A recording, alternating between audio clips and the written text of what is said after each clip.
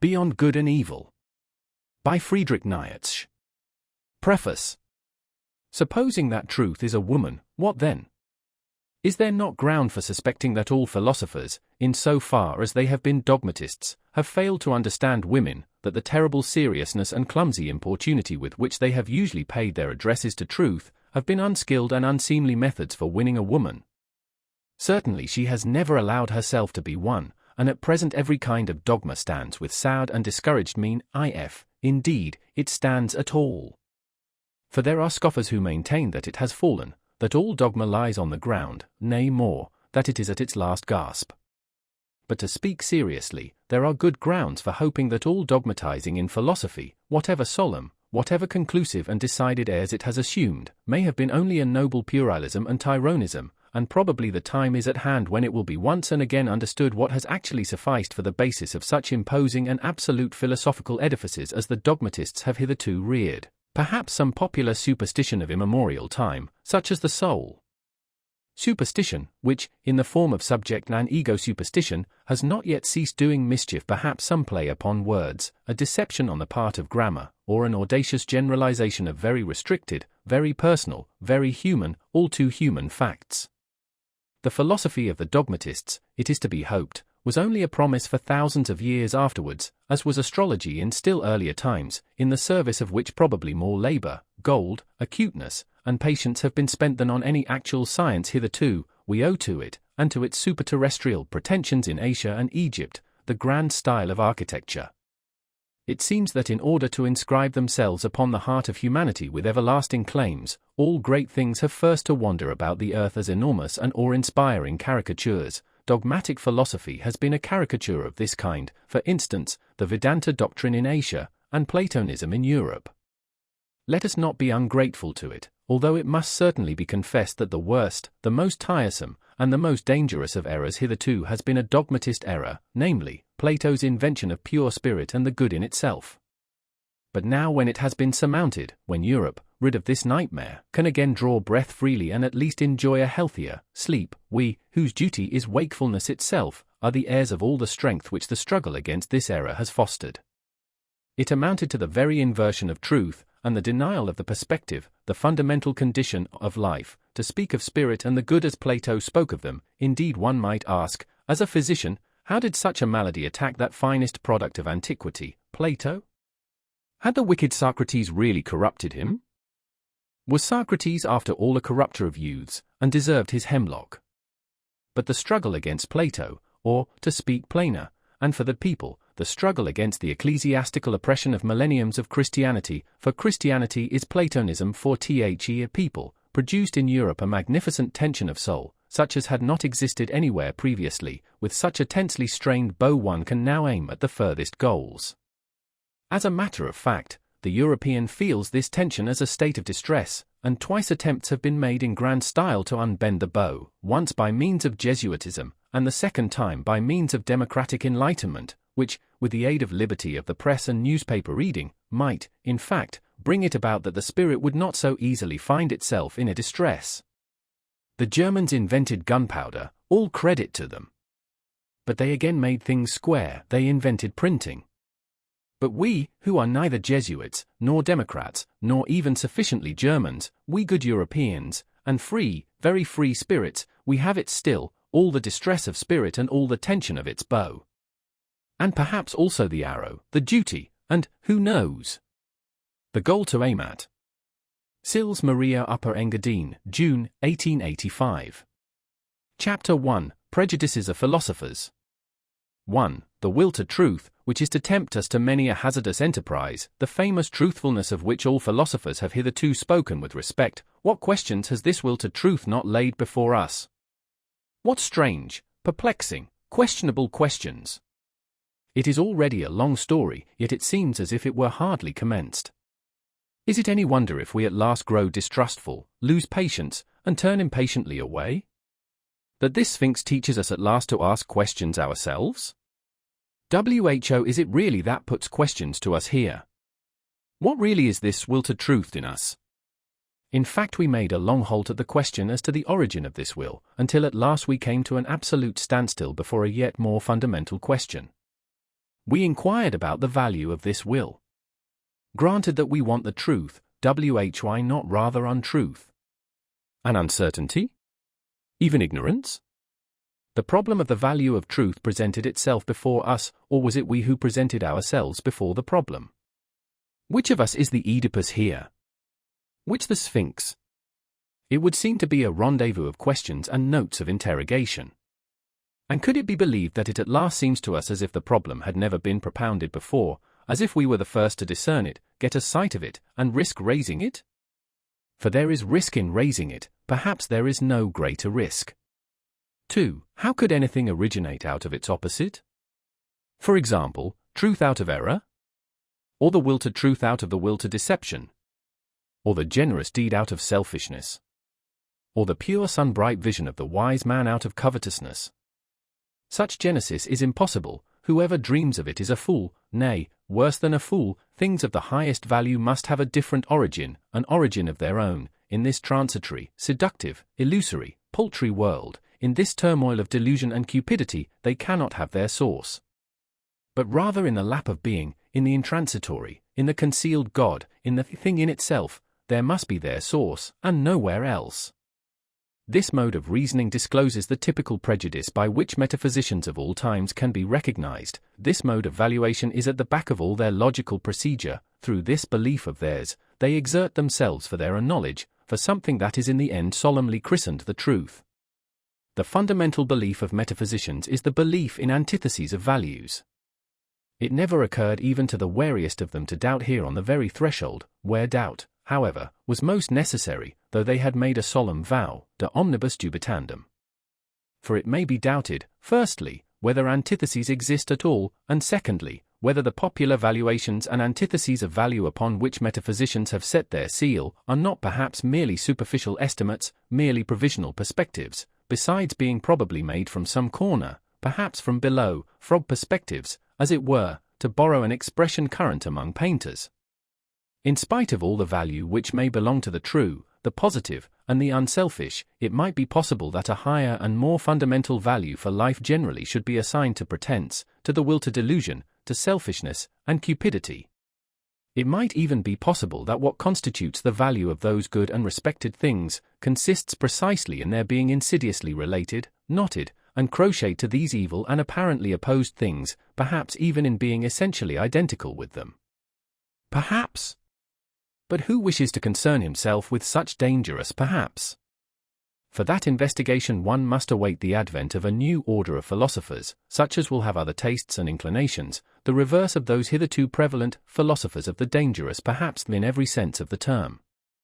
And to speak in all seriousness, I see such new philosophers beginning to appear. 3.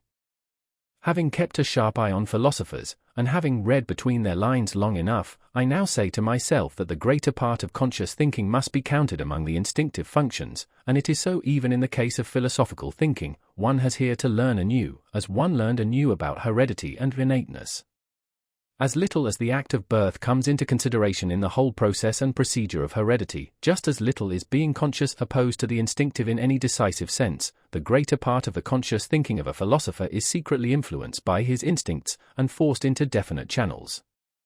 And behind all logic and its seeming sovereignty of movement, there are valuations, or to speak more plainly, physiological demands, for the maintenance of a definite mode of life. For example, that the certain is worth more than the uncertain, that illusion is less valuable than truth. Such valuations, in spite of their regulative importance for us, might notwithstanding be only superficial valuations, special kinds of niaisery, such as may be necessary for the maintenance of beings such as ourselves. Supposing, in effect, that man is not just the measure of things. For, the falseness of an opinion is not for us any objection to it. It is here, perhaps, that our new language sounds most strangely. The question is, how far an opinion is life-furthering, life-preserving, species-preserving, perhaps species-rearing, and we are fundamentally inclined to maintain that the falsest opinions, to which the synthetic judgments a priori belong, are the most indispensable to us, that without a recognition of logical fictions, without a comparison of reality with the purely imagined world of the absolute and immutable, without a constant counterfeiting of the world by means of numbers, man could not live, that the renunciation of false opinions would be a renunciation of life, a negation of life. To recognize untruth as a condition of life, that is certainly to impugn the traditional ideas of value in a dangerous manner, and a philosophy which ventures to do so, has thereby alone placed itself beyond good and evil.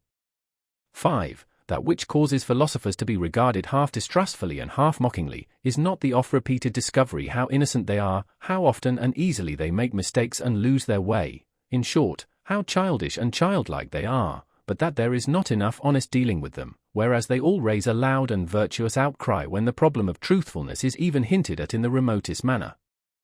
They all pose as though their real opinions had been discovered and attained through the self-evolving of a cold, pure, divinely indifferent dialectic, in contrast to all sorts of mystics, who, fairer and foolisher, talk of inspiration, whereas, in fact, a prejudiced proposition, idea, or suggestion, which is generally their heart's desire abstracted and refined, is defended by them with arguments sought out after the event.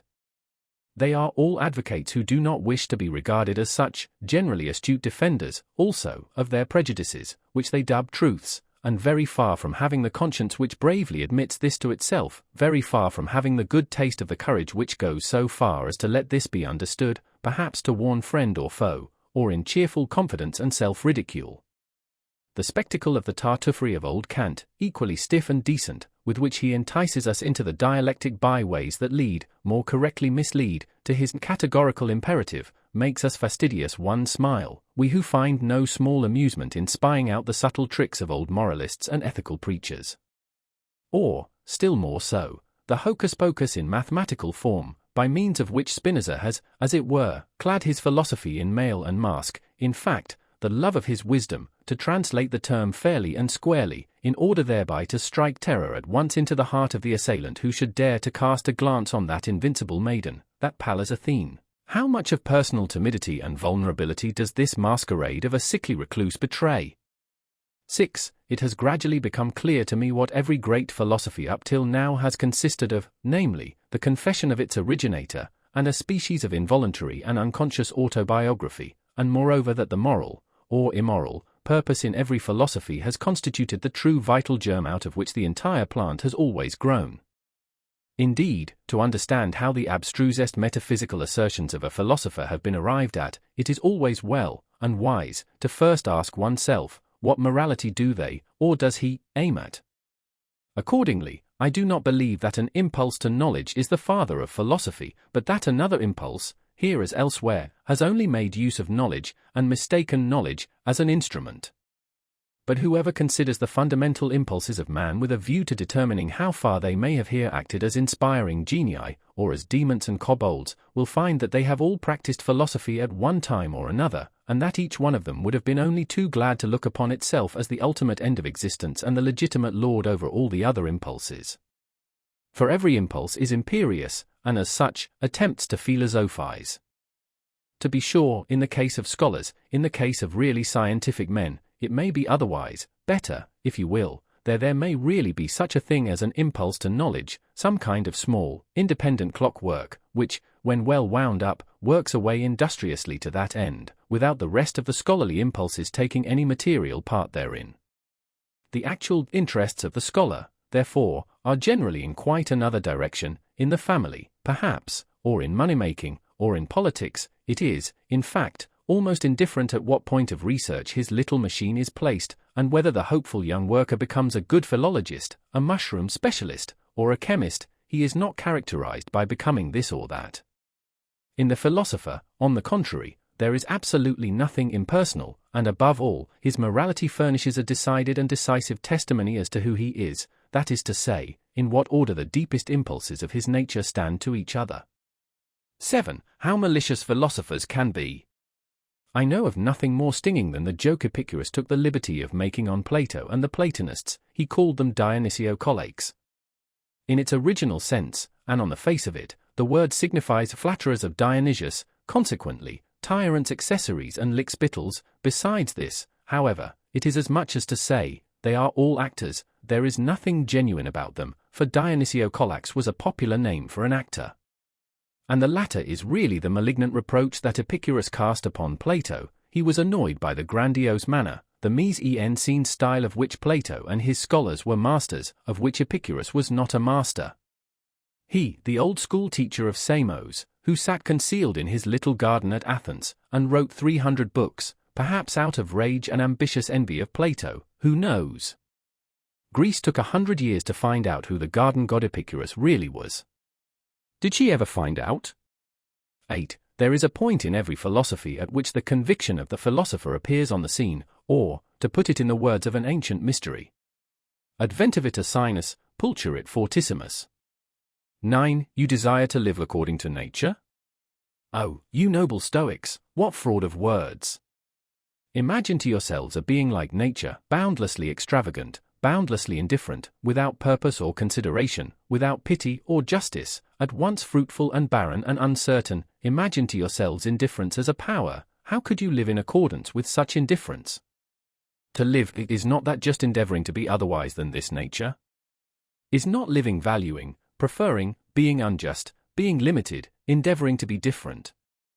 And granted that your imperative, living according to nature, means actually the same as a living according to life, how could you do differently?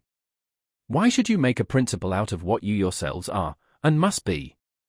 In reality, however, it is quite otherwise with you. While you pretend to read with rapture the canon of your law in nature, you want something quite the contrary, you extraordinary stage players and self-deluders. In your pride you wish to dictate your morals and ideals to nature herself, and to incorporate them therein. You insist that it shall be nature according to the Stoa, and would like everything to be made after your own image, as a vast, eternal glorification and generalism of Stoicism. With all your love for truth, you have forced yourselves so long, so persistently, and with such hypnotic rigidity to see nature falsely, that is to say, stoically, that you are no longer able to see it otherwise, and to crown all, some unfathomable superciliousness gives you the bedlamite hope that because you are able to tyrannize over yourselves, Stoicism is self-tyranny, nature will also allow herself to be tyrannized over. Is not the Stoic a part of nature? But this is an old and everlasting story. What happened in old times with the Stoics still happens today, as soon as ever a philosophy begins to believe in itself. It always creates the world in its own image, it cannot do otherwise. Philosophy is this tyrannical impulse itself, the most spiritual will to power, the will to creation of the world, the will to the causa prima. 10. The eagerness and subtlety, I should even say craftiness, with which the problem of the real and the apparent world is dealt with at present throughout Europe, furnishes food for thought and attention, and he who hears only of will to truth in the background, and nothing else, cannot certainly boast of the sharpest ears. In rare and isolated cases, it may really have happened that such a will to truth, a certain extravagant and adventurous pluck, a metaphysician's ambition of the forlorn hope, has participated therein, that which in the end always prefers a handful of certainty to a whole cartload of beautiful possibilities. There may even be puritanical fanatics of conscience, who prefer to put their last trust in a sure nothing, rather than in an uncertain something. But that is nihilism, and the sign of a despairing, mortally wearied soul, notwithstanding the courageous bearing such a virtue may display. It seems, however, to be otherwise with stronger and livelier thinkers who are still eager for life.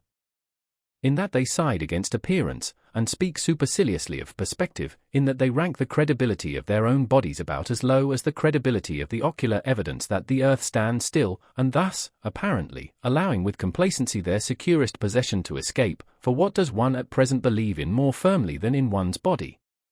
Who knows if they are not really trying to win back something which was formerly an even securer possession, something of the old domain of the faith of former times, perhaps the immortal soul, perhaps the old God, in short, ideas by which they could live better, that is to say, more vigorously and more joyously, than by modern ideas? There is distrust of these modern ideas in this mode of looking at things, a disbelief in all that has been constructed yesterday and today. There is perhaps some slight admixture of satiety and scorn, which can no longer endure the bric-a-brac of ideas of the most varied origin, such as so-called positivism at present throws on the market, a disgust of the more refined taste at the village fair mottliness and patchiness of all these reality philosophasters, in whom there is nothing either new or true, except this mottliness. Therein it seems to me that we should agree with those skeptical anti-realists and knowledge microscopists of the present day. Their instinct, which repels them from modern reality, is unrefuted. What do their retrograde bypaths concern us? The main thing about them is not that they wish to go back, but that they wish to get away therefrom. A little more strength, swing, courage, and artistic power, and they would be off, and not back. 11. It seems to me that there is everywhere an attempt at present to divert attention from the actual influence which Kant exercised on German philosophy, and especially to ignore prudently the value which he set upon himself. Kant was first and foremost proud of his table of categories. With it in his hand he said, "This is the most difficult thing that could ever be undertaken on behalf of metaphysics. Let us only understand this could be." He was proud of having discovered a new faculty in man, the faculty of synthetic judgment a priori. Granting that he deceived himself in this matter, the development and rapid flourishing of German philosophy depended nevertheless on his pride, and on the eager rivalry of the younger generation to discover if possible something, at all events new faculties, of which to be still prouder. But let us reflect for a moment, it is high time to do so. How are synthetic judgments a priori possible? Kant asks himself, and what is really his answer? By means of a means, faculty, but unfortunately not in 5 words, but so circumstantially, imposingly, and with such display of German profundity and verbal flourishes, that one altogether loses sight of the comical niaiserie element involved in such an answer.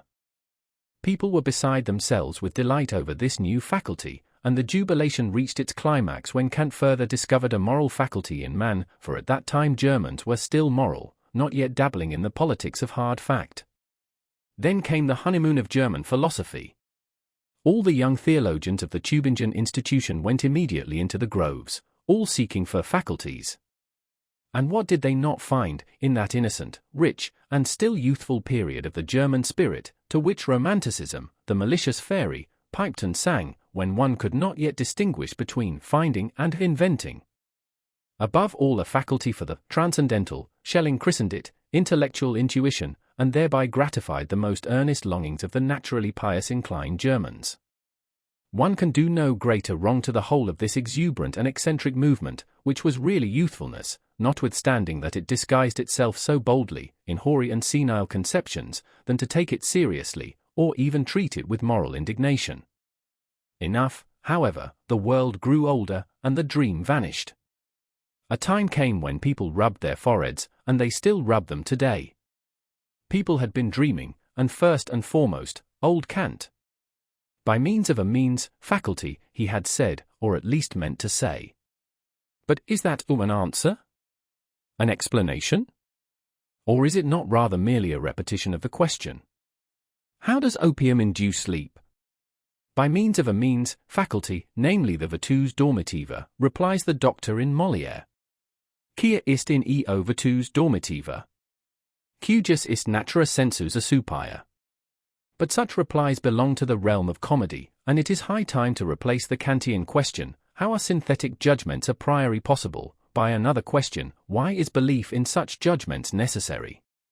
In effect, it is high time that we should understand that such judgments must be believed to be true, for the sake of the preservation of creatures like ourselves, though they still might naturally be false judgments.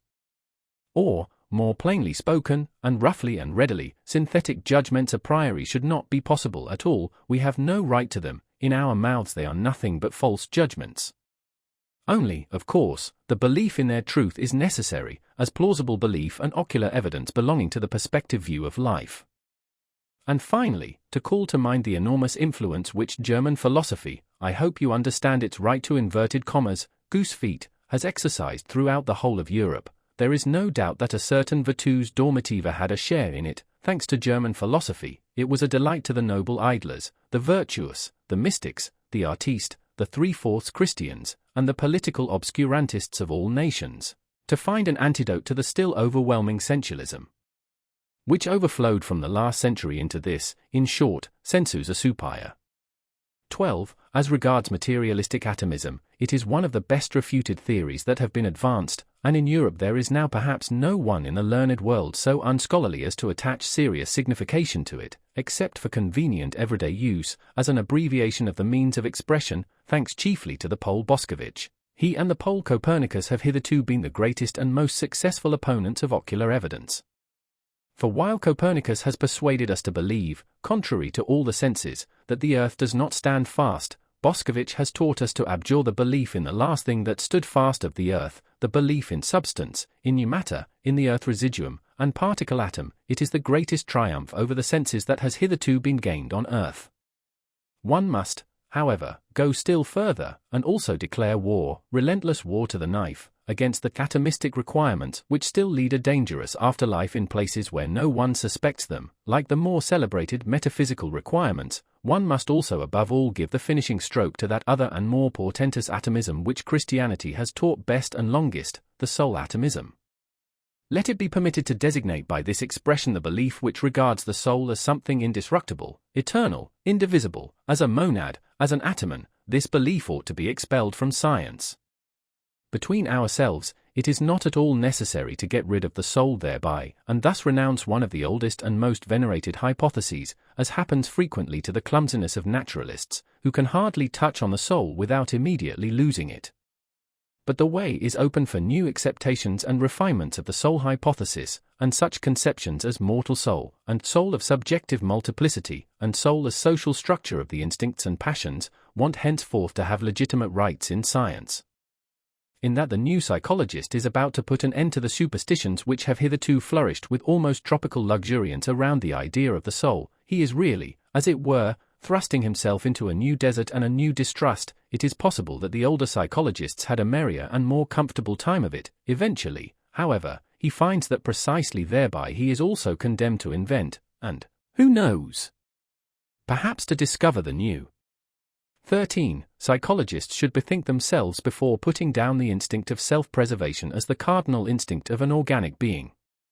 A living thing seeks above all to discharge its strength. Life itself is will to power. Self-preservation is only one of the indirect and most frequent results thereof.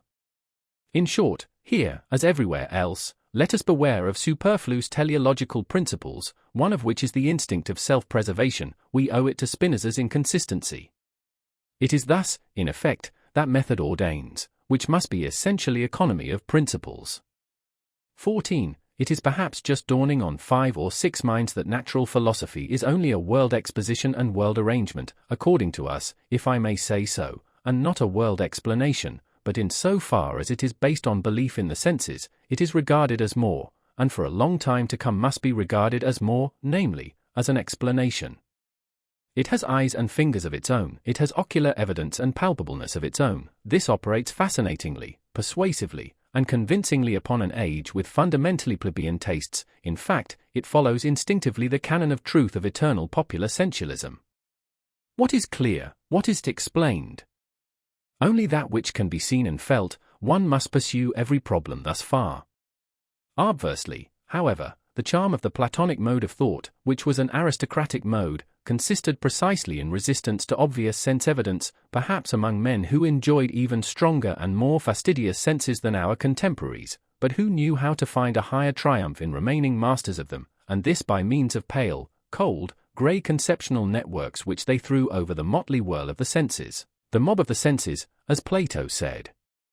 In this overcoming of the world, and interpreting of the world in the manner of Plato, there was an enjoyment different from that which the physicists of today offer us, and likewise the Darwinists and anti-teleologists among the physiological workers, with their principle of the smallest possible effort and the greatest possible blunder.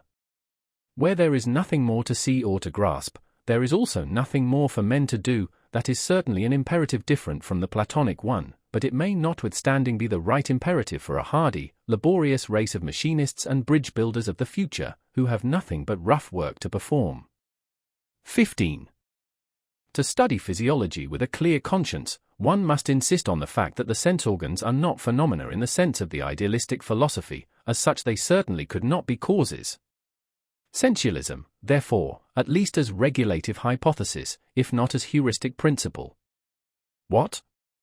And others say even that the external world is the work of our organs? But then our body, as a part of this external world, would be the work of our organs. But then our organs themselves would be the work of our organs. It seems to me that this is a complete reductio ad absurdum, if the conception causa sui is something fundamentally absurd. Consequently, the external world is not the work of our organs?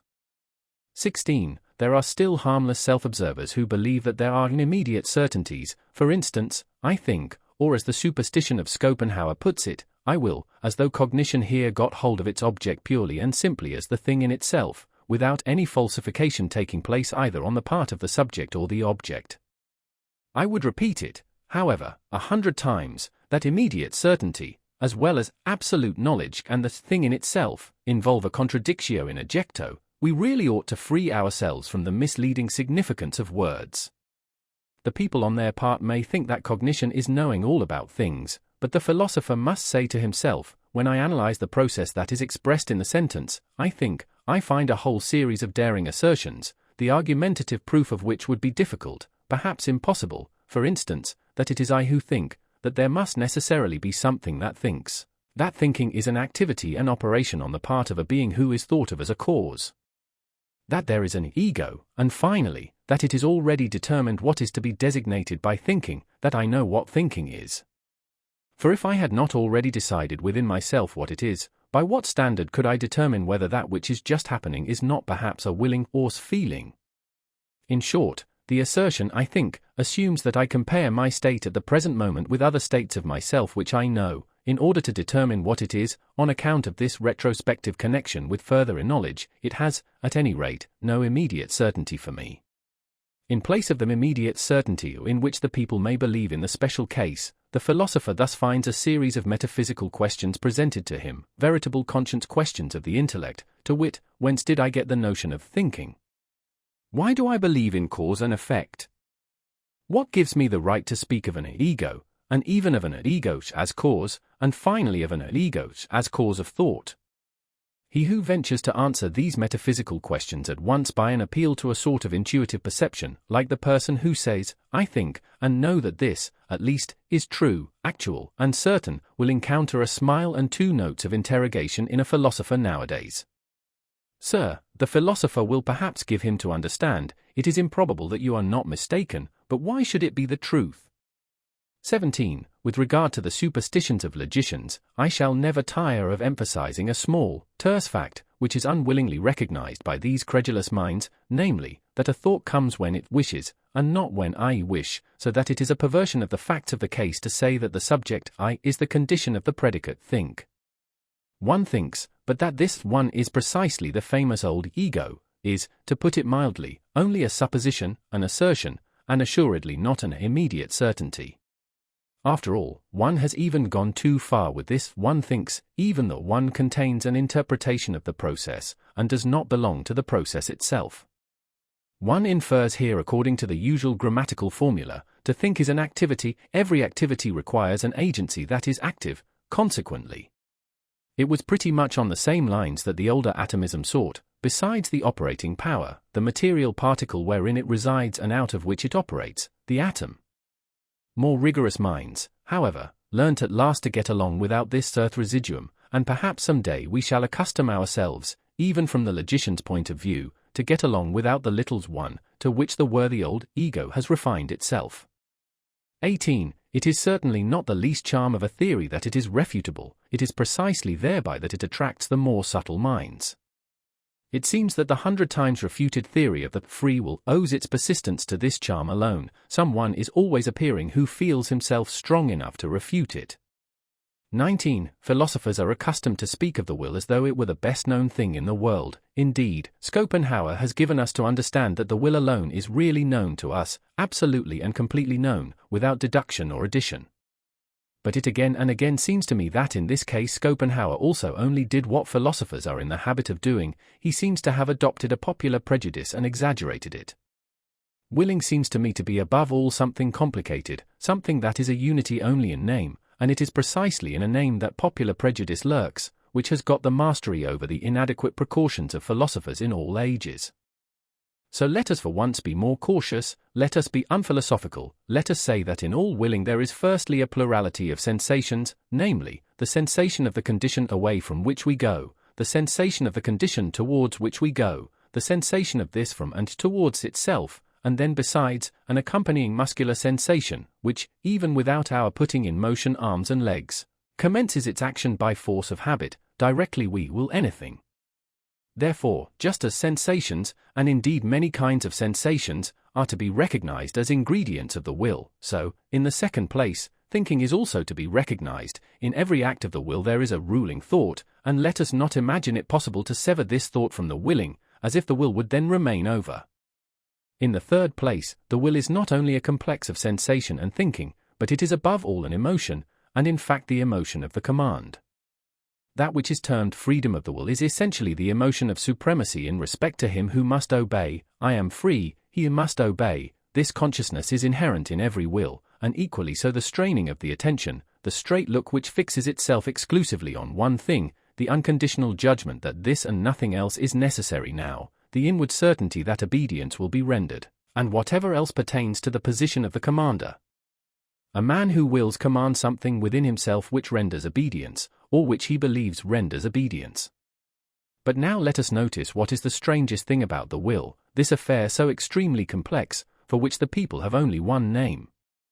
Inasmuch as in the given circumstances we are at the same time the commanding and the obeying parties, and as the obeying party we know the sensations of constraint, impulsion, pressure, resistance, and motion, which usually commence immediately after the act of will, inasmuch as, on the other hand, we are accustomed to disregard this duality, and to deceive ourselves about it by means of the synthetic term I, a whole series of erroneous conclusions, and consequently of false judgments about the will itself, has become attached to the act of willing, to such a degree that he who wills believes firmly that willing suffices for action. Since in the majority of cases there has only been exercise of will when the effect of the command, consequently obedience, and therefore action, was to be expected, the appearance has translated itself into the sentiment, as if there were a necessity of effect. In a word, he who wills believes with a fair amount of certainty that will and action are somehow one. He ascribes the success, the carrying out of the willing, to the will itself, and thereby enjoys an increase of the sensation of power, which accompanies all success.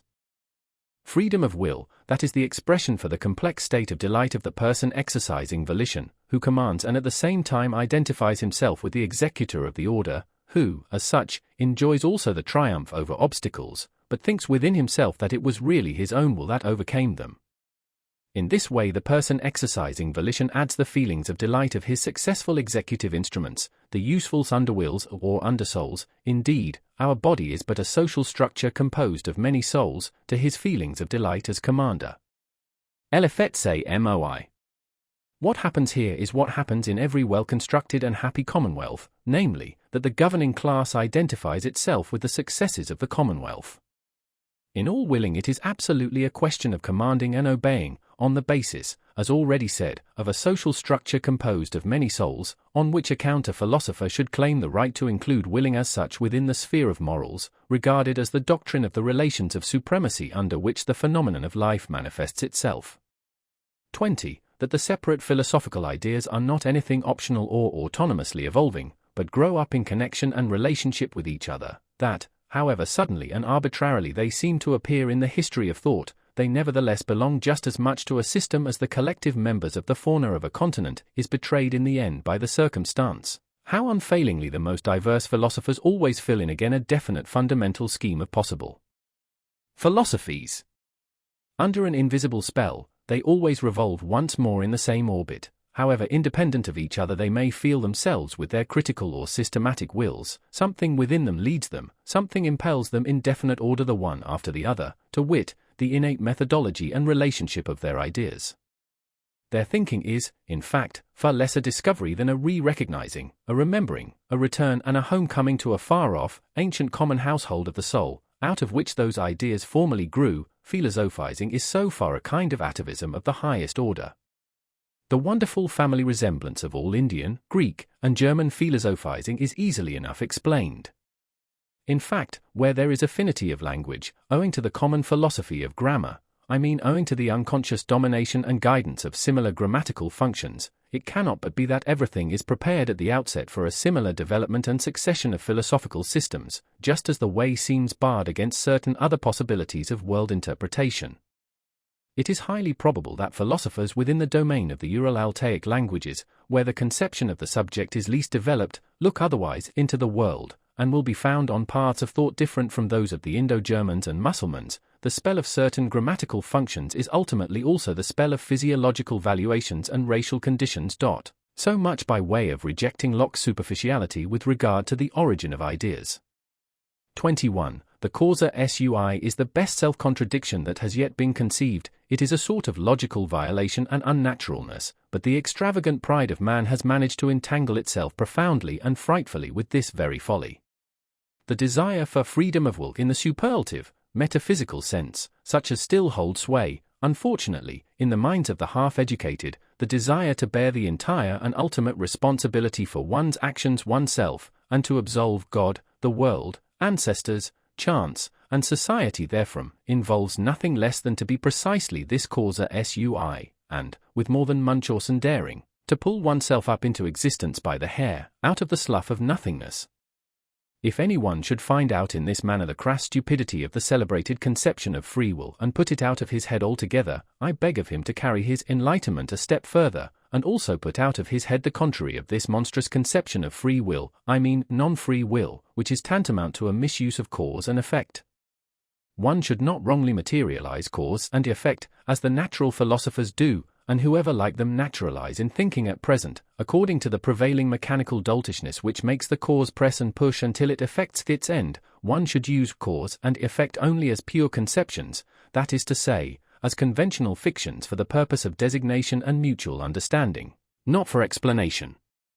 In being in itself there is nothing of casual connection, of necessity, or of psychological non-freedom. There the effect does not follow the cause, there law that does not obtain.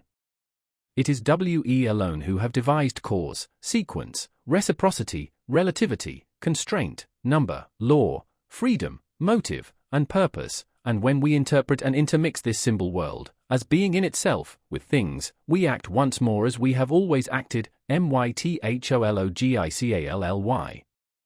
That non-free will is mythology. In real life it is only a question of strong and weak wills. It is almost always a symptom of what is lacking in himself, when a thinker, in every causal connection and psychological necessity, manifests something of compulsion, indigence, obsequiousness, oppression, and non-freedom. It is suspicious to have such feelings, the person betrays himself. And in general, if I have observed correctly, that non-freedom of the will is regarded as a problem from two entirely opposite standpoints, but always in a profoundly personal manner. Some will not give up their responsibility, their belief in themselves, the personal right to their merits, at any price. The vain races belong to this class. Others, on the contrary, do not wish to be answerable for anything, or blamed for anything, and owing to an inward self-contempt, seek to get out of the business, no matter how. The latter, when they write books, are in the habit at present of taking the side of criminals. A sort of socialistic sympathy is their favorite disguise. And as a matter of fact, the fatalism of the weak-willed embellishes itself surprisingly when it can pose as la religion de la souffrance humaine, that is its good taste. 22. Let me be pardoned, as an old philologist who cannot desist from the mischief of putting his finger on bad modes of interpretation, but nature's conformity to law, of which you physicists talk so proudly, as though, why, it exists only owing to your interpretation and bad philology. It is no matter of fact, no a text, but rather just a naively humanitarian adjustment and perversion of meaning, with which you make abundant concessions to the democratic instincts of the modern soul. Everywhere equality before the law, and nature is not different in that respect, nor better than we. A fine instance of secret motive, in which the vulgar antagonism to everything privileged and autocratic, likewise a second and more refined atheism, is once more disguised. Ni dayu, ni maitre, that, also, is what you want, and therefore cheers for natural law. Is it not so? But, as has been said, that is interpretation, not text, and somebody might come along, who, with opposite intentions and modes of interpretation, could read out of the same nature, and with regard to the same phenomena, just the tyrannically inconsiderate and relentless enforcement of the claims of power, an interpreter who should so place the unexceptionalness and unconditionalness of all will to power before your eyes, that almost every word, and the word tyranny itself, would eventually seem unsuitable, or like a weakening and softening metaphor, as being too human, and who should, nevertheless, end by asserting the same about this world as you do, namely, that it has a necessary and calculable course, not, however, because laws obtain in it, but because they are absolutely lacking, and every power effects its ultimate consequences every moment. Granted that this also is only interpretation, and you will be eager enough to make this objection, well, so much the better. 23. all psychology hitherto has run aground on moral prejudices and timidities. It has not dared to launch out into the depths. In so far as it is allowable to recognize in that which has hitherto been written, evidence of that which has hitherto been kept silent, it seems as if nobody had yet harbored the notion of psychology as the morphology and development doctrine of the will to power, as I conceive of it. The power of moral prejudices has penetrated deeply into the most intellectual world, the world apparently most indifferent and unprejudiced, and has obviously operated in an injurious, obstructive, blinding, and distorting manner. A proper physiopsychology has to contend with unconscious antagonism in the heart of the investigator. It has the heart against it even a doctrine of the reciprocal conditionalness of the good and the bad impulses, causes, as refined immorality, distress and aversion in a still strong and manly conscience, still more so, a doctrine of the derivation of all good impulses from bad ones. If, however, a person should regard even the emotions of hatred, envy, covetousness, and imperiousness as life-conditioning emotions, as factors which must be present, fundamentally and essentially, in the general economy of life, which must, therefore, be further developed if life is to be further developed, he will suffer from such a view of things as from seasickness. And yet this hypothesis is far from being the strangest and most painful in this immense and almost new domain of dangerous knowledge, and there are in fact 100 good reasons why every one should keep away from it who can do so. On the other hand, if one has once drifted hither with one's bark, well, very good. Now let us set our teeth firmly. Let us open our eyes and keep our hand fast on the helm. We sail away right over morality, we crush out, we destroy perhaps the remains of our own morality by daring to make our voyage thither, but what do we matter?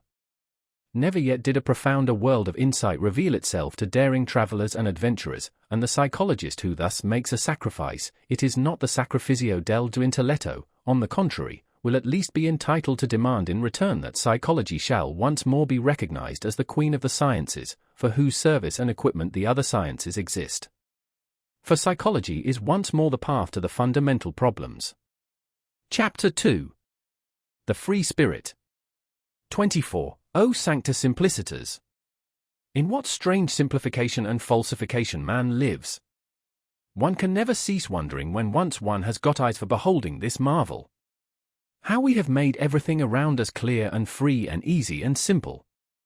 How we have been able to give our senses a passport to everything superficial, our thoughts a godlike desire for wanton pranks and wrong inferences, how from the beginning we have contrived to retain our ignorance in order to enjoy an almost inconceivable freedom, thoughtlessness, imprudence, heartiness, and gaiety, in order to enjoy life. And only on this solidified, granite-like foundation of ignorance could knowledge rear itself hitherto, the will to knowledge on the foundation of a far more powerful will, the will to ignorance, to the uncertain, to the untrue. Not as its opposite, but as its refinement. It is to be hoped, indeed, that language, here as elsewhere, will not get over its awkwardness, and that it will continue to talk of opposites where there are only degrees and many refinements of gradation. It is equally to be hoped that the incarnated tartuffery of morals, which now belongs to our unconquerable flesh and blood, will turn the words round in the mouths of us discerning ones. Here and there we understand it, and laugh at the way in which precisely the best knowledge seeks most to retain us in this simplified, thoroughly artificial, suitably imagined, and suitably falsified world, at the way in which, whether it will or not, it loves error, because, as living itself, it loves life. 25. After such a cheerful commencement, a serious word would fain be heard, it appeals to the most serious minds. Take care, ye philosophers, and friends of knowledge, and beware of martyrdom. Of suffering for the truth's sake. Even in your own defense.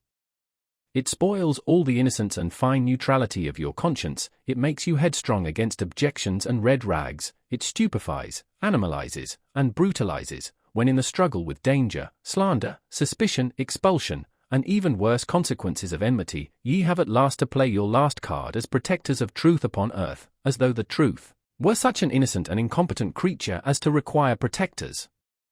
And you of all people, ye knights of the sorrowful countenance, messers loafers and cobweb spinners of the spirit. Finally, ye know sufficiently well that it cannot be of any consequence if ye just carry your point, ye know that hitherto no philosopher has carried his point, and that there might be a more laudable truthfulness in every little interrogative mark which you place after your special words and favourite doctrines, and occasionally after yourselves, than in all the solemn pantomime and trumping games before accusers and law courts. Rather go out of the way. Flee into concealment. And have your masks and your ruses, that ye may be mistaken for what you are, or somewhat feared. And pray, don't forget the garden with golden trellis work. And have people around you who are as a garden, or as music on the waters at eventide, when already the day becomes a memory. Choose the good solitude, the free, wanton, lightsome solitude, which also gives you the right still to remain good in any sense whatsoever. How poisonous, how crafty, how bad, does every long war make one, which cannot be waged openly by means of force. How personal does a long fear make one, a long watching of enemies, of possible enemies. These pariahs of society, these long pursued, badly persecuted ones, also the compulsory recluses, the Spinozas or Giordano Brunos, always become in the end, even under the most intellectual masquerade, and perhaps without being themselves aware of it, refined vengeance-seekers and poison-brewers, just lay bare the foundation of Spinoza's ethics and theology, not to speak of the stupidity of moral indignation, which is the unfailing sign in a philosopher that the sense of philosophical humour has left him. The martyrdom of the philosopher, his sacrifice for the sake of truth, forces into the light whatever of the agitator and actor lurks in him, and if one has hitherto contemplated him only with artistic curiosity, with regard to many a philosopher it is easy to understand the dangerous desire to see him also in his deterioration, deteriorated into a martyr, into a stage and tribune baller. Only, that it is necessary with such a desire to be clear what spectacle one will see in any case, merely a satiric play, merely an epilogue farce, merely the continued proof that the long, real tragedy is at an end, supposing that every philosophy has been a long tragedy in its origin. 26. Every select man strives instinctively for a citadel and a privacy, where he is free from the crowd, the many, the majority, where he may forget men who are the rule, as their exception, exclusive only of the case in which he is pushed straight to such men by a still stronger instinct, as a discerner in the great and exceptional sense. Whoever, in intercourse with men, does not occasionally glisten in all the green and grey colours of distress, owing to disgust, satiety, sympathy, gloominess, and solitariness, is assuredly not a man of elevated tastes, supposing, however, that he does not voluntarily take all this burden and disgust upon himself, that he persistently avoids it, and remains, as I said, quietly and proudly hidden in his citadel. One thing is then certain, he was not made, he was not predestined for knowledge. For as such, he would one day have to say to himself, "The devil take my good taste. But the rule is more interesting than the exception, than myself, the exception." And he would go down, and above all, he would go inside. The long and serious study of the average man, and consequently much disguise, self-overcoming, familiarity, and bad intercourse, all intercourse is bad intercourse except with one's equals, that constitutes a necessary part of the life history of every philosopher, perhaps the most disagreeable, odious, and disappointing part. If he is fortunate, however, as a favourite child of knowledge should be, he will meet with suitable auxiliaries who will shorten and lighten his task, I mean so-called cynics, those who simply recognize the animal, the commonplace and the rule in themselves, and at the same time have so much spirituality and ticklishness as to make them talk of themselves and their like before witnesses. Sometimes they wallow, even in books, as on their own dunghill. Cynicism is the only form in which base souls approach what is called honesty, and the higher man must open his ears to all the coarser or finer cynicism, and congratulate himself when the clown becomes shameless right before him, or the scientific satyr speaks out. There are even cases where enchantment mixes with the disgust, namely, whereby a freak of nature, genius is bound to some such indiscreet billigoat and ape, as in the case of the Abbé Galliani, the profoundest, acutest, and perhaps also filthiest man of his century. He was far profounder than Voltaire, and consequently also, a good deal more silent.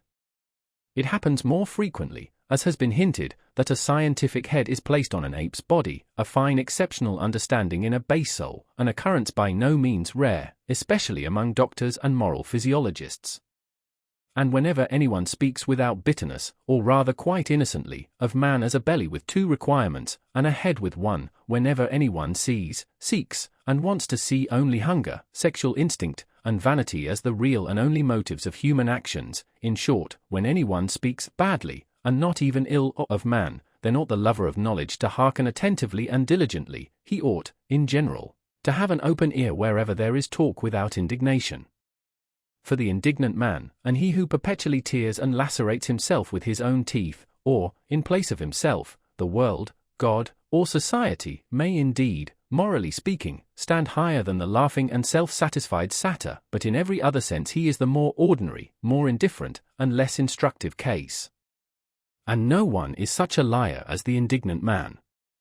27. It is difficult to be understood, especially when one thinks and lives Ganges Rotagati, footnote, like the river Ganges, presto, among those only who think and live otherwise, namely, Kurmagati, footnote, like the tortoise, lento, or at best frog-like, Mandakagati, footnote, like the frog, staccato. I do everything to be difficultly understood myself. And one should be heartily grateful for the goodwill to some refinement of interpretation. As regards the good friends, however, who are always too easygoing, and think that as friends they have a right to ease, one does well at the very first to grant them a playground and romping place for misunderstanding. One can thus laugh still, or get rid of them altogether, these good friends, and laugh then also. 28. What is most difficult to render from one language into another is the tempo of its style, which has its basis in the character of the race, or to speak more physiologically, in the average tempo of the assimilation of its nutriment. There are honestly meant translations, which, as involuntary vulgarizations, are almost falsifications of the original, merely because its lively and merry tempo, which overleaps and obviates all dangers in word and expression, could not also be rendered. A German is almost incapacitated for presto in his language, consequently also, as may be reasonably inferred, for many of the most delightful and daring nuances of free-spirited thought. And just as the buffoon and satyr are foreign to him in body and conscience, so Aristophanes and Petronius are untranslatable for him. Everything ponderous, viscous, and pompously clumsy, all long-winded and wearying species of style, are developed in profuse variety among Germans. Pardon me for stating the fact that even Goethe's prose, in its mixture of stiffness and elegance, is no exception, as a reflection of the good old time to which it belongs, and as an expression of German taste at a time when there was still a German taste, which was a Rococo taste in moribus et artibus. Lessing is an exception, owing to his histrionic nature, which understood much, and was versed in many things, he who was not the translator of Bayle to no purpose, who took refuge willingly in the shadow of Diderot and Voltaire, and still more willingly among the Roman comedy writers. Lessing loved also free-spiritism in the tempo, and flight out of Germany. But how could the German language, even in the prose of Lessing, imitate the tempo of Machiavelli, who in his Principate makes us breathe the dry, fine air of Florence, and cannot help presenting the most serious events in a boisterous allegrissimo, perhaps not without a malicious artistic sense of the contrast he ventures to present, long, heavy, difficult, dangerous thoughts, and a tempo of the gallop, and of the best, wantonest humour. Finally, who would venture on a German translation of Petronius, who, more than any great musician hitherto, was a master of presto in invention, ideas, and words? What matter in the end about the swamps of the sick, evil world, or of the ancient world, when like him, one has the feet of a wind, the rush, the breath, the emancipating scorn of a wind, which makes everything healthy, by making everything run? And with regard to Aristophanes, that transfiguring, complementary genius, for whose sake one pardons all Hellenism for having existed, provided one has understood in its full profundity all that there requires pardon and transfiguration, there is nothing that has caused me to meditate more on Plato's secrecy and sphinx-like nature than the happily preserved petty fate that under the pillow of his deathbed there was found no Bible, nor anything Egyptian, Pythagorean, or Platonic, but a book of Aristophanes. How could even Plato have endured life, a Greek life which he repudiated, without an Aristophanes? 29. It is the business of the very few to be independent, it is a privilege of the strong. And whoever attempts it, even with the best right, but without being obliged to do so, proves that he is probably not only strong, but also daring beyond measure. He enters into a labyrinth, he multiplies 1,000-fold the dangers which life in itself already brings with it, not the least of which is that no one can see how and where he loses his way, becomes isolated, and is torn piecemeal by some minotaur of conscience. Supposing such a one comes to grief, it is so far from the comprehension of men that they neither feel it, nor sympathize with it. And he cannot any longer go back. He cannot even go back again to the sympathy of men. 30. Our deepest insights must, and should, appear as follies, and under certain circumstances as crimes, when they come unauthorizedly to the ears of those who are not disposed and predestined for them. The exoteric and the esoteric, as they were formerly distinguished by philosophers, among the Indians, as among the Greeks, Persians, and Mussulmans, in short, wherever people believed in gradations of rank and not in equality and equal rights, are not so much in contradistinction to one another in respect to the exoteric class, standing without, and viewing, estimating, measuring, and judging from the outside, and not from the inside. The more essential distinction is that the class in question views things from below upwards, while the esoteric class views things from above downwards. There are heights of the soul from which tragedy itself no longer appears to operate tragically, and if all the woe in the world were taken together, who would dare to decide whether the sight of it would necessarily seduce and constrain to sympathy, and thus to a doubling of the woe? That which serves the higher class of men for nourishment or refreshment, must be almost poison to an entirely different and lower order of human beings. The virtues of the common man would perhaps mean vice and weakness in a philosopher. It might be possible for a highly developed man, supposing him to degenerate and go to ruin, to acquire qualities thereby alone, for the sake of which he would have to be honored as a saint in the lower world into which he had sunk. There are books which have an inverse value for the soul and the health according as the inferior soul and the lower vitality, or the higher and more powerful, make use of them. In the former case they are dangerous, disturbing, unsettling books. In the latter case they are herald calls which summon the bravest to their bravery. Books for the general reader are always ill-smelling books. The odor of paltry people clings to them. Where the populace eat and drink, and even where they reverence, it is accustomed to stink. One should not go into churches if one wishes to breathe pure air. 31. In our youthful years we still venerate and despise without the art of nuance, which is the best gain of life, and we have rightly to do hard penance for having fallen upon men and things with yea and nay. Everything is so arranged that the worst of all tastes, the taste for the unconditional, is cruelly befooled and abused, until a man learns to introduce a little art into his sentiments, and prefers to try conclusions with the artificial, as do the real artists of life. The angry and reverent spirit peculiar to youth appears to allow itself no peace, until it has suitably falsified men and things, to be able to vent its passion upon them. Youth in itself even, is something falsifying and deceptive. Later on, when the young soul, tortured by continual disillusions, finally turns suspiciously against itself, still ardent and savage even in its suspicion and remorse of conscience, how it upbraids itself, how impatiently it tears itself, how it revenges itself for its long self-blinding, as though it had been a voluntary blindness.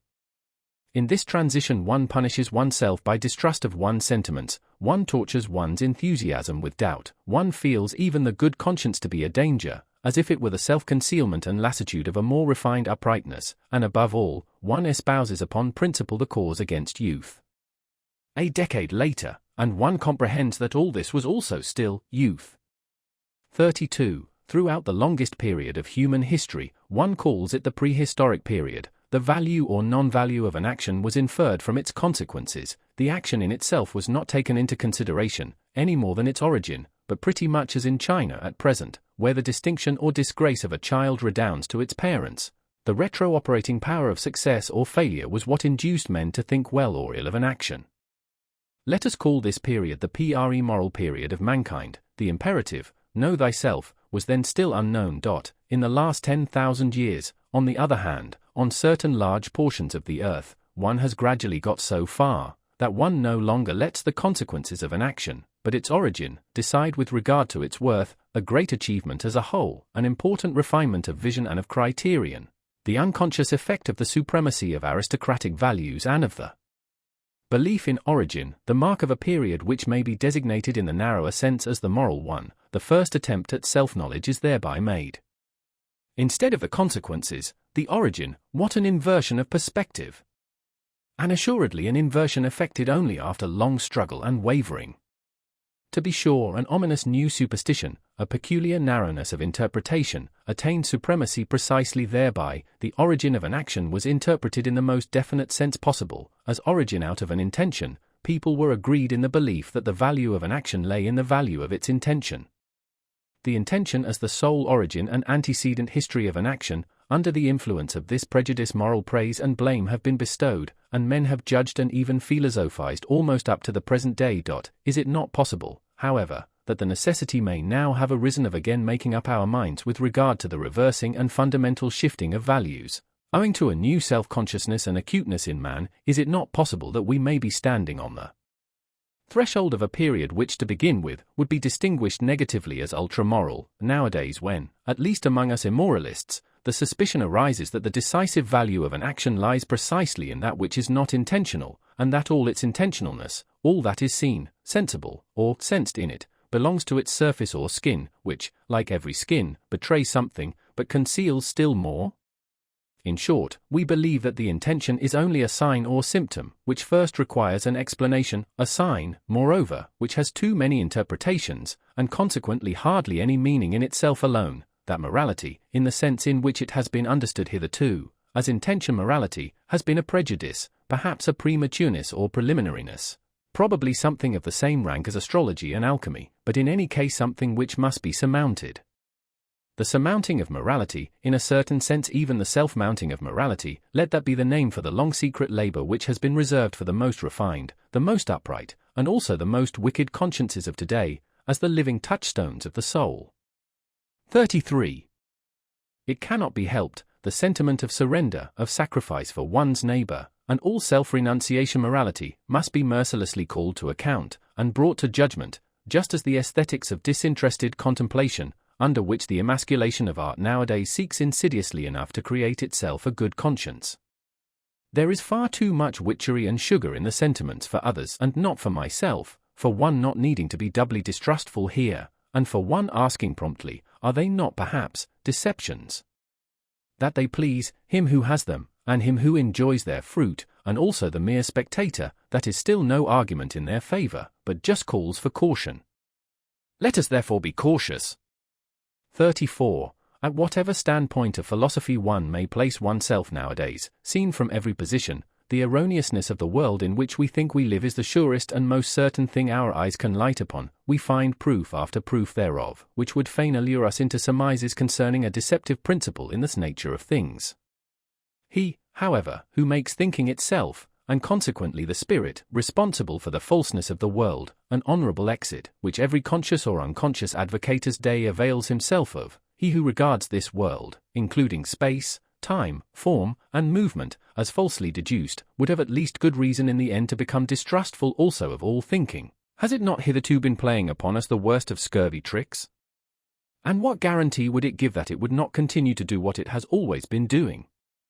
In all seriousness, the innocence of thinkers has something touching and respect-inspiring in it, which even nowadays permits them to wait upon consciousness with the request that it will give them honest answers, for example, whether it be real or not, and why it keeps the outer world so resolutely at a distance, and other questions of the same description.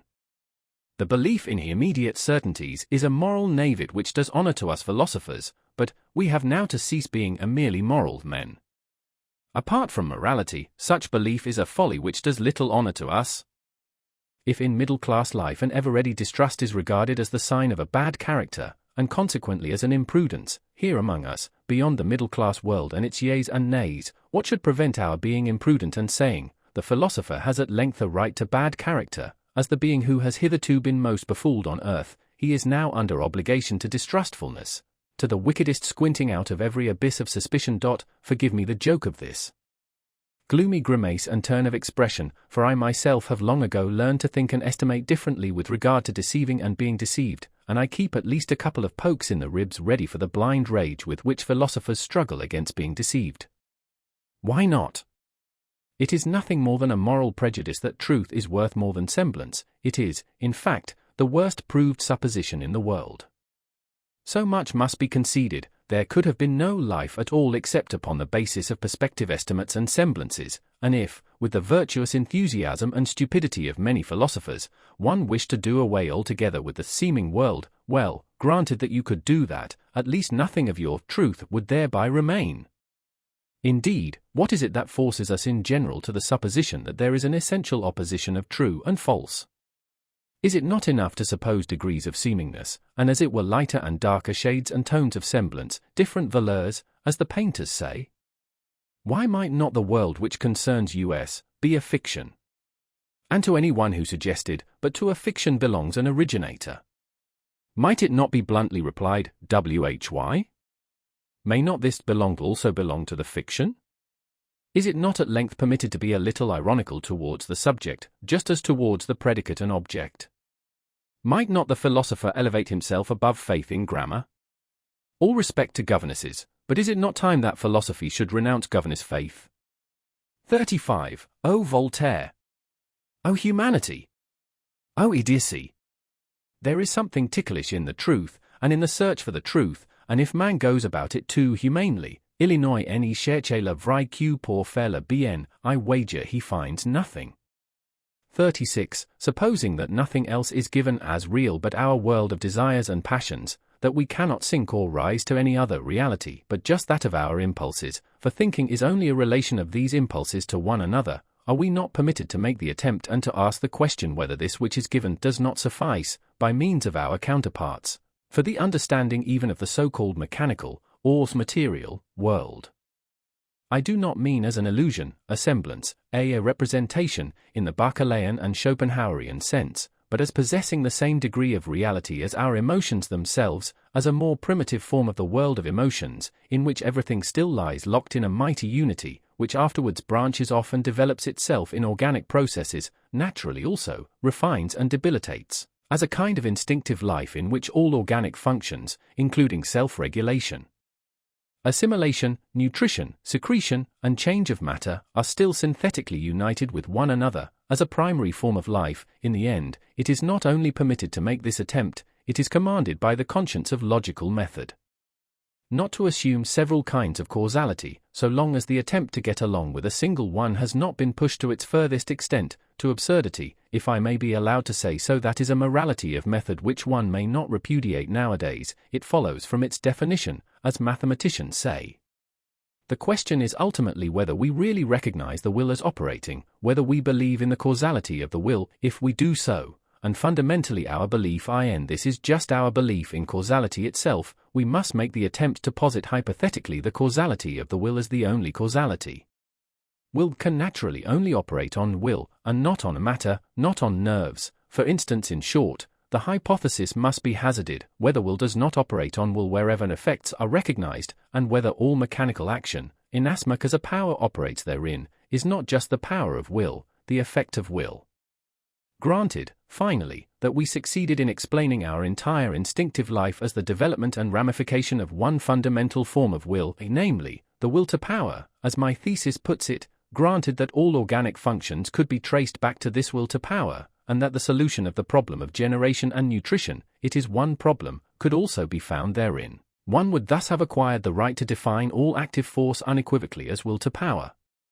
The world seen from within, the world defined and designated according to its intelligible character, it would simply be will to power, and nothing else.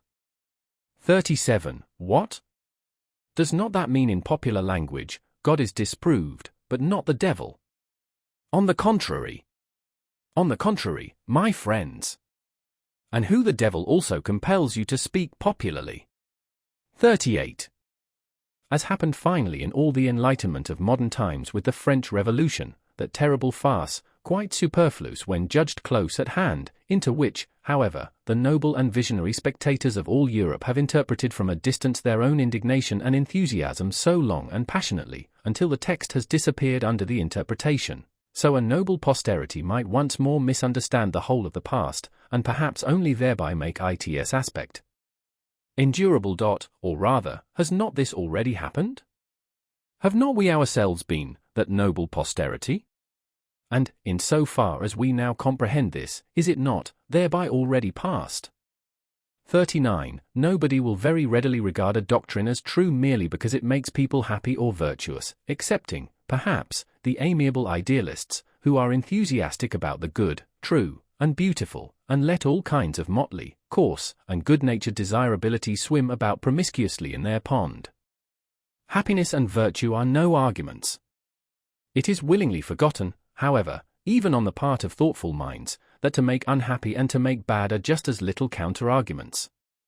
A thing could be true, although it were in the highest degree injurious and dangerous. Indeed, the fundamental constitution of existence might be such that one succumbed by a full knowledge of it, so that the strength of a mind might be measured by the amount of truth it could endure, or to speak more plainly, by the extent to which it required truth attenuated, veiled, sweetened, damped, and falsified.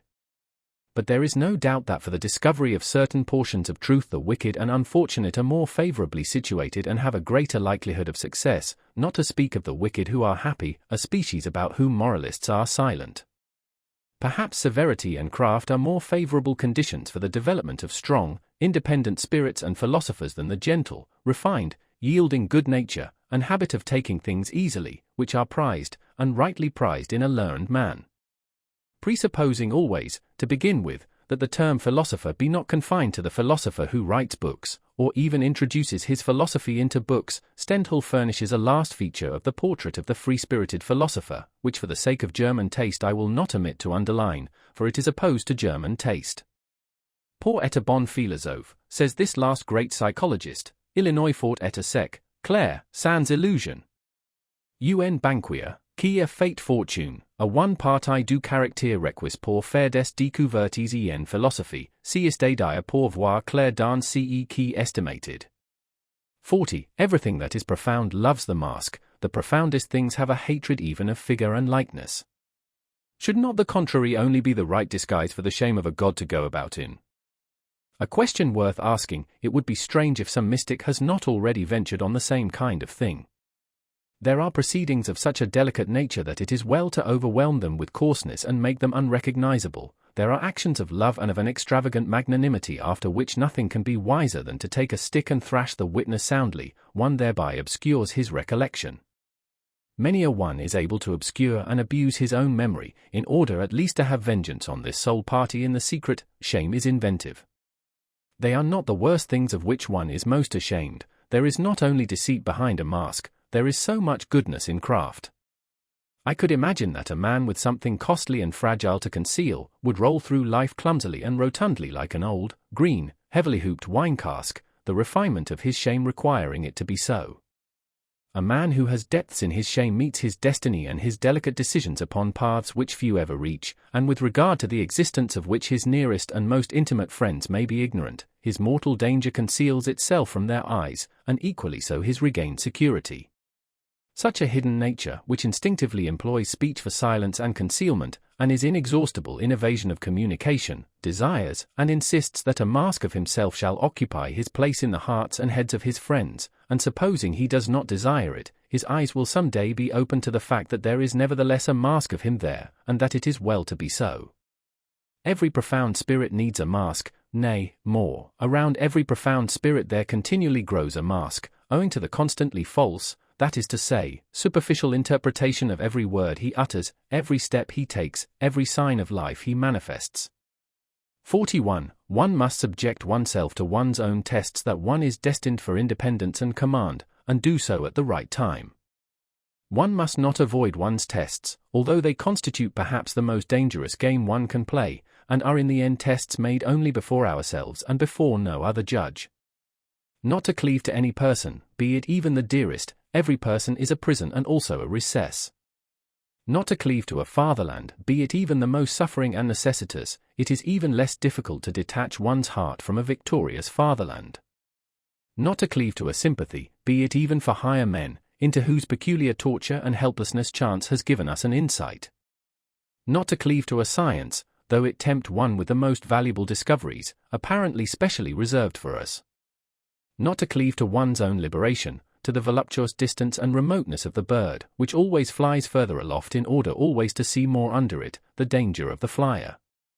Not to cleave to our own virtues, nor become as a whole a victim to any of our specialties, to our hospitality for instance, which is the danger of dangers for highly developed and wealthy souls, who deal prodigally, almost indifferently with themselves, and push the virtue of liberality so far that it becomes a vice. One must know how to conserve oneself, the best test of independence. 42. A new order of philosophers is appearing. I shall venture to baptize them by a name not without danger. As far as I understand them, as far as they allow themselves to be understood, for it is their nature to wish to remain something of a puzzle, these philosophers of the future might rightly, perhaps also wrongly, claim to be designated as tempters. This name itself is after all only an attempt, or, if it be preferred, a temptation. 43. Will they be new friends of truth, these coming philosophers? Very probably, for all philosophers hitherto have loved their truths. But assuredly they will not be dogmatists. It must be contrary to their pride, and also contrary to their taste, that their truth should still be truth for every one, that which has hitherto been the secret wish and ultimate purpose of all dogmatic efforts. My opinion is my opinion, another person has not easily a right to it, such a philosopher of the future will say, perhaps. One must renounce the bad taste of wishing to agree with many people. Good is no longer good when one's neighbor takes it into his mouth. And how could there be a common good? The expression contradicts itself, that which can be common is always of small value. In the end things must be as they are and have always been, the great things remain for the great, the abysses for the profound, the delicacies and thrills for the refined, and, to sum up shortly, everything rare for the rare. 44. Need I say expressly after all this that they will be free, very free spirits, these philosophers of the future, as certainly also they will not be merely free spirits, but something more, higher, greater, and fundamentally different, which does not wish to be misunderstood and mistaken. But while I say this, I feel under obligation almost as much to them as to ourselves, we free spirits who are their heralds and forerunners, to sweep away from ourselves altogether a stupid old prejudice and misunderstanding, which, like a fog, has too long made the conception of free spirit obscure. In every country of Europe, and the same in America, there is at present something which makes an abuse of this name a very narrow, prepossessed, enchained class of spirits, who desire almost the opposite of what our intentions and instincts prompt, not to mention that in respect to the new philosophers who are appearing, they must still more be closed windows and bolted doors. Briefly and regrettably, they belong to the levellers, these wrongly named free spirits, as glib-tongued and scribe-fingered slaves of the democratic taste and its modern ideas, all of them men without solitude, without personal solitude, blunt honest fellows to whom neither courage nor honourable conduct ought to be denied, only, they are not free, and are ludicrously superficial, especially in their innate partiality for seeing the cause of almost all human misery and failure in the old forms in which society has hitherto existed, a notion which happily inverts the truth entirely. What they would fain attain with all their strength, is the universal, green meadow happiness of the herd, together with security, safety, comfort, and alleviation of life for every one. Their two most frequently chanted songs and doctrines are called the equality of rights and sympathy with all sufferers, and suffering itself is looked upon by them as something which must be done away with. We opposite ones, however, who have opened our eye and conscience to the question how and where the plant man has hitherto grown most vigorously, believe that this has always taken place under the opposite conditions, that for this end the dangerousness of his situation had to be increased enormously, his inventive faculty and dissembling power, his spirit, had to develop into subtlety and daring under long oppression and compulsion, and his will to life had to be increased to the unconditioned will to power. We believe that severity, violence, slavery, danger in the street and in the heart, secrecy, stoicism, tempter's art and devilry of every kind, that everything wicked, terrible, tyrannical, predatory, and serpentine in man, serves as well for the elevation of the human species as its opposite. We do not even say enough when we only say this much, and in any case we find ourselves here, both with our speech and our silence, at the other extreme of all modern ideology and gregarious desirability, as their antipodes perhaps? What wonder that we free spirits are not exactly the most communicative spirits? That we do not wish to betray in every respect what a spirit can free itself from, and where perhaps it will then be driven. And as to the import of the dangerous formula, beyond good and evil, with which we at least avoid confusion, we are something else than libres penseurs, Liben pensatori free thinkers, and whatever these honest advocates of modern ideas like to call themselves. Having been at home, or at least guests, in many realms of the spirit, having escaped again and again from the gloomy, agreeable nooks in which preferences and prejudices, youth, origin, the accident of men and books, or even the weariness of travel seemed to confine us, full of malice against the seductions of dependency which he concealed in honors, money, positions, or exaltation of the senses, grateful even for distress and the vicissitudes of illness, because they always free us from some rule, and its prejudice, grateful to the god, devil, sheep, and worm in us, inquisitive to a fault, investigators to the point of cruelty, with unhesitating fingers for the intangible, with teeth and stomachs for the most indigestible, ready for any business that requires sagacity and acute senses, ready for every adventure, owing to an excess of free will, with anterior and posterior souls, into the ultimate intentions of which it is difficult to pry, with foregrounds and backgrounds to the end of which no foot may run, hidden ones under the mantles of light, appropriators, although we resemble heirs and spendthrifts, arrangers and collectors from morning till night, misers of our wealth and our full-cram drawers, economical in learning and forgetting, inventive in scheming, sometimes proud of tables of categories, sometimes pedants, sometimes night owls of work even in full day, yea, if necessary, even scarecrows, and it is necessary nowadays, that is to say, inasmuch as we are the born, sworn, jealous friends of solitude, of our own profoundest midnight and midday solitude, such kind of men are we free spirits. And perhaps ye are also something of the same kind, ye coming ones? Ye new philosophers? Chapter 3. The Religious Mood.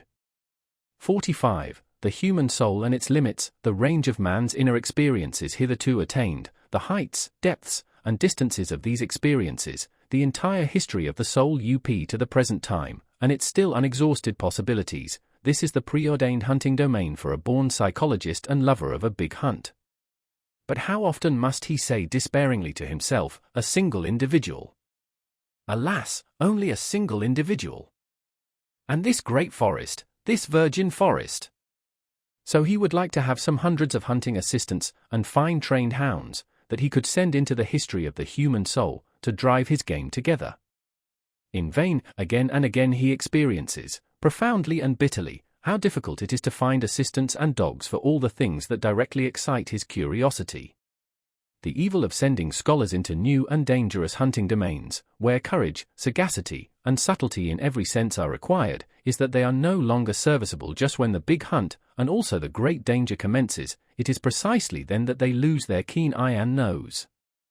In order, for instance, to divine and determine what sort of history the problem of knowledge and conscience has hitherto had in the souls of homines religiosi, a person would perhaps himself have to possess as profound, as bruised, as immense an experience as the intellectual conscience of Pascal, and then he would still require that widespread heaven of clear, wicked spirituality, which, from above, would be able to oversee, arrange, and effectively formalize this mass of dangerous and painful experiences. But who could do me this service? And who would have time to wait for such servants? They evidently appear too rarely, they are so improbable at all times. Eventually one must do everything oneself in order to know something, which means that one has much to do, but a curiosity like mine is once for all the most agreeable of vices. Pardon me. I mean to say that the love of truth has its reward in heaven, and already upon earth. 46. Faith, such as early Christianity desired, and not infrequently achieved in the midst of a skeptical and southernly free-spirited world, which had centuries of struggle between philosophical schools behind it and in it, counting besides the education intolerance which the Imperium Romanum gave. This faith is not that sincere, austere slave faith by which perhaps a Luther or a Cromwell, or some other northern barbarian of the spirit remained attached to his God and Christianity. It is much rather the faith of Pascal, which resembles in a terrible manner a continuous suicide of reason, a tough, long-lived, worm-like reason, which is not to be slain at once and with a single blow. The Christian faith from the beginning is sacrifice, the sacrifice of all freedom, all pride, all self-confidence of spirit. It is at the same time subjection, self-derision, and self-mutilation. There is cruelty and religious Phoenicianism in this faith, which is adapted to a tender, many-sided, and very fastidious conscience. It takes for granted that the subjection of the spirit is indescribably painful, that all the past and all the habits of such a spirit resist the absurdissimum, in the form of which faith comes to it. Modern men, with their obtuseness as regards all Christian nomenclature, have no longer the sense for the terribly superlative conception which was implied to an antique taste by the paradox of the formula, God on the cross.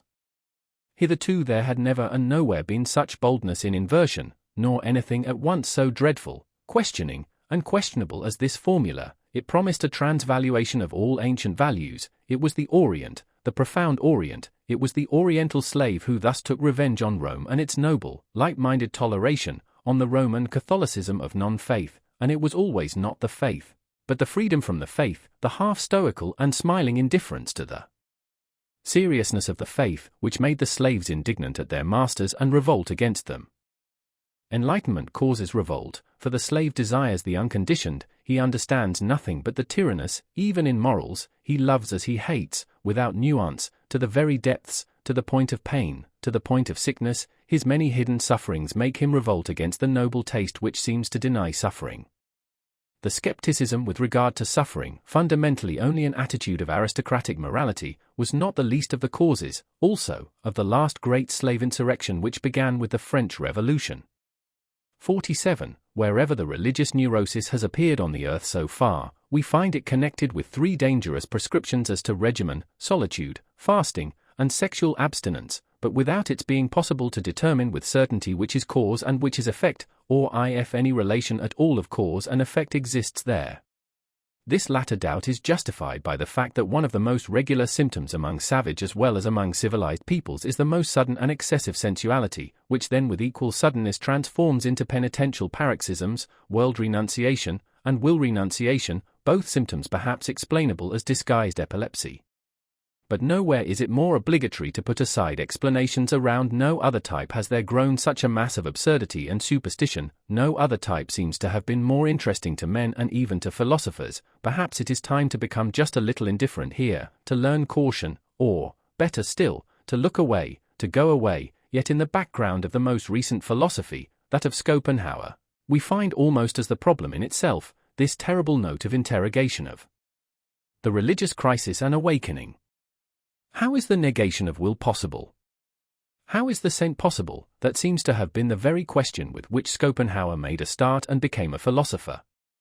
And thus it was a genuine Schopenhauerian consequence that his most convinced adherent, perhaps also his last, as far as Germany is concerned, namely, Richard Wagner, should bring his own life work to an end just here, and should finally put that terrible and eternal type upon the stage as Kundry, type Veku, and as it loved and lived, at the very time that the mad doctors in almost all European countries had an opportunity to study the type close at hand, wherever the religious neurosis, or as I call it, the religious mood, made its latest epidemical outbreak and display as the Salvation Army. If it be a question, however, as to what has been so extremely interesting to men of all sorts in all ages, and even to philosophers, in the whole phenomenon of the saint, it is undoubtedly the appearance of the miraculous therein, namely, the immediate succession of opposites, of states of the soul regarded as morally antithetical. It was believed here to be self-evident that a bad man was all at once turned into a saint, a good man.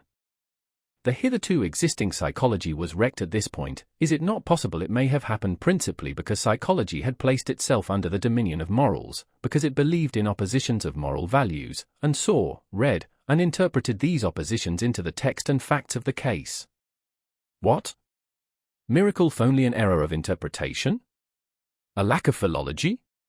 48. It seems that the Latin races are far more deeply attached to their Catholicism than we Northerners are to Christianity generally, and that consequently unbelief in Catholic countries means something quite different from what it does among Protestants, namely, a sort of revolt against the spirit of the race, while with us it is rather a return to the spirit, or non-spirit, of the race. We Northerners undoubtedly derive our origin from barbarous races. Even as regards our talents for religion, we have poor talents for it. One may make an exception in the case of the Celts, who have theretofore furnished also the best soil for Christian infection in the north. The Christian ideal blossomed forth in France as much as ever the pale sun of the north would allow it.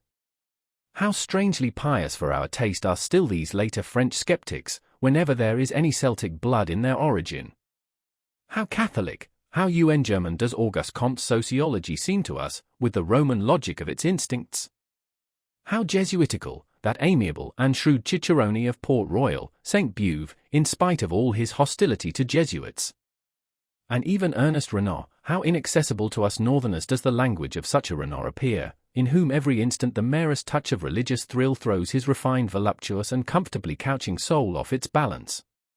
Let us repeat after him these fine sentences, and what wickedness and haughtiness is immediately aroused by way of answer in our probably less beautiful but harder souls, that is to say, in our more German souls, Dyson's Donk Hardement QLA religion ESTUN prodit DELum normal. QUELum est le plus dans le VII quant Illinois est le plus religieux et le plus assure d'une destiny infinie. C'est quant Illinois est bon tu Illinois vut QLA vertu correspond à UN order eternal, c'est quant Illinois contemple les choses d'une manière désintéressée tu Illinois trouve la mort révoltante et absurde. Comment any par suppose Q say dans ces moments la, QLum voit le mieux. These sentences are so extremely antipodal to my ears and habits of thought, that in my first impulse of rage on finding them, I wrote on the margin, la niaiserie religieuse par excellence. Until in my later rage I even took a fancy to them, these sentences with their truth absolutely inverted. It is so nice and such a distinction to have one's own antipodes. 49. That which is so astonishing in the religious life of the ancient Greeks is the irrestrainable stream of gratitude which it pours forth. It is a very superior kind of man who takes such an attitude towards nature and life. Later on, when the populace got the upper hand in Greece, fear became rampant also in religion, and Christianity was preparing itself.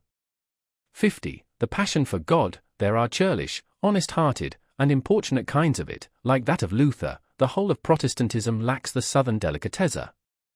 There is an oriental exaltation of the mind in it, like that of an undeservedly favored or elevated slave, as in the case of St. Augustine, for instance, who lacks in an offensive manner all nobility in bearing and desires.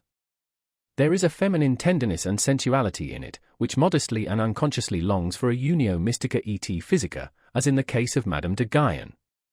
In many cases it appears, curiously enough, as the disguise of a girl's or youth's puberty, here and there even as the hysteria of an old maid, also as her last ambition. The Church has frequently canonized the woman in such a case. 51. The mightiest men have hitherto always bowed reverently before the saint, as the enigma of self-subjugation and utter voluntary privation. Why did they thus bow? They divined in him, and as it were behind the questionableness of his frail and wretched appearance, the superior force which wished to test itself by such a subjugation, the strength of will, in which they recognized their own strength and love of power, and knew how to honor it. They honored something in themselves when they honored the saint. In addition to this, the contemplation of the saint suggested to them a suspicion. Such an enormity of self-negation and antinaturalness will not have been coveted for nothing, they have said, inquiringly. There is perhaps a reason for it, some very great danger, about which the ascetic might wish to be more accurately informed through his secret interlocutors and visitors. In a word, the mighty ones of the world learned to have a new fear before him. They divined a new power, a strange, still unconquered enemy. It was the will to power which obliged them to halt before the saint. They had to question him. 52. In the Jewish Old Testament, the book of divine justice, there are men, things, and sayings on such an immense scale, that Greek and Indian literature has nothing to compare with it. One stands with fear and reverence before those stupendous remains of what man was formerly, and one has sad thoughts about old Asia and its little outpushed peninsular Europe, which would like, by all means, to figure before Asia as the progress of mankind. To be sure, he who is himself only a slender, tame house animal, and knows only the wants of a house animal, like our cultured people of today, including the Christians of cultured Christianity, need neither be amazed nor even sad amid those ruins. The taste for the Old Testament is a touchstone with respect to great and small. Perhaps he will find that the New Testament, the Book of Grace, still appeals more to his heart. There is much of the odor of the genuine, tender, stupid beadsman and petty soul in it. To have bound up this New Testament, a kind of rococo of taste in every respect, along with the Old Testament into one book, as the Bible, as the book in itself, is perhaps the greatest audacity and sin against the spirit which literary Europe has upon its conscience. 53. Why atheism nowadays? The Father in God is thoroughly refuted, equally so the judge, the rewarder. Also his free will, he does not hear, and even if he did, he would not know how to help. The worst is that he seems incapable of communicating himself clearly. Is he uncertain? this is what I have made out, by questioning and listening at a variety of conversations, to be the cause of the decline of European theism. It appears to me that though the religious instinct is in vigorous growth, it rejects the theistic satisfaction with profound distrust. 54. What does all modern philosophy mainly do? Since Descartes, and indeed more in defiance of him than on the basis of his procedure, an attentat has been made on the part of all philosophers on the old conception of the soul, under the guise of a criticism of the subject and predicate conception, that is to say, an attentat on the fundamental presupposition of Christian doctrine. Modern philosophy, as epistemological skepticism, is secretly or openly anti-Christian, although, for keener ears, be it said, by no means anti-religious. Formerly, in effect, one believed in the soul as one believed in grammar and the grammatical subject. One said, I is the condition, think is the predicate and is conditioned. To think is an activity for which one must suppose a subject as cause. The attempt was then made, with marvelous tenacity and subtlety, to see if one could not get out of this net, to see if the opposite was not perhaps true, think the condition, and I the conditioned, I, therefore, only a synthesis which has been made by thinking itself. Kant really wished to prove that, starting from the subject could not be proved, nor the object either. The possibility of an apparent existence of the subject, and therefore of the soul, may not always have been strange to him, the thought which once had an immense power on earth as the Vedanta philosophy. 55. There is a great ladder of religious cruelty, with many rounds, but 3 of these are the most important. Once on a time men sacrificed human beings to their God, and perhaps just those they loved the best. To this category belong the firstling sacrifices of all primitive religions, and also the sacrifice of the Emperor Tiberius in the Mithra grotto on the island of Capri, that most terrible of all Roman anachronisms. Then, during the moral epoch of mankind, they sacrificed to their God the strongest instincts they possessed, their nature. This festal joy shines in the cruel glances of ascetics and anti-natural fanatics. Finally, what still remained to be sacrificed? Was it not necessary in the end for men to sacrifice everything comforting, holy, healing, all hope, all faith in hidden harmonies, in future blessedness and justice? Was it not necessary to sacrifice God himself, and out of cruelty to themselves to worship stone, stupidity, gravity, fate, nothingness? To sacrifice God for nothingness, this paradoxical mystery of the ultimate cruelty has been reserved for the rising generation. We all know something thereof already. 56. Whoever, like myself, prompted by some enigmatical desire, has long endeavored to go to the bottom of the question of pessimism and free it from the half-Christian, half-German narrowness and stupidity in which it has finally presented itself to this century, namely, in the form of Schopenhauer's philosophy, whoever, with an Asiatic and super-Asiatic eye, has actually looked inside, and into the most world-renouncing of all possible modes of thought, beyond good and evil, and no longer like Buddha and Schopenhauer, under the dominion and delusion of morality, whoever has done this, has perhaps just thereby, without really desiring it, opened his eyes to behold the opposite ideal, the ideal of the most world-approving, exuberant, and vivacious man, who has not only learnt to compromise and arrange with that which was and is, but wishes to have it again as it was and is, for all eternity, insatiably calling out da capo, not only to himself, but to the whole piece and play, and not only the play, but actually to him who requires the play, and makes it necessary, because he always requires himself anew, and makes himself necessary. What? And this would not be a circulus viciosus deus?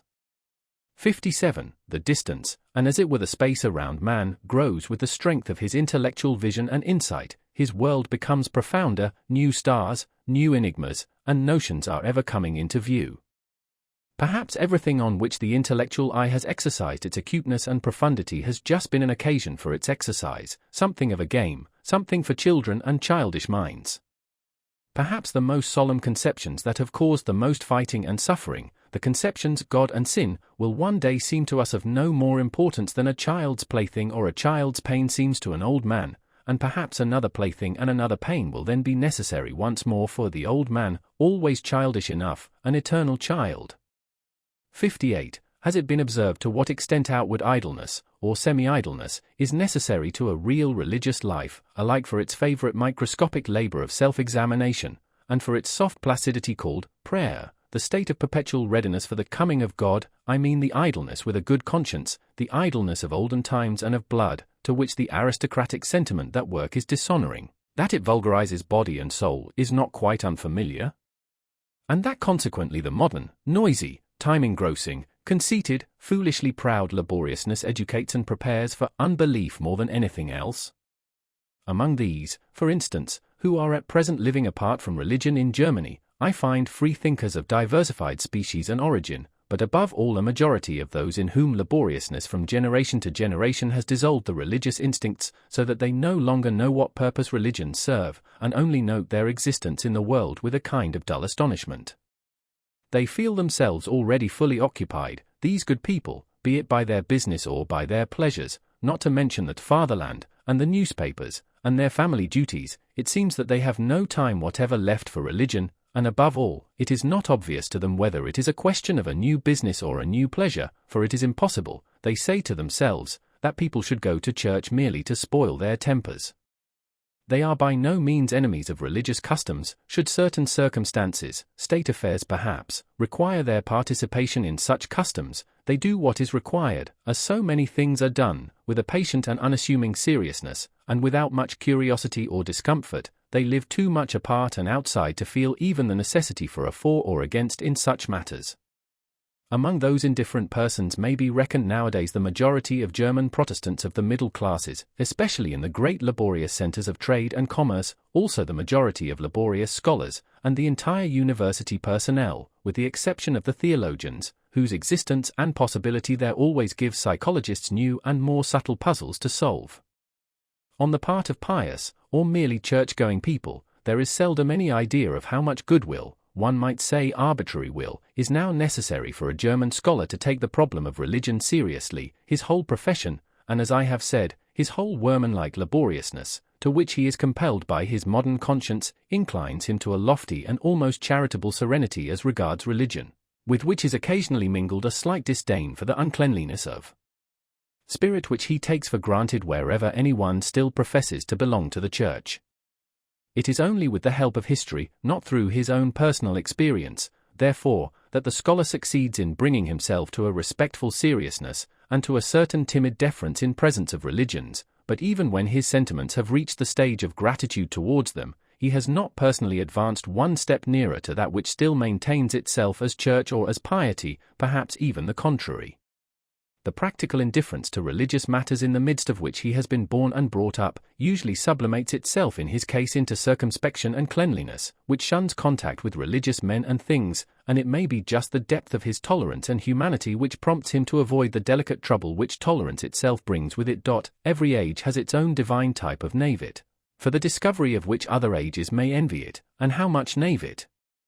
Adorable, childlike, and boundlessly foolish knave-it is involved in this belief of the scholar in his superiority, in the good conscience of his tolerance, in the unsuspecting, simple certainty with which his instinct treats the religious man as a lower and less valuable type, beyond, before, and above which he himself has developed. He, the little arrogant dwarf and mobman, the sedulously alert, head-and-hand drudge of ideas, of modern ideas.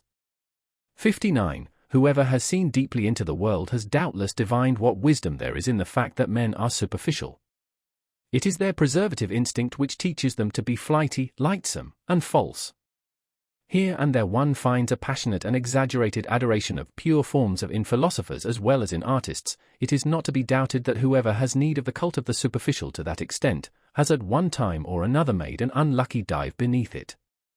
Perhaps there is even an order of rank with respect to those burnt children, the born artists who find the enjoyment of life only in trying to falsify its image, as if taking wearisome revenge on it. One might guess to what degree life has disgusted them, by the extent to which they wish to see its image falsified, attenuated, ultrified, and deified. One might reckon the homines religiosi among the artists, as their highest rank. It is the profound, suspicious fear of an incurable pessimism which compels whole centuries to fasten their teeth into a religious interpretation of existence, the fear of the instinct which divines that truth might be attained too soon, before man has become strong enough, hard enough, artist enough. Piety, the life in God, regarded in this light, would appear as the most elaborate and ultimate product of the fear of truth, as artist adoration and artist intoxication in presence of the most logical of all falsifications, as the will to the inversion of truth, to untruth at any price. Perhaps there has hitherto been no more effective means of beautifying man than piety, by means of it man can become so artful, so superficial, so iridescent, and so good, that his appearance no longer offends. 60. To love mankind for God's sake, this has so far been the noblest and remotest sentiment to which mankind has attained. That love to mankind, without any redeeming intention in the background, is only an additional folly and brutishness, that the inclination to this love has first to get its proportion, its delicacy, its gram of salt and sprinkling of ambergris from a higher inclination. Whoever first perceived and experienced this, however his tongue may have stammered as it attempted to express such a delicate matter, let him for all time be holy and respected, as the man who has so far flown highest and gone astray in the finest fashion. 61. The philosopher, as W.E. free spirits understand him, as the man of the greatest responsibility, who has the conscience for the general development of mankind, will use religion for his disciplining and educating work, just as he will use the contemporary political and economic conditions. The selecting and disciplining influence, destructive, as well as creative and fashioning, which can be exercised by means of religion is manifold and varied, according to the sort of people placed under its spell and protection. For those who are strong and independent, destined and trained to command, in whom the judgment and skill of a ruling race is incorporated, religion is an additional means for overcoming resistance in the exercise of authority, as a bond which binds rulers and subjects in common, betraying and surrendering to the former the conscience of the latter, their inmost heart, which would fain escape obedience. And in the case of the unique natures of noble origin, if by virtue of superior spirituality they should incline to a more retired and contemplative life, reserving to themselves only the more refined forms of government, over chosen disciples or members of an order, religion itself may be used as a means for obtaining peace from the noise and trouble of managing grosser affairs, and for securing immunity from the unavoidable filth of all political agitation. The Brahmins, for instance, understood this fact. With the help of a religious organization, they secured to themselves the power of nominating kings for the people, while their sentiments prompted them to keep apart and outside, as men with a higher and superregal mission. At the same time, religion gives inducement and opportunity to some of the subjects to qualify themselves for future ruling and commanding the slowly ascending ranks and classes, in which, through fortunate marriage customs, volitional power and delight in self-control are on the increase. To them religion offers sufficient incentives and temptations to aspire to higher intellectuality, and to experience the sentiments of authoritative self-control, of silence, and of solitude. Asceticism and Puritanism are almost indispensable means of educating and ennobling a race which seeks to rise above its hereditary baseness and work itself upwards to future supremacy. And finally, to ordinary men, to the majority of the people, who exist for service and general utility, and are only so far entitled to exist, religion gives invaluable contentedness with their lot and condition, peace of heart, ennoblement of obedience, additional social happiness and sympathy, with something of transfiguration and embellishment, something of justification of all the commonplaceness, all the meanness, all the semi-animal poverty of their souls. Religion, together with the religious significance of life, sheds sunshine over such perpetually harassed men, and makes even their own aspect endurable to them. It operates upon them as the Epicurean philosophy usually operates upon sufferers of a higher order, in a refreshing and refining manner, almost turning suffering to account, and in the end even hallowing and vindicating it. There is perhaps nothing so admirable in Christianity and Buddhism as their art of teaching even the lowest to elevate themselves by piety to a seemingly higher order of things, and thereby to retain their satisfaction with the actual world in which they find it difficult enough to live, this very difficulty being necessary.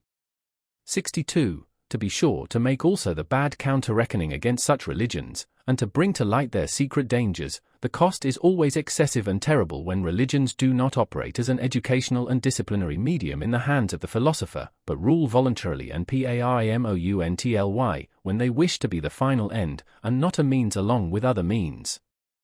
Among men, as among all other animals, there is a surplus of defective, diseased, degenerating, infirm, and necessarily suffering individuals. The successful cases, among men also, are always the exception, and in view of the fact that man is the animal not yet properly adapted to his environment, the rare exception. But worse still, the higher the type a man represents, the greater is the improbability that he will succeed. The accidental, the law of irrationality in the general constitution of mankind, manifests itself most terribly in its destructive effect on the higher orders of men, the conditions of whose lives are delicate, diverse, and difficult to determine. What, then, is the attitude of the two greatest religions above mentioned to the surplus of failures in life? They endeavor to preserve and keep alive whatever can be preserved. In fact, as the religions for sufferers, they take the part of these upon principle. They are always in favor of those who suffer from life as from a disease, and they would fain treat every other experience of life as false and impossible. However highly we may esteem this indulgent and preservative care, inasmuch as in applying to others, it has applied, and applies also to the highest and usually the most suffering type of man, the hitherto paramount religions, to give a general appreciation of them, are among the principal causes which have kept the type of man upon a lower level. They have preserved too much that which should have perished. One has to thank them for invaluable services, and who is sufficiently rich in gratitude not to feel poor at the contemplation of all that spiritual men of Christianity have done for Europe hitherto. But when they had given comfort to the sufferers, courage to the oppressed and despairing, a staff and support to the helpless, and when they had allured from society into convents and spiritual penitentiaries the broken-hearted and distracted, what else had they to do in order to work systematically in that fashion, and with a good conscience, for the preservation of all the sick and suffering, which means, indeed and in truth, to work for the deterioration of the European race? To reverse all estimates of value, that is what they had to do. And to shatter the strong, to spoil great hopes, to cast suspicion on the delight in beauty, to break down everything autonomous, manly, conquering, and imperious, all instincts which are natural to the highest and most successful type of man, into uncertainty, distress of conscience, and self-destruction, forsooth, to invert all love of the earthly and of supremacy over the earth, into hatred of the earth and earthly things. That is the task the Church imposed on itself, and was obliged to impose, until, according to its standard of value, unworldliness, unsensuousness, and higher man fused into one sentiment. If one could observe the strangely painful, equally coarse and refined comedy of European Christianity with the derisive and impartial eye of an Epicurean God, I should think one would never cease marveling and laughing. Does it not actually seem that some single will has ruled over Europe for 18 centuries in order to make a sublime abortion of man? He, however, who, with opposite requirements, no longer Epicurean, and with some divine hammer in his hand, could approach this almost voluntary degeneration and stunting of mankind, as exemplified in the European Christian, Pascal, for instance, would he not have to cry aloud with rage, pity, and horror, "Oh, you bunglers, presumptuous pitiful bunglers, what have you done? Was that a work for your hands? How you have hacked and botched my finest stone! What have you presumed to do?" I should say that Christianity has hitherto been the most portentous of presumptions. Men, not great enough, nor hard enough, to be entitled as artists to take part in fashioning man, men, not sufficiently strong and far-sighted to allow, with sublime self-constraint, the obvious law of the thousandfold failures and perishings to prevail, men, not sufficiently noble to see the radically different grades of rank and intervals of rank that separate man from man. Such men, with their equality before God, have hitherto swayed the destiny of Europe, until at last a dwarfed, almost ludicrous species has been produced, a gregarious animal, something obliging, sickly, mediocre, the European of the present day. Chapter 4. Apothegms and Interludes. 63. He who is a thorough teacher takes things seriously, and even himself, only in relation to his pupils. 64. Knowledge for its own sake, that is the last snare laid by morality, we are thereby completely entangled in morals once more. 65. The charm of knowledge would be small, were it not so much shame has to be overcome on the way to it. 65a. We are most dishonorable towards our God, he is not permitted to sin. 66. The tendency of a person to allow himself to be degraded, robbed, deceived, and exploited might be the diffidence of a God among men. 67. Love to one only is a barbarity, for it is exercised at the expense of all others. Love to God also. 68. I did that, says my memory. I could not have done that, says my pride, and remains inexorable. Eventually, the memory yields. 69. One has regarded life carelessly, if one has failed to see the hand that he kills with leniency. 70. If a man has character, he has also his typical experience, which always recurs. 71. The sage as astronomer. So long as thou feelest the stars as an above thee, thou lackest the eye of the discerning one. 72. It is not the strength, but the duration of great sentiments that makes great men. 73. He who attains his ideal, precisely thereby surpasses it. 73a. Many a peacock hides his tail from every eye, and calls it his pride. 74. A man of genius is unbearable, unless he possess at least two things besides, gratitude and purity. 75. The degree and nature of a man's sensuality extends to the highest altitudes of his spirit. 76. Under peaceful conditions the militant man attacks himself. 77. With his principles a man seeks either to dominate, or justify, or honor, or reproach, or conceal his habits. Two men with the same principles probably seek fundamentally different ends therewith. 78. He who despises himself, nevertheless esteems himself thereby, as a despiser. 79. A soul which knows that it is loved, but does not itself love, betrays its sediment, its dregs come up. 80. A thing that is explained ceases to concern us. What did the God mean who gave the advice, know thyself? Did it perhaps imply cease to be concerned about thyself? Become objective. And Socrates, and that scientific man? 81. It is terrible to die of thirst at sea. Is it necessary that you should so salt your truth that it will no longer quench thirst? 82. Sympathy for all would be harshness and tyranny for the, my good neighbor. 83. Instinct, when the house is on fire one forgets even the dinner, yes, but one recovers it from among the ashes. 84. Woman learns how to hate in proportion as she forgets how to charm. 85. The same emotions are in man and woman, but in different tempo. On that account man and woman never cease to misunderstand each other. 86. In the background of all their personal vanity, women themselves have still their impersonal scorn for woman. 87. Fettered heart, free spirit. When one firmly fetters one's heart and keeps it prisoner, one can allow one's spirit many liberties. I said this once before, but people do not believe it when I say so, unless they know it already. 88. One begins to distrust very clever persons when they become embarrassed. 89. Dreadful experiences raise the question whether he who experiences them is not something dreadful also. 90. Heavy, melancholy men turn lighter, and come temporarily to their surface, precisely by that which makes others heavy, by hatred and love. 91. So cold, so icy, that one burns one's finger at the touch of him. Every hand that lays hold of him shrinks back, and for that very reason many think him red hot. 92. Who has not, at one time or another, sacrificed himself for the sake of his good name? 93. In affability there is no hatred of men, but precisely on that account a great deal too much contempt of men. 94. The maturity of man, that means, to have reacquired the seriousness that one had as a child at play. 95. To be ashamed of one's immorality is a step on the ladder at the end of which one is ashamed also of one's morality.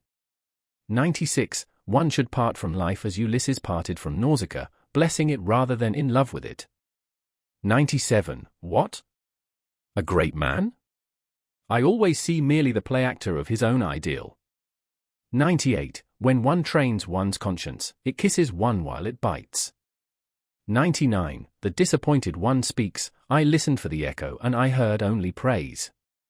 100. We all feign to ourselves that we are simpler than we are, we thus relax ourselves away from our fellows. 101. A discerning one might easily regard himself at present as the animalization of God. 102. Discovering reciprocal love should really disenchant the lover with regard to the beloved. What? She is modest enough to love even you? Or stupid enough? Or the dash? 103. The danger in happiness. Everything now turns out best for me, I now love every fate, who would like to be my fate?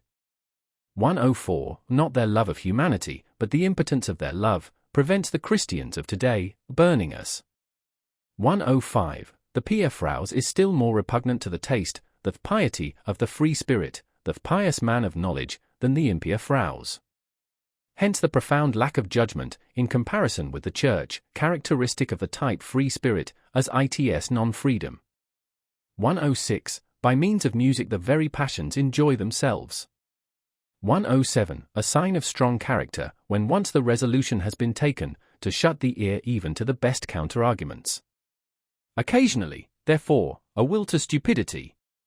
108. There is no such thing as moral phenomena, but only a moral interpretation of phenomena. 109. The criminal is often enough not equal to his deed, he extenuates and maligns it. 110. The advocates of a criminal are seldom artists enough to turn the beautiful terribleness of the deed to the advantage of the doer. 111. Our vanity is most difficult to wound just when our pride has been wounded.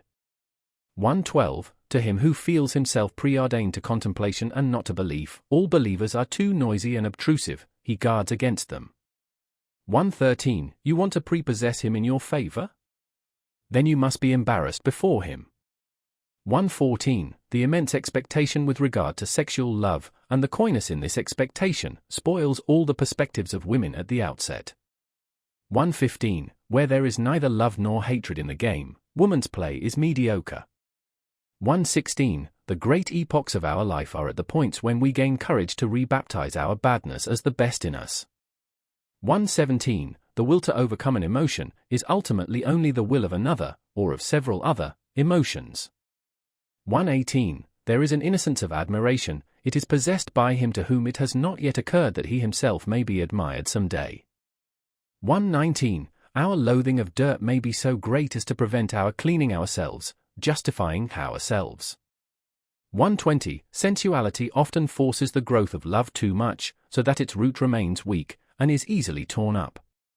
121. It is a curious thing that God learned Greek when he wished to turn author, and that he did not learn it better. 122. To rejoice on account of praise is in many cases merely politeness of heart, and the very opposite of vanity of spirit. 123. Even concubinage has been corrupted by marriage. 124. He who exults at the stake does not triumph over pain, but because of the fact that he does not feel pain where he expected it. A parable. 125. When we have to change an opinion about anyone, we charge heavily to his account the inconvenience he thereby causes us. 126. A nation is a detour of nature to arrive at 6 or 7 great men. Yes, and then to get round them. 127. In the eyes of all true women, science is hostile to the sense of shame. They feel as if one wished to peep under their skin with it, or worse still, under their dress and finery. 128. The more abstract the truth you wish to teach, the more must you allure the senses to it. 129. The devil has the most extensive perspectives for God, on that account he keeps so far away from him, the devil, in effect, as the oldest friend of knowledge. 130. What a person is begins to betray itself when his talent decreases, when he ceases to show what he can do. Talent is also an adornment is also a concealment. 131. The sexes deceive themselves about each other, the reason is that in reality they honor and love only themselves, or their own ideal, to express it more agreeably. Thus man wishes woman to be peaceable, but in fact woman is essentially unpeaceable, like the cat, however well she may have assumed the peaceable demeanor. 132. One is punished best for one's virtues. 133. He who cannot find the way to his ideal, lives more frivolously and shamelessly than the man without an ideal. 134. From the senses originate all trustworthiness, all good conscience, all evidence of truth. 135. Pharisaism is not a deterioration of the good man, a considerable part of it is rather an essential condition of being good. 136. The one seeks an accoucheur for his thoughts, the other seeks someone whom he can assist. A good conversation thus originates.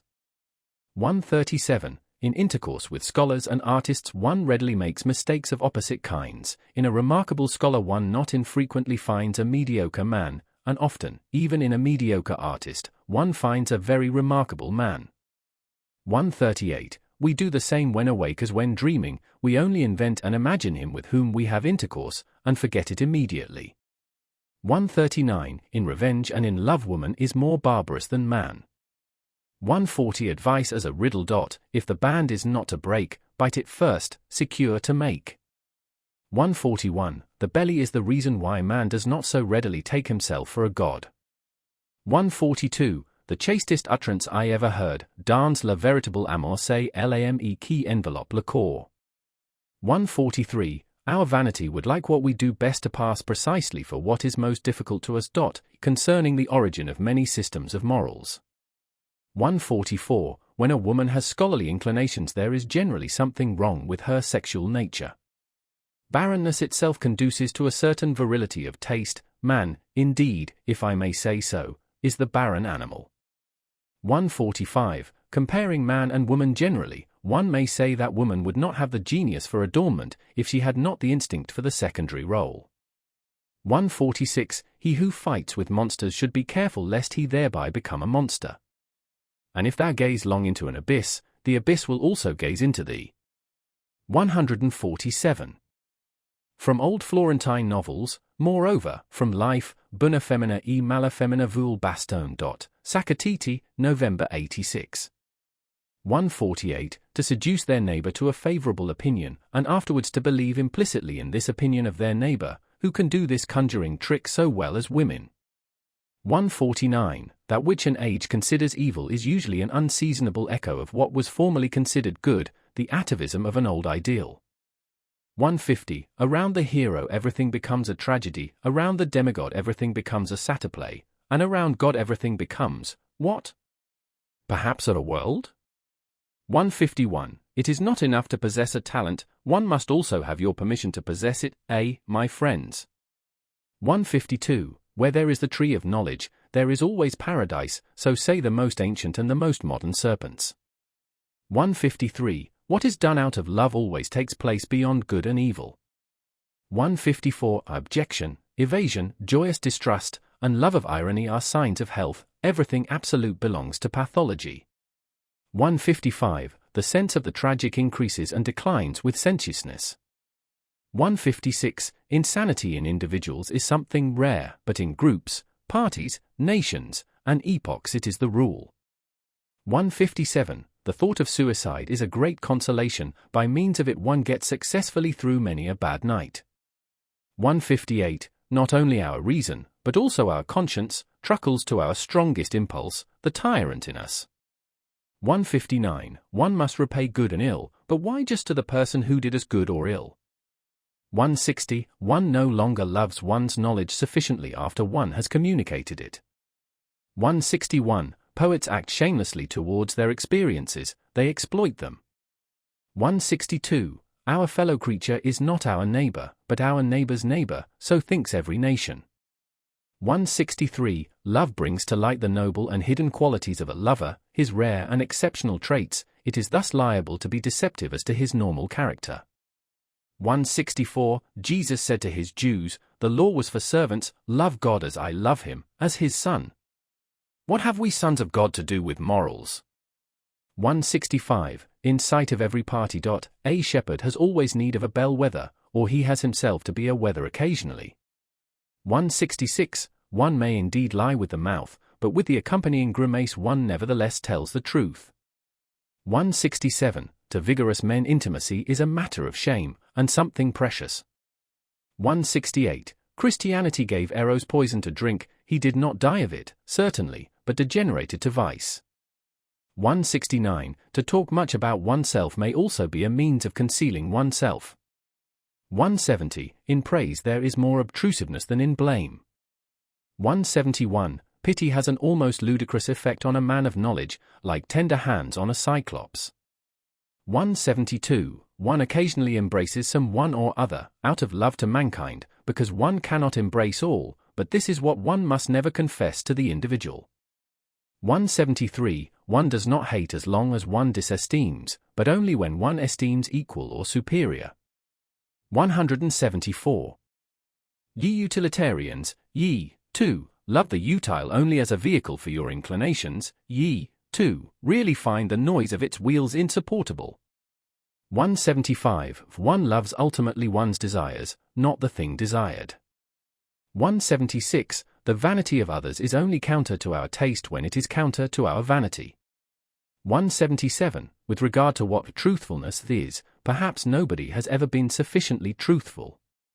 178. One does not believe in the follies of clever men, what a forfeiture of the rights of man. 179. The consequences of our action seize us by the forelock, very indifferent to the fact that we have meanwhile reformed. 180. There is an innocence in lying which is the sign of good faith in a cause. 181. It is inhuman to bless when one is being cursed. 182. The familiarity of superiors embitters one, because it may not be returned. 183. I am affected, not because you have deceived me, but because I can no longer believe in you. 184. There is a haughtiness of kindness which has the appearance of wickedness. 185. I dislike him. Why? I am not a match for him. Did anyone ever answer so? Chapter 5. The Natural History of Morals. 186. The moral sentiment in Europe at present is perhaps as subtle, belated, diverse, sensitive, and refined as that science of morals belonging thereto is recent, initial, awkward, and coarse-fingered, an interesting contrast, which sometimes becomes incarnate and obvious in the very person of a moralist.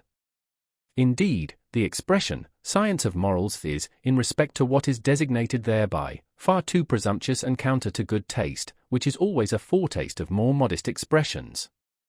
One ought to avow with the utmost fairness what is still necessary here for a long time, what is alone proper for the present, namely, the collection of material, the comprehensive survey and classification of an immense domain of delicate sentiments of worth, and distinctions of worth, which live, grow, propagate, and perish, and perhaps attempts to give a clear idea of the recurring and more common forms of these living crystallizations, as preparation for a theory of types of morality.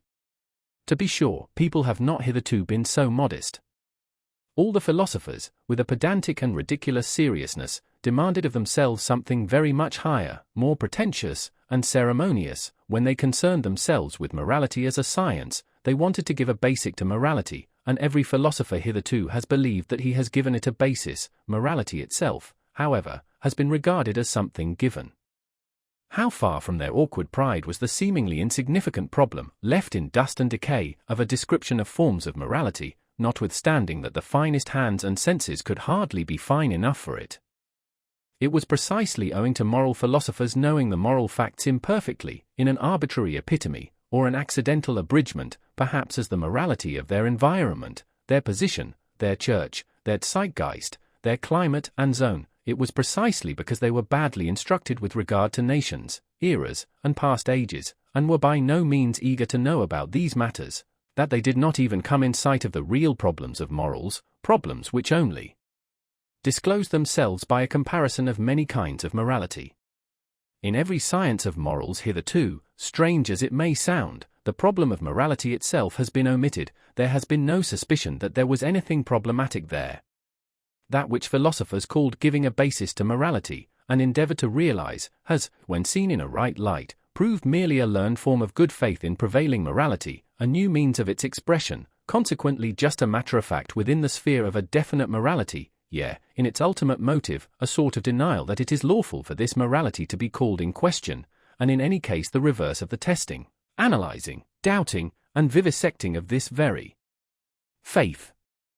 Here, for instance, with what innocence, almost worthy of honor, Schopenhauer represents his own task, and draw your conclusions concerning the scientificness of a science whose latest master still talks in the strain of children and old wives. The principle, he says, page 136 of the Grundproblem der Ethik, footnote, pages 54 to 55 of Schopenhauer's Basis of Morality, translated by Arthur B.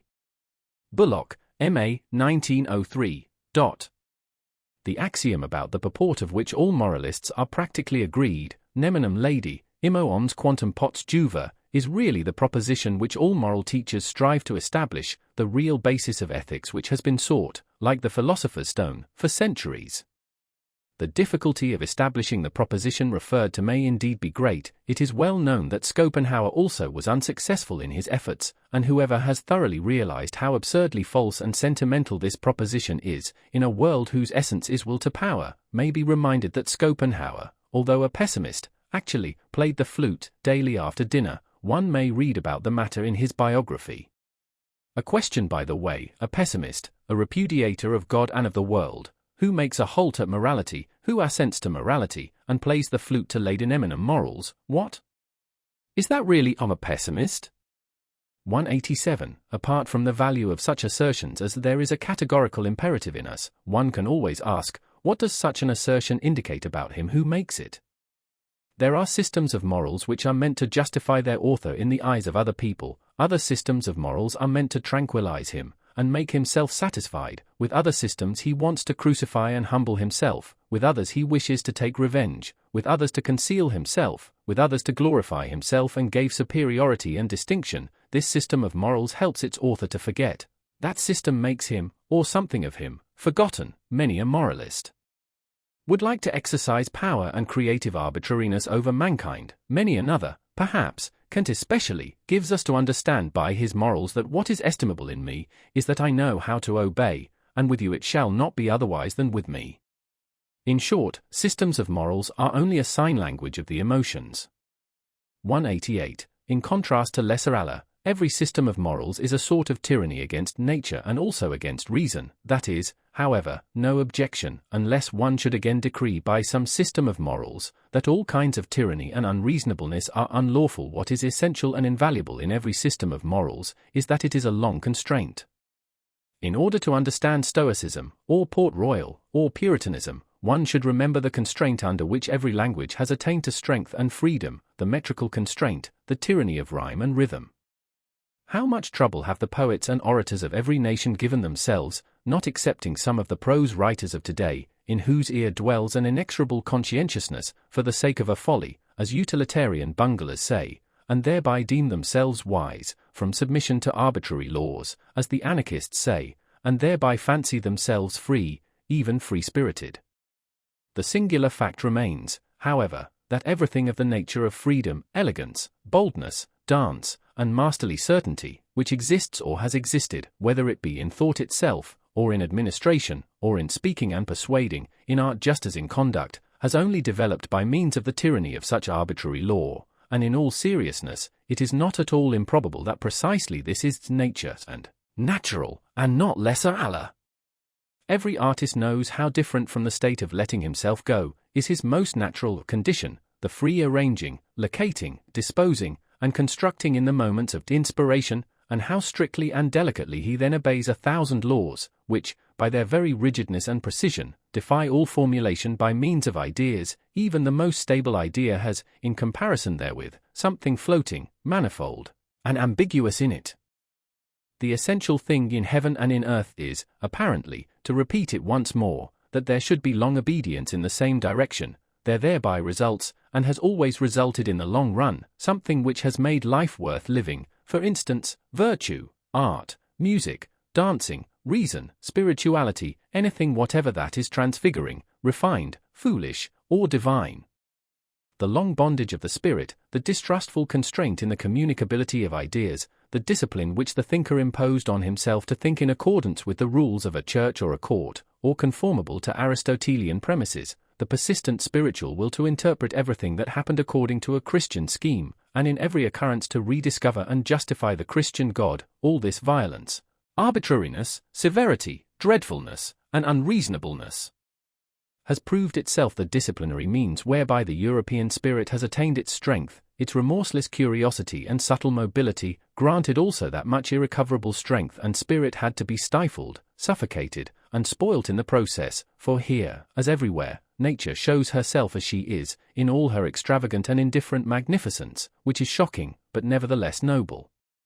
That for centuries European thinkers only thought in order to prove something, nowadays, on the contrary, we are suspicious of every thinker who wishes to prove something, that it was always settled beforehand what was to be the result of their strictest thinking, as it was perhaps in the Asiatic astrology of former times, or as it is still at the present day in the innocent, Christian moral explanation of immediate personal events, for the glory of God, or for the good of the soul. This tyranny, this arbitrariness, this severe and magnificent stupidity has educated the spirit. Slavery, both in the coarser and the finer sense, is apparently an indispensable means even of spiritual education and discipline. One may look at every system of morals in this light. It is nature therein which teaches to hate the lesser Allah, the too great freedom, and implants the need for limited horizons, for immediate duties. It teaches the narrowing of perspectives, and thus, in a certain sense, that stupidity is a condition of life and development.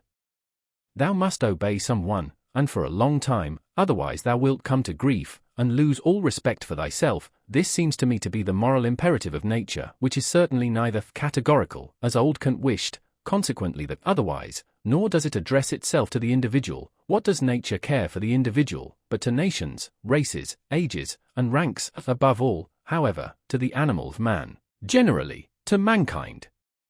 189.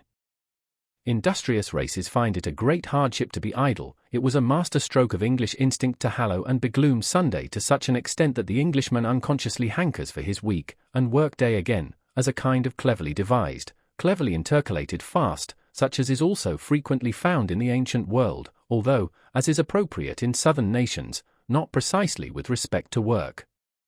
Many kinds of fasts are necessary, and wherever powerful influences and habits prevail, legislators have to see that intercalary days are appointed, on which such impulses are fettered, and learn to hunger anew.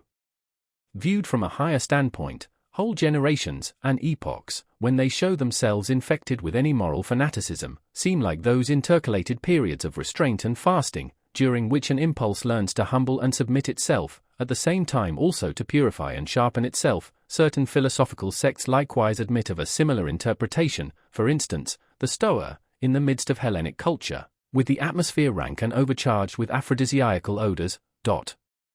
Here also is a hint for the explanation of the paradox, why it was precisely in the most Christian period of European history, and in general only under the pressure of Christian sentiments, that the sexual impulse sublimated into love, amor passion. 190. There is something in the morality of Plato which does not really belong to Plato, but which only appears in his philosophy, one might say, in spite of him, namely, Socratism, for which he himself was too noble. No one desires to injure himself, hence all evil is done unwittingly. The evil man inflicts injury on himself. He would not do so, however, if he knew that evil is evil. The evil man, therefore, is only evil through error. If one free him from error, one will necessarily make him good. This mode of reasoning savors of the populace, who perceive only the unpleasant consequences of evil doing, and practically judge that it is stupid to do wrong, while they accept good as identical with useful and pleasant, without further thought. As regards every system of utilitarianism, one may at once assume that it has the same origin, and follow the scent. One will seldom Plato did all he could to interpret something refined and noble into the tenets of his teacher, and above all to interpret himself into them. He, the most daring of all interpreters, who lifted the entire Socrates out of the street, as a popular theme and song, to exhibit him in endless and impossible modifications, namely, in all his own disguises and multiplicities. In jest, and in Homeric language as well, what is the Platonic Socrates, if not Greek words inserted here?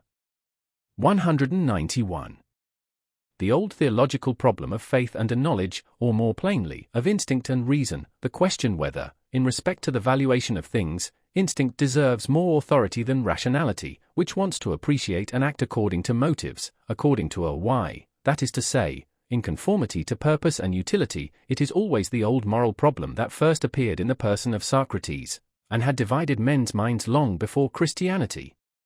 Socrates himself, following, of course, the taste of his talent, that of a surpassing dialectician, took first the side of reason, and, in fact, what did he do all his life but laugh at the awkward incapacity of the noble Athenians, who were men of instinct, like all noble men, and could never give satisfactory answers concerning the motives of their actions. In the end, however, though silently and secretly, he laughed also at himself. With his finer conscience and introspection, he found in himself the same difficulty and incapacity. But why, he said to himself, should one on that account separate oneself from the instincts? One must set them right, and the reason also. One must follow the instincts, but at the same time persuade the reason to support them with good arguments. This was the real falseness of that great and mysterious ironist. He brought his conscience up to the point that he was satisfied with a kind of self-outwitting. In fact, he perceived the irrationality in the moral judgment. Plato, more innocent in such matters, and without the craftiness of the plebeian, wished to prove to himself, at the expenditure of all his strength, the greatest strength a philosopher had ever expended, that reason and instinct lead spontaneously to one goal, to the good, to God. And since Plato, all theologians and philosophers have followed the same path, which means that in matters of morality, instinct, or as Christians call it, faith, or as I call it, the herd, has hitherto triumphed. Unless one should make an exception in the case of Descartes, the father of rationalism, and consequently the grandfather of the revolution, who recognized only the authority of reason, but reason is only a tool, and Descartes was superficial. 192. Whoever has followed the history of a single science, finds in its development a clue to the understanding of the oldest and commonest processes of all knowledge and cognizance. There, as here, the premature hypotheses, the fictions, the good stupid will to belief, and the lack of distrust and patience are first developed. Our senses learn late, and never learn completely, to be subtle, reliable, and cautious organs of knowledge. Our eyes find it easier on a given occasion to produce a picture already often produced, than to seize upon the divergence and novelty of an impression. The latter requires more force, more morality. It is difficult and painful for the ear to listen to anything new. We hear strange music badly. When we hear another language spoken, we involuntarily attempt to form the sounds into words with which we are more familiar and conversant. It was thus, for example, that the Germans modified the spoken word arqueballista into armbrust, crossbow. Our senses are also hostile and averse to the new, and generally, even in the simplest processes of sensation, the emotions dominate, such as fear, love, hatred, and the passive emotion of indolence. As little as a reader nowadays reads all the single words, not to speak of syllables, of a page, he rather takes about 5 out of every 20 words at random, and guesses the probably appropriate sense to them. Just as little do we see a tree correctly and completely in respect to its leaves, branches, color, and shape. We find it so much easier to fancy the chance of a tree. Even in the midst of the most remarkable experiences, we still do just the same. We fabricate the greater part of the experience, and can hardly be made to contemplate any event, except as inventors thereof. All this goes to prove that from our fundamental nature and from remote ages we have been accustomed to lying. Or, to express it more politely and hypocritically, in short, more pleasantly, one is much more of an artist than one is aware of.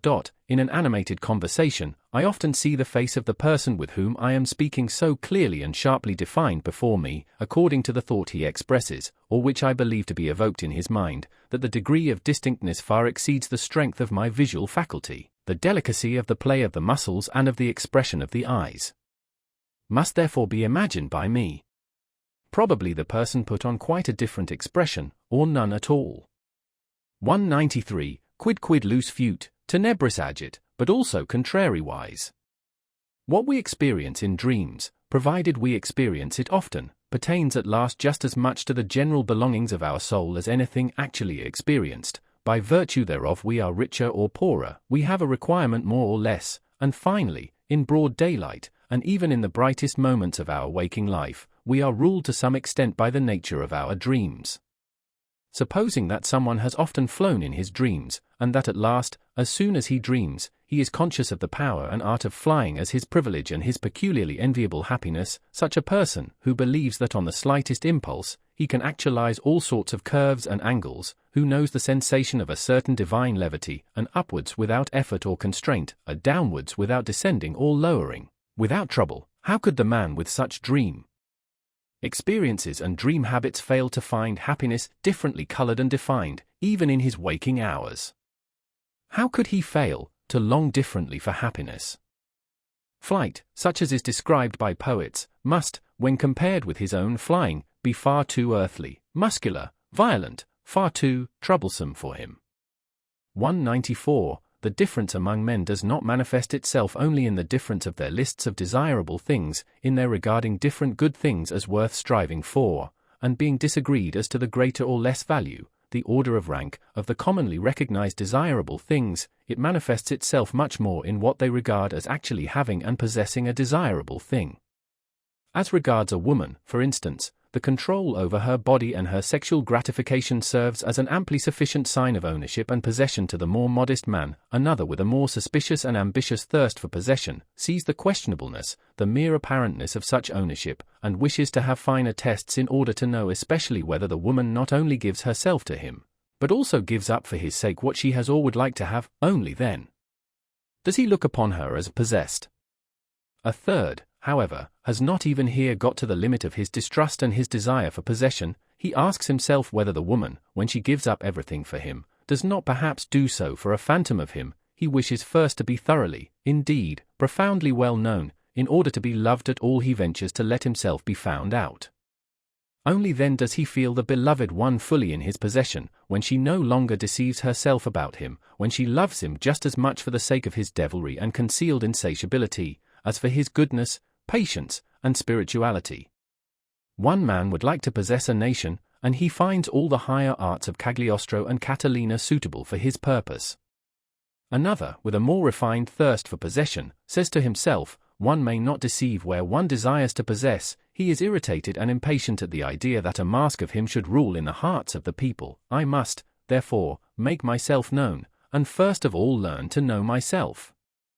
Among helpful and charitable people, one almost always finds the awkward craftiness which first gets up suitably him who has to be helped, as though, for instance, he should who merit help, seek just their help, and would show himself deeply grateful, attached, and subservient to them for all help.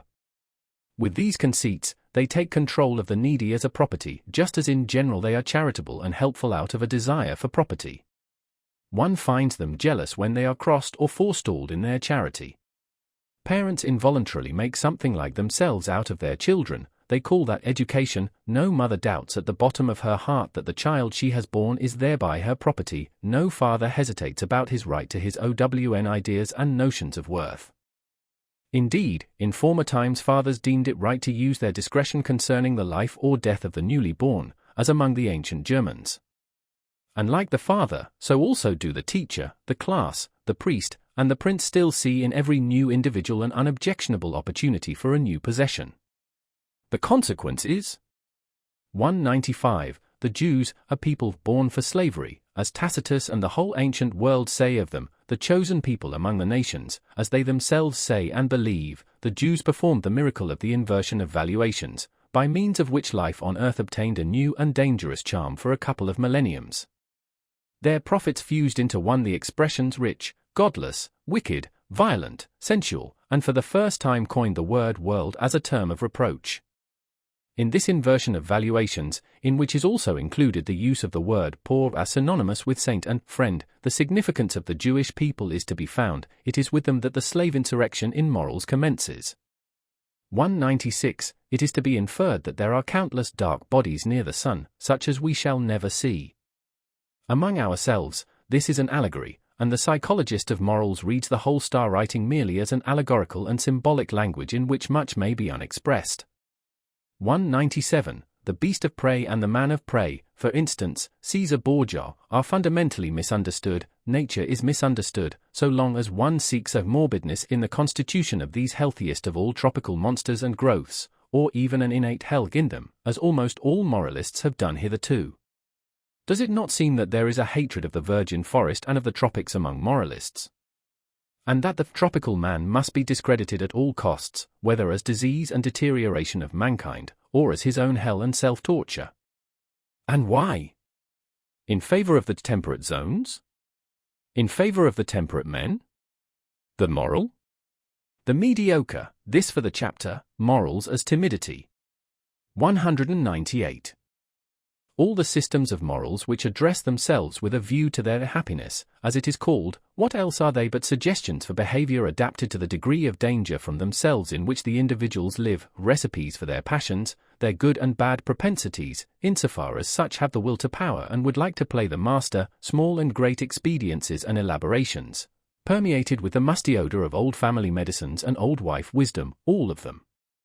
Grotesque and absurd in their form, because they address themselves to all, because they generalize where generalization is not authorized, all of them speaking unconditionally, and taking themselves unconditionally, all of them flavored not merely with one grain of salt, but rather endurable only, and sometimes even seductive, when they are overspiced and begin to smell dangerously, especially of the other world.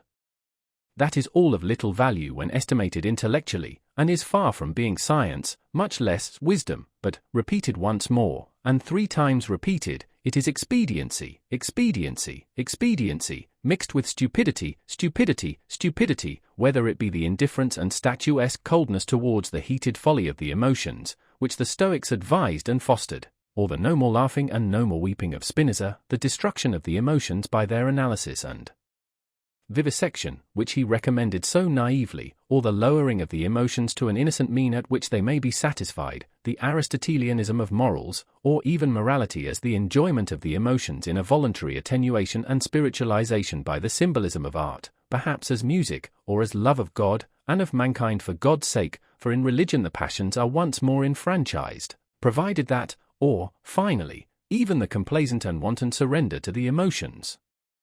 As has been taught by Hafiz and Goethe, the bold letting go of the reins, the spiritual and corporeal licentia morum in the exceptional cases of wise old codgers and drunkards, with whom it no longer has much danger. This also for the chapter, Morals as Timidity. 199. Inasmuch as in all ages, as long as mankind has existed, there have also been human herds, family alliances, communities, tribes, peoples, states, churches, and always a great number who obey in proportion to the small number who command, in view, therefore, of the fact that obedience has been most practiced and fostered among mankind hitherto, one may reasonably suppose that, generally speaking, the need thereof is now innate in every one, as a kind of formal conscience which gives the command thou shalt unconditionally do something, unconditionally refrain from something, in short, thou shalt.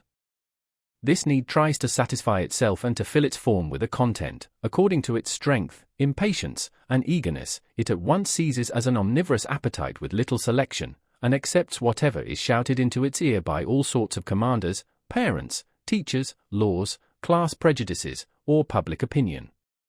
The extraordinary limitation of human development, the hesitation, protractedness, frequent retrogression, and turning thereof, is attributable to the fact that the herd instinct of obedience is transmitted best, and at the cost of the art of command. If one imagine this instinct increasing to its greatest extent, commanders and independent individuals will finally be lacking altogether, or they will suffer inwardly from a bad conscience, and will have to impose a deception on themselves in the first place in order to be able to command just as if they also were only obeying. This condition of things actually exists in Europe at present. I call it the moral hypocrisy of the commanding class. They know no other way of protecting themselves from their bad conscience than by playing the role of executors of older and higher orders, of predecessors, of the Constitution, of justice, of the law, or of God himself, or they even justify themselves by maxims from the current opinions of the herd, as first servants of their people, or instruments of the public weal. On the other hand, the gregarious European man nowadays assumes an air as if he were the only kind of man that is allowable. He glorifies his qualities, such as public spirit, kindness, deference, industry, temperance, modesty, indulgence, sympathy, by virtue of which he is gentle, endurable, and useful to the herd, as the peculiarly human virtues. In cases, however, where it is believed that the leader and bellwether cannot be dispensed with, attempt after attempt is made nowadays to replace commanders by the summing together of clever gregarious men. All representative constitutions, for example, are of this origin. In spite of all, what a blessing, what a deliverance from a weight becoming unendurable, is the appearance of an absolute ruler for these gregarious Europeans. Of this fact the effect of the appearance of Napoleon was the last great proof. The history of the influence of Napoleon is almost the history of the higher happiness to which the entire century has attained in its worthiest individuals and periods. 200. The man of an age of dissolution which mixes the races with one another, who has the inheritance of a diversified descent in his body, that is to say, contrary, and often not only contrary, instincts and standards of value, which struggle with one another and are seldom at peace. Such a man of late culture and broken lights will, on an average, be a weak man. His fundamental desire is that the war which is in him should come to an end. Happiness appears to him in the character of a soothing medicine and mode of thought, for instance, Epicurean or Christian. It is above all things the happiness of repose, of undisturbedness, of repletion, of final unity. It is the Sabbath of Sabbaths, to use the expression of the holy rhetorician, St. Augustine, who was himself such a man. Should, however, the contrariety and conflict in such natures operate as an additional incentive and stimulus to life, and if, on the other hand, in addition to their powerful and irreconcilable instincts, they have also inherited and indoctrinated into them a proper mastery and subtlety for carrying on the conflict with themselves, that is to say, the faculty of self-control and self-deception, there then arise those marvelously incomprehensible and inexplicable beings, those enigmatical men, predestined for conquering and circumventing others, the finest examples of which are Alcibiades and Caesar, with whom I should like to associate the first of Europeans according to my taste, the Hohenstaufen, Frederick II, and among artists, perhaps Leonardo da Vinci.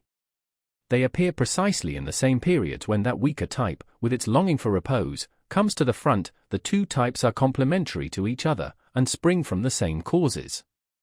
201. As long as the utility which determines moral estimates is only gregarious utility, as long as the preservation of the community is only kept in view, and the immoral is sought precisely and exclusively in what seems dangerous to the maintenance of the community, there can be no morality of love to one's neighbor.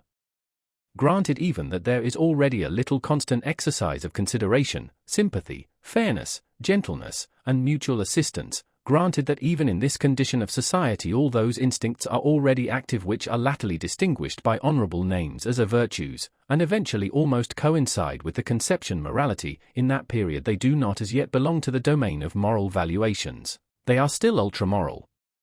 A sympathetic action, for instance, is neither called good nor bad, moral nor immoral, in the best period of the Romans, and should it be praised, a sort of resentful disdain is compatible with this praise, even at the best. Directly the sympathetic action is compared with one which contributes to the welfare of the whole, to the residential publica. After all, love to our neighbor is always a secondary matter, partly conventional and arbitrarily manifested in relation to our fear of our neighbor. After the fabric of society seems on the whole established and secured against external dangers, it is this fear of our neighbor which again creates new perspectives of moral valuation.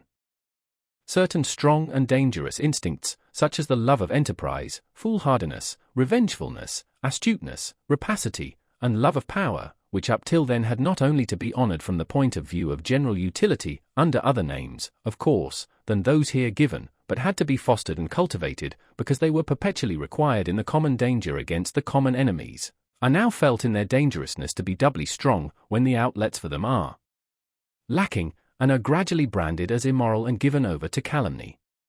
The contrary instincts and inclinations now attain to moral honor. The gregarious instinct gradually draws its conclusions. How much or how little dangerousness to the community or to equality is contained in an opinion, a condition, an emotion, a disposition, or an endowment, that is now the moral perspective. Here again fear is the mother of morals. It is by the loftiest and strongest instincts, when they break out passionately and carry the individual far above and beyond the average and the low level of the gregarious conscience, that the self-reliance of the community is destroyed, its belief in itself, its backbone, as it were, breaks. Consequently these very instincts will be most branded and defamed. The lofty independent spirituality, the will to stand alone, and even the cogent reason are felt to be dangers. Everything that elevates the individual above the herd, and is a source of fear to the neighbor, is henceforth called evil. The tolerant, unassuming, self-adapting, self-equalizing disposition, the mediocrity of desires, attains to moral distinction and honor. Finally, under very peaceful circumstances, there is always less opportunity and necessity for training the feelings to severity and rigor, and now every form of severity, even injustice, begins to disturb the conscience. A lofty and rigorous nobleness and self-responsibility almost offends, and awakens distrust. The lamb, and still more the sheep, wins respect. There is a point of diseased mellowness and effeminacy in the history of society, at which society itself takes the part of him who injures it, the part of the criminal, and does so, in fact, seriously and honestly. To punish appears to it to be somehow unfair. It is certain that the idea of punishment and the obligation to punish are then painful and alarming to people. Is it not sufficient if the criminal be rendered harmless? Why should we still punish? Punishment itself is terrible. With these questions gregarious morality, the morality of fear, draws its ultimate conclusion. If one could at all do away with danger, the cause of fear, one would have done away with this morality at the same time. It would no longer be necessary, it would not consider itself any longer necessary. Whoever examines the conscience of the present-day European will always elicit the same imperative from its thousand moral folds and hidden recesses, the imperative of the timidity of the herd. We wish that some time or other there may be nothing more to fear. Some time or other, the will and the way thereto is nowadays called progress all over Europe. 202. Let us at once say again what we have already said 100 times, for people's ears nowadays are unwilling to hear such truths, our truths. We know well enough how offensive it sounds when any one plainly, and without metaphor, counts man among the animals, but it will be accounted to us almost a crime, that it is precisely in respect to men of modern ideas that we have constantly applied the terms herd instincts, and such like expressions. What avail is it? We cannot do otherwise, for it is precisely here that our new insight is. We have found that in all the principal moral judgments, Europe has become unanimous, including likewise the countries where European influence prevails. In Europe, people evidently know what Socrates thought he did not know, and what the famous serpent of old once promised to teach. They know today what is good and evil. It must then sound hard and be distasteful to the ear when we always insist that that which here thinks it knows, that which here glorifies itself with praise and blame, and calls itself good, is the instinct of the herding human animal, the instinct which has come and is ever coming more and more to the front, to preponderance and supremacy over other instincts, according to the increasing physiological approximation and resemblance of which it is the symptom. Morality in Europe at present is herding animal morality, and therefore, as we understand the matter, only one kind of human morality, beside which, before which, and after which many other moralities, and above all higher moralities, are or should be possible. Against such a possibility, against such a should be, however, this morality defends itself with all its strength. It says obstinately and inexorably, I am morality itself and nothing else is morality. Indeed, with the help of a religion which has humored and flattered the sublimest desires of the herding animal, things have reached such a point that we always find a more visible expression of this morality even in political and social arrangements. The democratic movement is the inheritance of the Christian movement. That its tempo, however, is much too slow and sleepy for the more impatient ones, for those who are sick and distracted by the herding instinct, is indicated by the increasingly furious howling, and always less disguised teeth gnashing of the anarchist dogs, who are now roving through the highways of European culture. Apparently in opposition to the peacefully industrious democrats and revolution ideologues, and still more so to the awkward philosophasters and fraternity visionaries who call themselves socialists and want a free society, those are really at one with them all in their thorough and instinctive hostility to every form of society other than that of the autonomous herd, to the extent even of repudiating the notions master and servant. Ni maitre, says a socialist formula, at one in their tenacious opposition to every special claim, every special right and privilege. This means ultimately opposition to every right, for when all are equal, no one needs rights any longer, at one in their distrust of punitive justice, as though it were a violation of the weak, unfair to the necessary consequences of all former society, but equally at one in their religion of sympathy, in their compassion for all that feels, lives, and suffers, down to the very animals, up even to God. The extravagance of sympathy for God belongs to a democratic age, altogether at one in the cry and impatience of their sympathy, in their deadly hatred of suffering generally, in their almost feminine incapacity for witnessing it or allowing it, at one in their involuntary beglooming and heart-softening, under the spell of which Europe seems to be threatened with a new Buddhism, at one in their belief in the morality of mutual sympathy, as though it were morality in itself, the climax, the attained climax of mankind, the sole hope of the future, the consolation of the present, the great discharge from all the obligations of the past, altogether at one in their belief in the community as the deliverer, in the herd, and therefore in themselves. 203. We, who hold a different belief, we, who regard the democratic movement, not only as a degenerating form of political organization, but as equivalent to a degenerating, a waning type of man, as involving his mediocrizing and depreciation, where have we to fix our hopes? In new philosophers, there is no other alternative, in minds strong and original enough to initiate opposite estimates of value, to transvalue and invert eternal valuations, in forerunners, in men of the future, who in the present shall fix the constraints and fasten the knots which will compel millenniums to take new paths.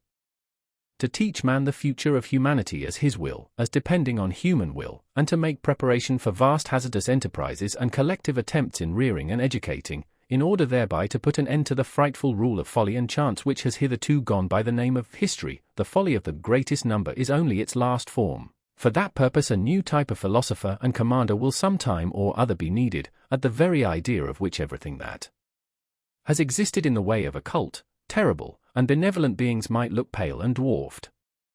The image of such leaders hovers before our eyes. Is it lawful for me to say it aloud, ye free spirits? the conditions which one would partly have to create and partly utilize for their genesis, the presumptive methods and tests by virtue of which a soul should grow up to such an elevation and power as to feel a constraint to these tasks, a transvaluation of values, under the new pressure and hammer of which a conscience should be steeled and a heart transformed into brass, so as to bear the weight of such responsibility, and on the other hand the necessity for such leaders, the dreadful danger that they might be lacking, or miscarry and degenerate. These are our real anxieties and glooms, ye know it well, ye free spirits. These are the heavy distant thoughts and storms which sweep across the heaven of our life. There are few pains so grievous as to have seen, divined, or experienced how an exceptional man has missed his way and deteriorated, but he who has the rare eye for the universal danger of man himself deteriorating, he who like us has recognized the extraordinary fortuitousness which has hitherto played its game in respect to the future of mankind, a game in which neither the hand, nor even a finger of God has participated. He who divines the fate that is hidden under the idiotic unwariness and blind confidence of modern ideas, and still more under the whole of Christo-European morality, suffers from an anguish with which no other is to be compared. He sees at a glance all that could still be made out of man through a favorable accumulation and augmentation of human powers and arrangements. He knows with all the knowledge of his conviction how unexhausted man still is for the greatest possibilities, and how often in the past the type man has stood in presence of mysterious decisions and new paths. He knows still better from his painfulest recollections on what wretched obstacles promising developments of the highest rank have hitherto usually gone to pieces, broken down, sunk, and become contemptible. The universal degeneracy of mankind to the level of the man of the future, as idealized by the socialistic fools and shallow pates, this degeneracy and dwarfing of man to an absolutely gregarious animal, or as they call it, to a man of free society, this brutalizing of man into a pygmy with equal rights and claims, is undoubtedly possible. He who has thought out this possibility to its ultimate conclusion knows another loathing unknown to the rest of mankind, and perhaps also a new mission. Chapter 6. We Scholars. 204. At the risk that moralizing may also reveal itself here as that which it has always been, namely, resolutely Montreses plays, according to Balzac, I would venture to protest against an improper and injurious alteration of rank, which quite unnoticed, and as if with the best conscience, threatens nowadays to establish itself in the relations of science and philosophy. I mean to say that one must have the right out of one's own experience, as it seems to me, always implies unfortunate experience, to treat of such an important question of rank, so as not to speak of color like the blind, or against science like women and artists, are. This dreadful science, sigh their instinct and their shame, it always finds things out. The declaration of independence of the scientific man, his emancipation from philosophy, is one of the subtler after-effects of democratic organization and disorganization. The self-glorification and self-conceitedness of the learned man is now everywhere in full bloom, and in its best springtime, which does not mean to imply that in this case self-praise smells sweet. Here also the instinct of the populace cries, freedom from all masters, and after science has, with the happiest results, resisted theology, whose handmaid it had been too long, it now proposes in its wantonness and indiscretion to lay down laws for philosophy, and in its turn to play the master. What am I saying? To play the philosopher on its own account. My memory, the memory of a scientific man, if you please, teems with the naivets of insolence which I have heard about philosophy and philosophers from young naturalists and old physicians, not to mention the most cultured and most conceited of all learned men, the philologists and schoolmasters, who are both the one and the other by profession. On one occasion it was the specialist and the Jack Horner who instinctively stood on the defensive against all synthetic tasks and capabilities. At another time it was the industrious worker who had got a scent of otium and refined luxuriousness in the internal economy of the philosopher, and felt himself aggrieved and belittled thereby. On another occasion it was the colorblindness of the utilitarian, who sees nothing in philosophy but a series of refuted systems, and an extravagant expenditure which does nobody any good. At another time the fear of disguised mysticism and of the boundary adjustment of knowledge became conspicuous. At another time the disregard of individual philosophers, which had involuntarily extended to disregard of philosophy generally. In fine, I found most frequently, behind the proud disdain of philosophy in young scholars, the evil after effect of some particular philosopher, to whom on the whole obedience had been forsworn, without, however, the spell of his scornful estimates of other philosophers having been got rid of, the result being a general ill will to all philosophy.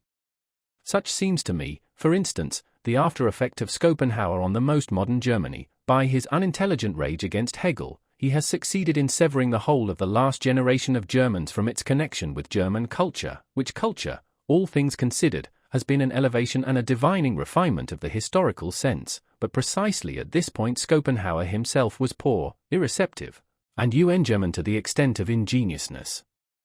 On the whole, speaking generally, it may just have been the humanness, all too humanness of the modern philosophers themselves, in short, their contemptibleness, which has injured most radically the reverence for philosophy and opened the doors to the instinct of the populace.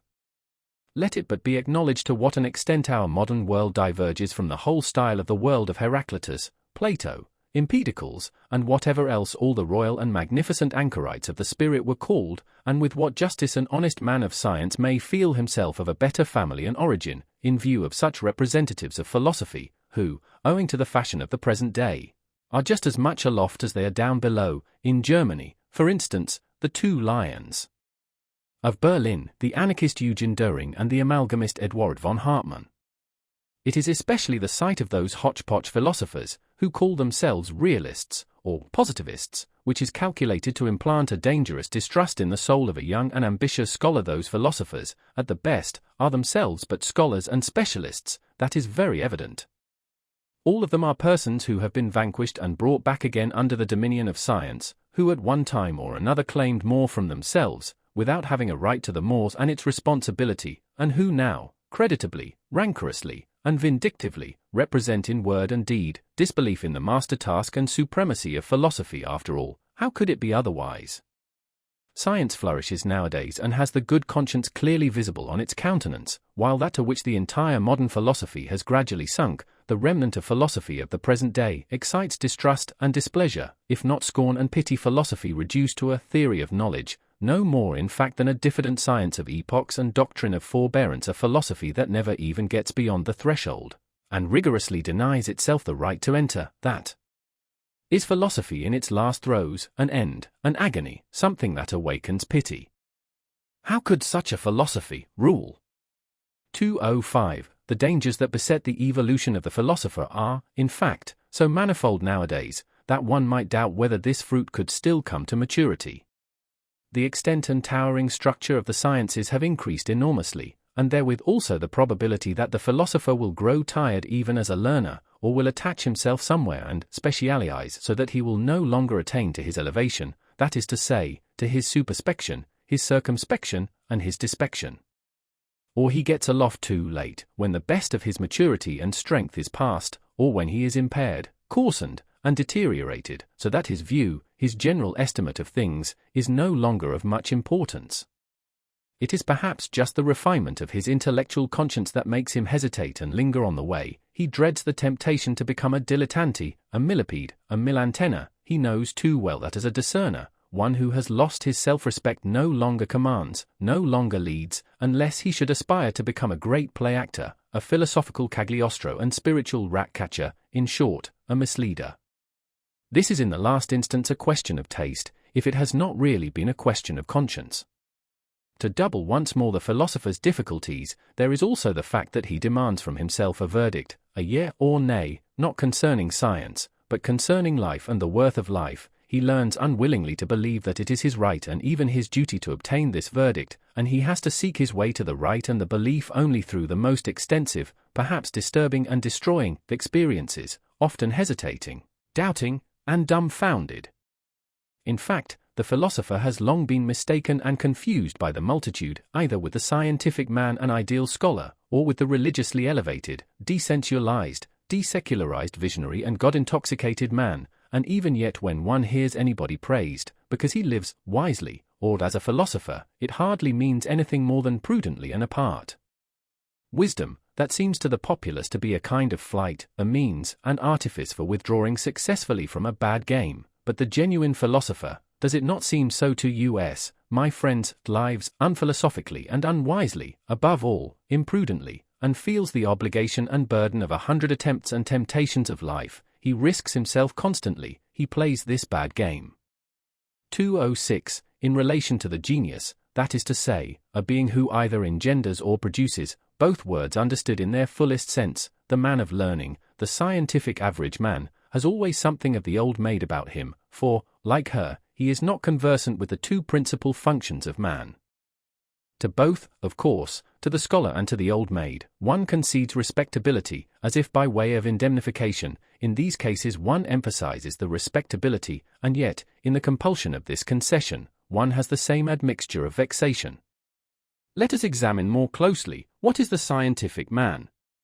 Firstly, a commonplace type of man, with commonplace virtues, that is to say, a non-ruling, non-authoritative, and non-self-sufficient type of man. He possesses industry, patient adaptableness to rank and file, equability and moderation in capacity and requirement. He has the instinct for people like himself, and for that which they require, for instance, the portion of independence and green meadow without which there is no rest from labor, the claim to honor and consideration, which first and foremost presupposes recognition and recognizability, the sunshine of a good name, the perpetual ratification of his value and usefulness, with which the inward distrust which lies at the bottom of the heart of all dependent men and gregarious animals, has again and again to be overcome. The learned man, as is appropriate, has also maladies and faults of an ignoble kind. He is full of petty envy, and has a lynx eye for the weak points in those natures to whose elevations he cannot attain. He is confiding, yet only as one who lets himself go, but does not flow, and precisely before the man of the great current he stands all the colder and more reserved. His eye is then like a smooth and irresponsive lake, which is no longer moved by rapture or sympathy. The worst and most dangerous thing of which a scholar is capable results from the instinct of mediocrity of his type, from the Jesuitism of mediocrity, which labors instinctively for the destruction of the exceptional man, and endeavors to break, or still better, to relax, every bent bow, to relax, of course, with consideration, and naturally with an indulgent hand, to relax with confiding sympathy. That is the real art of Jesuitism, which has always understood how to introduce itself as the religion of sympathy. 207.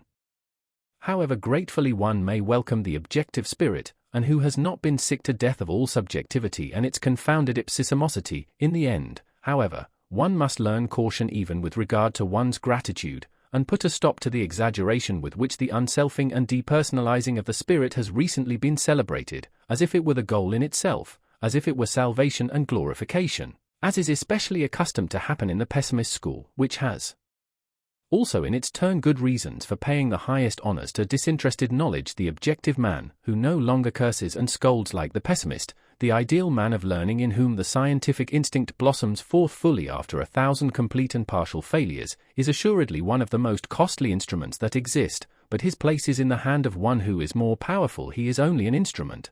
We may say, he is a mirror, he is no purpose in himself. The objective man is in truth a mirror accustomed to prostration before everything that wants to be known, with such desires only as knowing or reflecting implies. He waits until something comes, and then expands himself sensitively, so that even the light footsteps and gliding past of spiritual beings may not be lost on his surface, and film whatever personality he still possesses seems to him accidental, arbitrary, or still oftener, disturbing, so much has he come to regard himself as the passage and reflection of outside forms and events. He calls up the recollection of himself with an effort, and not infrequently wrongly. He readily confounds himself with other persons, he makes mistakes with regard to his own needs, and here only is he unrefined and negligent. Perhaps he is troubled about the health, or the pettiness and confined atmosphere of wife and friend, or the lack of companions and society. Indeed, he sets himself to reflect on his suffering, but in vain.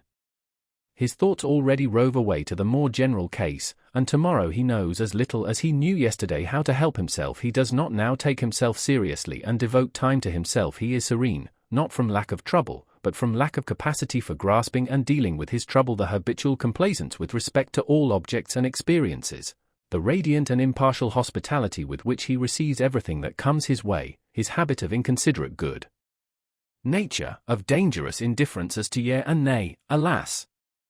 There are enough of cases in which he has to atone for these virtues of his, and as man generally, he becomes far too easily the caput mortuum of such virtues. Should one wish love or hatred from him, I mean love and hatred as God, woman, and animal understand them, he will do what he can, and furnish what he can. But one must not be surprised if it should not be much, if he should show himself just at this point to be false, fragile, questionable, and deteriorated. His love is constrained, his hatred is artificial, and rather un tour de force, a slight ostentation and exaggeration. He is only genuine so far as he can be objective, only in his serene totality is he still a nature and natural. His mirroring and eternally self-polishing soul no longer knows how to affirm, no longer how to deny, he does not command, neither does he destroy. J.E. Niemeprise Press Green, he says, with Leibniz, let us not overlook nor undervalue the Presque. Neither is he a model man, he does not go in advance of any one, nor after, either, he places himself generally too far off to have any reason for espousing the cause of either good or evil. If he has been so long confounded with the philosopher, with the Caesarian trainer and dictator of civilization, he has had far too much honor, and what is more essential in him has been overlooked. He is an instrument, something of a slave, though certainly the sublimest sort of slave, but nothing in himself. Press Green. The objective man is an instrument, a costly, easily injured, easily tarnished measuring instrument and mirroring apparatus, which is to be taken care of and respected, but he is no goal, not outgoing nor upgoing, no complementary man in whom the rest of existence justifies itself, no termination, and still less a commencement, an engendering, or primary cause, nothing hardy, powerful, self-centered, that wants to be master, but rather only a soft, inflated, delicate, movable potter's form, that must wait for some kind of content and frame to shape itself thereto, for the most part a man without frame and content, a selfless man. Consequently, also, nothing for women, in parenthesis. 208. When a philosopher nowadays makes known that he is not a skeptic, I hope that has been gathered from the foregoing description of the objective spirit, people all hear it impatiently, they regard him on that account with some apprehension, they would like to ask so many questions, indeed among timid hearers, of whom there are now so many, he is henceforth said to be dangerous. With his repudiation of skepticism, it seems to them as if they heard some evil threatening sound in the distance, as if a new kind of explosive were being tried somewhere, a dynamite of the spirit, perhaps a newly discovered Russian nihilin, a pessimism boni voluntatis, that not only denies, means denial, but, dreadful thought, practices denial. Against this kind of goodwill, a will to the veritable, actual negation of life, there is, as is generally acknowledged nowadays, no better soporific and sedative than skepticism, the mild, pleasing, lulling poppy of skepticism, and Hamlet himself is now prescribed by the doctors of the day as an antidote to the spirit, and its underground noises. Are not our ears already full of bad sounds, say the skeptics, as lovers of repose, and almost as a kind of safety police, this subterranean neigh is terrible. Be still, ye pessimistic moles. The skeptic, in effect, that delicate creature, is far too easily frightened, his conscience is schooled so as to start at every nay, and even at that sharp, decided yea, and feel something like a bite thereby. Yea and nay, they seem to him opposed to morality, he loves, on the contrary, to make a festival to his virtue by a noble aloofness, while perhaps he says with Montaigne, what do I know? Or with Socrates, I know that I know nothing. Or, here I do not trust myself, no door is open to me. Or, even if the door were open, why should I enter immediately? Or, what is the use of any hasty hypotheses? It might quite well be in good taste to make no hypotheses at all. Are you absolutely obliged to straighten at once what is crooked? To stuff every hole with some kind of oakum? Is there not time enough for that? Has not the time leisure? Oh, ye demons, can ye not at all wait? The uncertain also has its charms. The Sphinx, too, is a Circe, and Circe, too, was a philosopher. Thus does a skeptic console himself, and in truth he needs some consolation.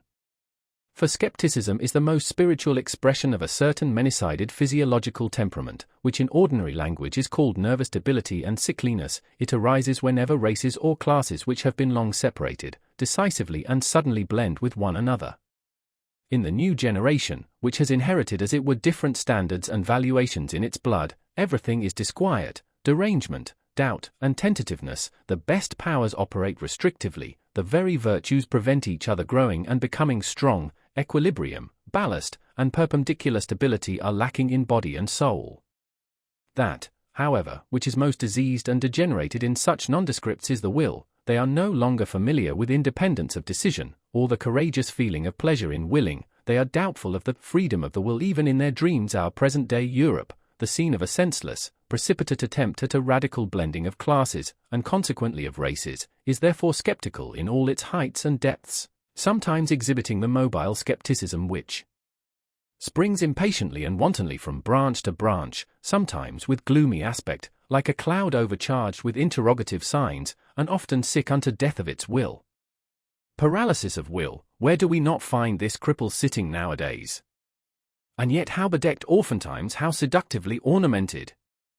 There are the finest gala dresses and disguises for this disease, and that, for instance, most of what places itself nowadays in the showcases as objectiveness, the scientific spirit, l'art pour l'art, and pure voluntary knowledge, is only decked out skepticism and paralysis of will. I am ready to answer for this diagnosis of the European disease. The disease of the will is diffused unequally over Europe. It is worst and most varied where civilization has longest prevailed. It decreases according as the barbarian still, or again, asserts his claims under the loose drapery of Western culture. It is therefore in the France of today, as can be readily disclosed and comprehended, that the will is most infirm, and France, which has always had a masterly aptitude for converting even the portentous crises of its spirit into something charming and seductive, now manifests emphatically its intellectual ascendancy over Europe, by being the school and exhibition of all the charms of skepticism. The power to will and to persist, moreover, in a resolution, is already somewhat stronger in Germany, and again in the north of Germany it is stronger than in central Germany. It is considerably stronger in England, Spain, and Corsica,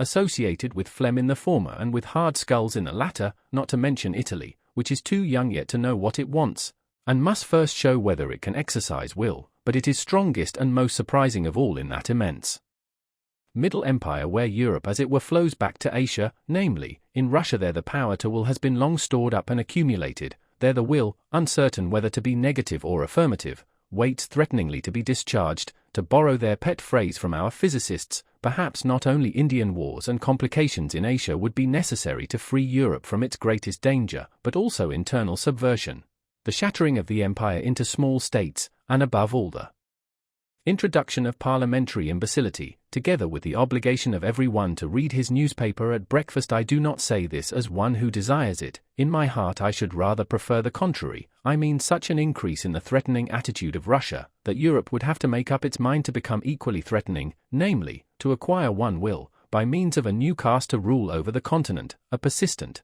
dreadful will of its own, that can set its aims thousands of years ahead, so that the long-spun-out comedy of its petty statism, and its dynastic as well as its democratic many-willedness, might finally be brought to a close. The time for petty politics is past. The next century will bring the struggle for the dominion of the world, the compulsion to great politics. 209. As to how far the new warlike age on which we Europeans have evidently entered may perhaps favor the growth of another and stronger kind of skepticism, I should like to express myself preliminarily merely by a parable, which the lovers of German history will already understand. That unscrupulous enthusiast for big, handsome grenadiers, who, as King of Prussia, brought into being a military and skeptical genius, and therewith, in reality, the new and now triumphantly emerged type of German, the problematic, crazy father of Frederick the Great, had on one point the very knack and lucky grasp of the genius. He knew what was then lacking in Germany, the want of which was 100 times more alarming and serious than any lack of culture and social form. His ill will to the young Frederick resulted from the anxiety of a profound instinct. Men were lacking, and he suspected, to his bitterest regret, that his own son was not man enough. There, however, he deceived himself, but who would not have deceived himself in his place? He saw his son lapse to atheism, to the esprit, to the pleasant frivolity of clever Frenchmen. He saw in the background the great bloodsucker, the spider skepticism. He suspected the incurable wretchedness of a heart no longer hard enough either for evil or good, and of a broken will that no longer commands, is no longer able to command. Meanwhile, however, there grew up in his son that new kind of harder and more dangerous skepticism. Who knows to what extent it was encouraged just by his father's hatred and the icy melancholy of a will condemned to solitude, the skepticism of daring manliness, which is closely related to the genius for war and conquest, and made its first entrance into Germany in the person of the great Frederick. This skepticism despises and nevertheless grasps, it undermines and takes possession, it does not believe, but it does not thereby lose itself, it gives the spirit a dangerous liberty, but it keeps strict guard over the heart.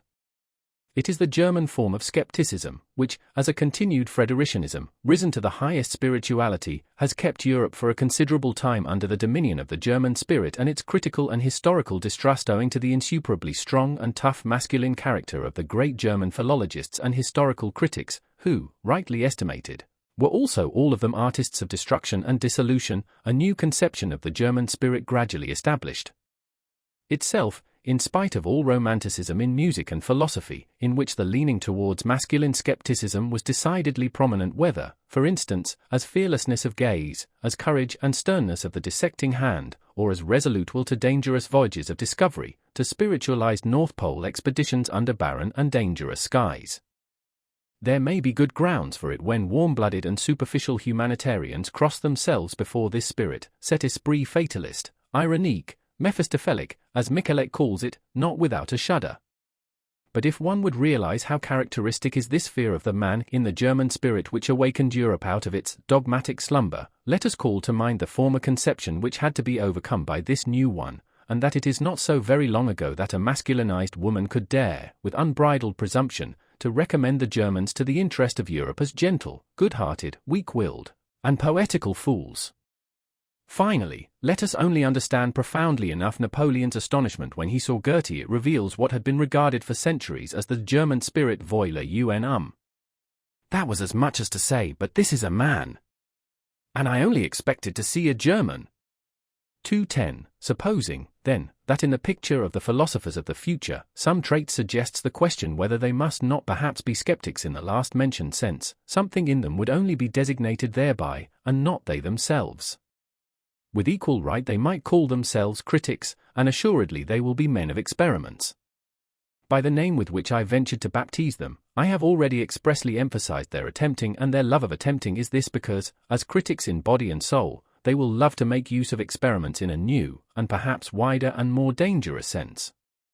In their passion for knowledge, will they have to go further in daring and painful attempts than the sensitive and pampered taste of a democratic century can approve of? There is no doubt these coming ones will be least able to dispense with the serious and not unscrupulous qualities which distinguish the critic from the skeptic. I mean the certainty as to standards of worth, the conscious employment of a unity of method, the wary courage, the standing alone, and the capacity for self-responsibility. Indeed, they will avow among themselves a delight in denial and dissection, and a certain considerate cruelty, which knows how to handle the knife surely and deftly. Even when the heart bleeds they will be sterner, and perhaps not always towards themselves only, than humane people may desire. They will not deal with the truth in order that it may please them, or elevate and inspire them. They will rather have little faith in truth, bringing with it such revels for the feelings. They will smile, those rigorous spirits, when any one says in their presence that thought elevates me, why should it not be true? Or that work enchants me, why should it not be beautiful? Or that artist enlarges me, why should he not be great? Perhaps they will not only have a smile, but a genuine disgust for all that is thus rapturous, idealistic, feminine, and hermaphroditic, and if any one could look into their inmost hearts, he would not easily find therein the intention to reconcile Christian sentiments with antique taste, or even with modern parliamentarism, the kind of reconciliation necessarily found even among philosophers in our very uncertain and consequently very conciliatory century. Critical discipline, and every habit that conduces to purity and rigor in intellectual matters, will not only be demanded from themselves by these philosophers of the future, they may even make a display thereof as their special adornment. Nevertheless they will not want to be called critics on that account. It will seem to them no small indignity to philosophy to have it decreed, as is so welcome nowadays, that philosophy itself is criticism and critical science, and nothing else whatever. Though this estimate of philosophy may enjoy the approval of all the positivists of France and Germany, and possibly it even flattered the heart and taste of Kant, let us call to mind the titles of his principal works. Our new philosophers will say, notwithstanding, that critics are instruments of the philosopher, and just on that account, as instruments, they are far from being philosophers themselves. Even the great Chinaman of Königsberg was only a great critic. 211. I insist upon it that people finally cease confounding philosophical workers, and in general scientific men, with philosophers, that precisely here one should strictly give each his own, and not give those far too much, these far too little. It may be necessary for the education of the real philosopher that he himself should have once stood upon all those steps upon which his servants, the scientific workers of philosophy, remain standing, and must remain standing. He himself must perhaps have been critic, and dogmatist, and historian, and besides, poet, and collector, and traveller, and riddle reader, and moralist, and seer, and free spirit, and almost everything, in order to traverse the whole range of human values and estimations, and that he may be able with a variety of eyes and consciences to look from a height to any distance, from a depth up to any height, from a nook into any expanse. But all these are only preliminary conditions for his task. This task itself demands something else. It requires him to create values. The philosophical workers, after the excellent pattern of Kant and Hegel, have to fix and formalize some great existing body of valuations, that is to say, former determinations of value, creations of value, which have become prevalent, and are for a time called truths, whether in the domain of the logical, the political, moral, or the artistic. It is for these investigators to make whatever has happened and been esteemed hitherto conspicuous, conceivable, intelligible, and manageable, to shorten everything long, even time itself, and to subjugate the entire past, an immense and wonderful task, in the carrying out of which all refined pride, all tenacious will, can surely find satisfaction. The real philosophers, however, are commanders and lawgivers. They say, "Thus shall it be." They determine first the whither and the why of mankind, and thereby set aside the previous labor of all philosophical workers, and all subjugators of the past. They grasp at the future with a creative hand, and whatever is and was, becomes for them thereby a means, an instrument, and a hammer. Their knowing is creating, their creating is a law-giving, their will to truth is will to power. Are there at present such philosophers? Have there ever been such philosophers? Must there not be such philosophers some day? 2:12. It is always more obvious to me that the philosopher, as a man indispensable for the morrow and the day after the morrow, has ever found himself, and has been obliged to find himself, in contradiction to the day in which he lives. His enemy has always been the ideal of his day. Hitherto all those extraordinary furtherers of humanity whom one calls philosophers, who rarely regarded themselves as lovers of wisdom, but rather as disagreeable fools and dangerous interrogators, have found their mission, their hard, involuntary, imperative mission, in the end, however, the greatness of their mission, in being the bad conscience of their age. In putting the vivisector's knife to the breast of the very virtues of their age, they have betrayed their own secret. It has been for the sake of a new greatness of man, a new untrodden path to his aggrandizement. They have always disclosed how much hypocrisy, indolence, self-indulgence, and self-neglect, how much falsehood was concealed under the most venerated types of contemporary morality, how much virtue was outlived. They have always said, we must remove hence to where you are least at home in the face of a world of modern ideas, which would like to confine every one in a corner, in a specialty. A philosopher, if there could be philosophers nowadays, would be compelled to place the greatness of man, the conception of greatness, precisely in his comprehensiveness and multifariousness, in his all-roundness. He would even determine worth and rank according to the amount and variety of that which a man could bear and take upon himself, according to the extent to which a man could stretch his responsibility. Nowadays the taste and virtue of the age weaken and attenuate the will. Nothing is so adapted to the spirit of the age as weakness of will. Consequently, in the ideal of the philosopher, strength of will, sternness, and capacity for prolonged resolution must specially be included in the conception of greatness, with as good a right as the opposite doctrine, with its ideal of a silly, renouncing, humble, selfless humanity, was suited to an opposite age, such as the 16th century, which suffered from its accumulated energy of will, and from the wildest torrents and floods of selfishness in the time of Socrates, among men only of worn-out instincts, old conservative Athenians who let themselves go, for the sake of happiness, as they said, for the sake of pleasure, as their conduct indicated, and who had continually on their lips the old pompous words to which they had long forfeited the right by the life they led. Irony was perhaps necessary for greatness of soul, the wicked Socratic assurance of the old physician and plebeian, who cut ruthlessly into his own flesh, as into the flesh and heart of the noble, with a look that said plainly, "Enough, do not dissemble before me. Here, we are equal." At present, on the contrary, when throughout Europe the herding animal alone attains to honors, and dispenses honors, when equality of right can too readily be transformed into equality in wrong, I mean to say into general war against everything rare, strange, and privileged, against the higher man, the higher soul, the higher duty, the higher responsibility, the creative plenipotence and lordliness. At present it belongs to the conception of greatness to be noble, to wish to be apart, to be capable of being different, to stand alone, to have to live by personal initiative, and the philosopher will betray something of his own ideal when he asserts he shall be the greatest who can be the most solitary, the most concealed, the most divergent, the man beyond good and evil, the master of his virtues, and of superabundance of will. Precisely this shall be called greatness, as diversified as can be entire, as ample as can be full.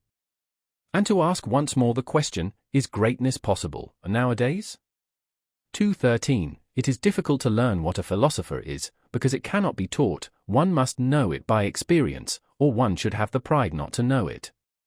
The fact that at present people all talk of things of which they cannot have any experience is true more especially and unfortunately as concerns the philosopher and philosophical matters. The very few know them, are permitted to know them, and all popular ideas about them are false. Thus, for instance, the truly philosophical combination of a bold, exuberant spirituality which runs at presto pace, and a dialectic rigor and necessity which makes no false step, is unknown to most thinkers and scholars from their own experience, and therefore, should anyone speak of it in their presence, it is incredible to them. They conceive of every necessity as troublesome, as a painful compulsory obedience and state of constraint. Thinking itself is regarded by them as something slow and hesitating, almost as a trouble, and often enough as a worthy of the sweat of the noble, but not at all as something easy and divine, closely related to dancing and exuberance. To think and to take a matter seriously, arduously, that is one and the same thing to them, such only has been their experience. Artists have here perhaps a finer intuition, they who know only too well that precisely when they no longer do anything arbitrarily, and everything of necessity, their feeling of freedom, of subtlety, of power, of creatively fixing, disposing, and shaping, reaches its climax. In short, that necessity and freedom of will are then the same thing with them. There is, in fine, a gradation of rank in psychical states, to which the gradation of rank in the problems corresponds, and the highest problems repel ruthlessly every one who ventures too near them, without being predestined for their solution by the loftiness and power of his spirituality. Of what use is it for nimble, everyday intellects, or clumsy, honest mechanics and empiricists to press, in their plebeian ambition, close to such problems, and as it were into this holy of holies, as so often happens nowadays? But coarse feet must never tread upon such carpets. This is provided for in the primary law of things. The doors remain closed to those intruders, though they may dash and break their heads thereon. People have always to be born to a high station, or, more definitely, they have to be bred for it. A person has only a right to philosophy, taking the word in its higher significance, in virtue of his descent. The ancestors, that blood, decide here also.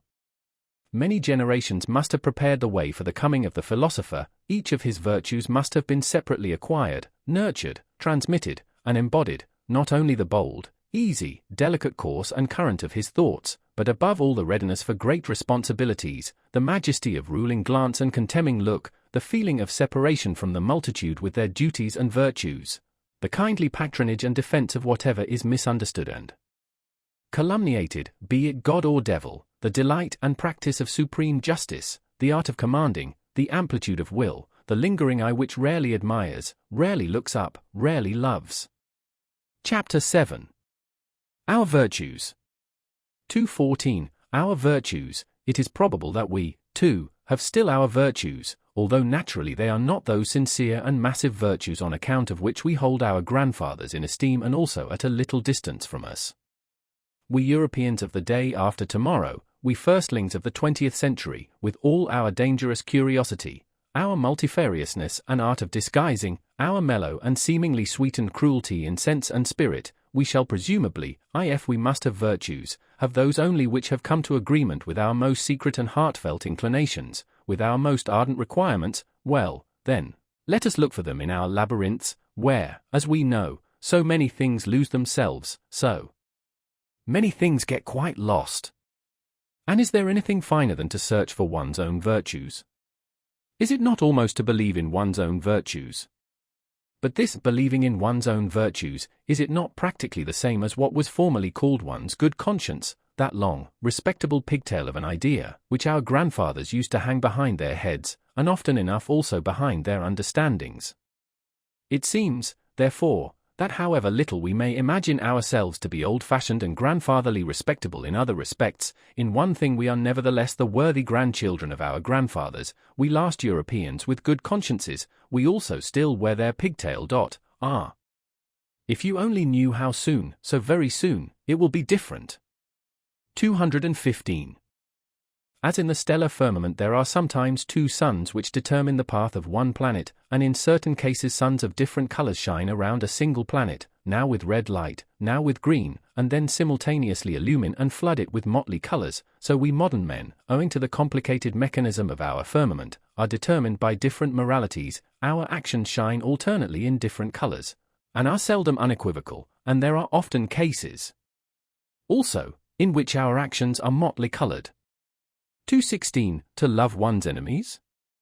I think that has been well learnt. It takes place thousands of times at present on a large and small scale. Indeed, at times the higher and sublimer thing takes place. We learn to despise when we love, and precisely when we love best, all of it, however, unconsciously, without noise, without ostentation, with the shame and secrecy of goodness, which forbids the utterance of the pompous word and the formula of virtue. Morality as attitude is opposed to our taste nowadays. This is also an advance, as it was an advance in our fathers that religion as an attitude finally became opposed to their taste, including the enmity and Voltairean bitterness against religion, and all that formerly belonged to free-thinker pantomime. It is the music in our conscience, the dance in our spirit, to which Puritan litanies, moral sermons, and goody-goodness won't chime. 217. Let us be careful in dealing with those who attach great importance to being credited with moral tact and subtlety in moral discernment. They never forgive us if they have once made a mistake before us, or even with regard to us, they inevitably become our instinctive calumniators and detractors, even when they still remain our friends. Blessed are the forgetful, for they get the better even of their blunders. 218. The psychologists of France, and where else are there still psychologists nowadays, have never yet exhausted their bitter and manifold enjoyment of the bêtise bourgeoise, just as though, in short, they betray something thereby. Flaubert, for instance, the honest citizen of Rouen, neither saw, heard, nor tasted anything else in the end. It was his mode of self-torment and refined cruelty. As this is growing wearisome, I would now recommend for a change something else for a pleasure, namely, the unconscious astuteness with which good, fat, honest mediocrity always behaves towards loftier spirits and the tasks they have to perform, the subtle, barbed, Jesuitical astuteness, which is 1,000 times subtler than the taste and understanding of the middle class in its best moments, subtler even than the understanding of its victims, a repeated proof that instinct is the most intelligent of all kinds of intelligence which have hitherto been discovered. In short, you psychologists, study the philosophy of the rule in its struggle with that exception, there you have a spectacle fit for gods and godlike malignity. Or, in plainer words, practice vivisection on good people, on the homo boni voluntatis, on yourselves. 219. The practice of judging and condemning morally is the favorite revenge of the intellectually shallow on those who are less so. It is also a kind of indemnity for their being badly endowed by nature, and finally, it is an opportunity for acquiring spirit and becoming subtle. Malice spiritualizes. They are glad in their inmost heart that there is a standard according to which those who are over-endowed with intellectual goods and privileges are equal to them. They contend for that equality of all before God, and almost need the belief in God for this purpose. It is among them that the most powerful antagonists of atheism are found. If anyone were to say to them a lofty spirituality is beyond all comparison with the honesty and respectability of a merely moral man, it would make them furious. I shall take care not to say so. I would rather flatter them with my theory that lofty spirituality itself exists only as the ultimate product of moral qualities, that it is a synthesis of all qualities attributed to this merely moral man, after they have been acquired singly through long training and practice, perhaps during a whole series of generations. That lofty spirituality is precisely the spiritualizing of justice, and the beneficent severity which knows that it is authorized to maintain gradations of rank in the world, even among things, and not only among men. 220. Now that the praise of the disinterested person is so popular, one must, probably not without some danger, get an idea of what people actually take an interest in, and what are the things generally which fundamentally and profoundly concern ordinary men, including the cultured, even the learned, and perhaps philosophers also, if appearances do not deceive. the fact thereby becomes obvious that the greater part of what interests and charms higher natures, and more refined and fastidious tastes, seems absolutely uninteresting to the average man, if, notwithstanding, he perceive devotion to these interests, he calls it desinteresse, and wonders how it is possible to act disinterestedly.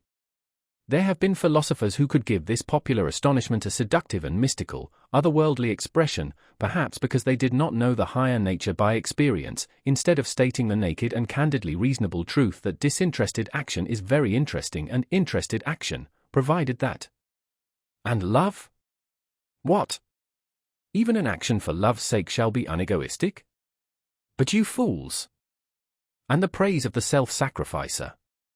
But whoever has really offered sacrifice knows that he wanted and obtained something for it, perhaps something from himself or something from himself, that he relinquished here in order to have more there, perhaps in general to be more, or even feel himself more. But this is a realm of questions and answers in which a more fastidious spirit does not like to stay, for here truth has to stifle her yawn so much when she is obliged to answer. And after all, truth is a woman, one must not use force with her. 221. It sometimes happens, said a moralistic pedant and trifle retailer, that I honor and respect an unselfish man, not, however, because he is unselfish, but because I think he has a right to be useful to another man at his own expense. In short, the question is always who he is, and who the other is. For instance, in a person created and destined for command, self-denial and modest retirement, instead of being virtues, would be the waste of virtues, so it seems to me. Every system of unegoistic morality which takes itself unconditionally and appeals to everyone, not only sins against good taste, but is also an incentive to sins of omission, an additional seduction under the mask of philanthropy, and precisely a seduction and injury to the higher, rarer, and more privileged types of men.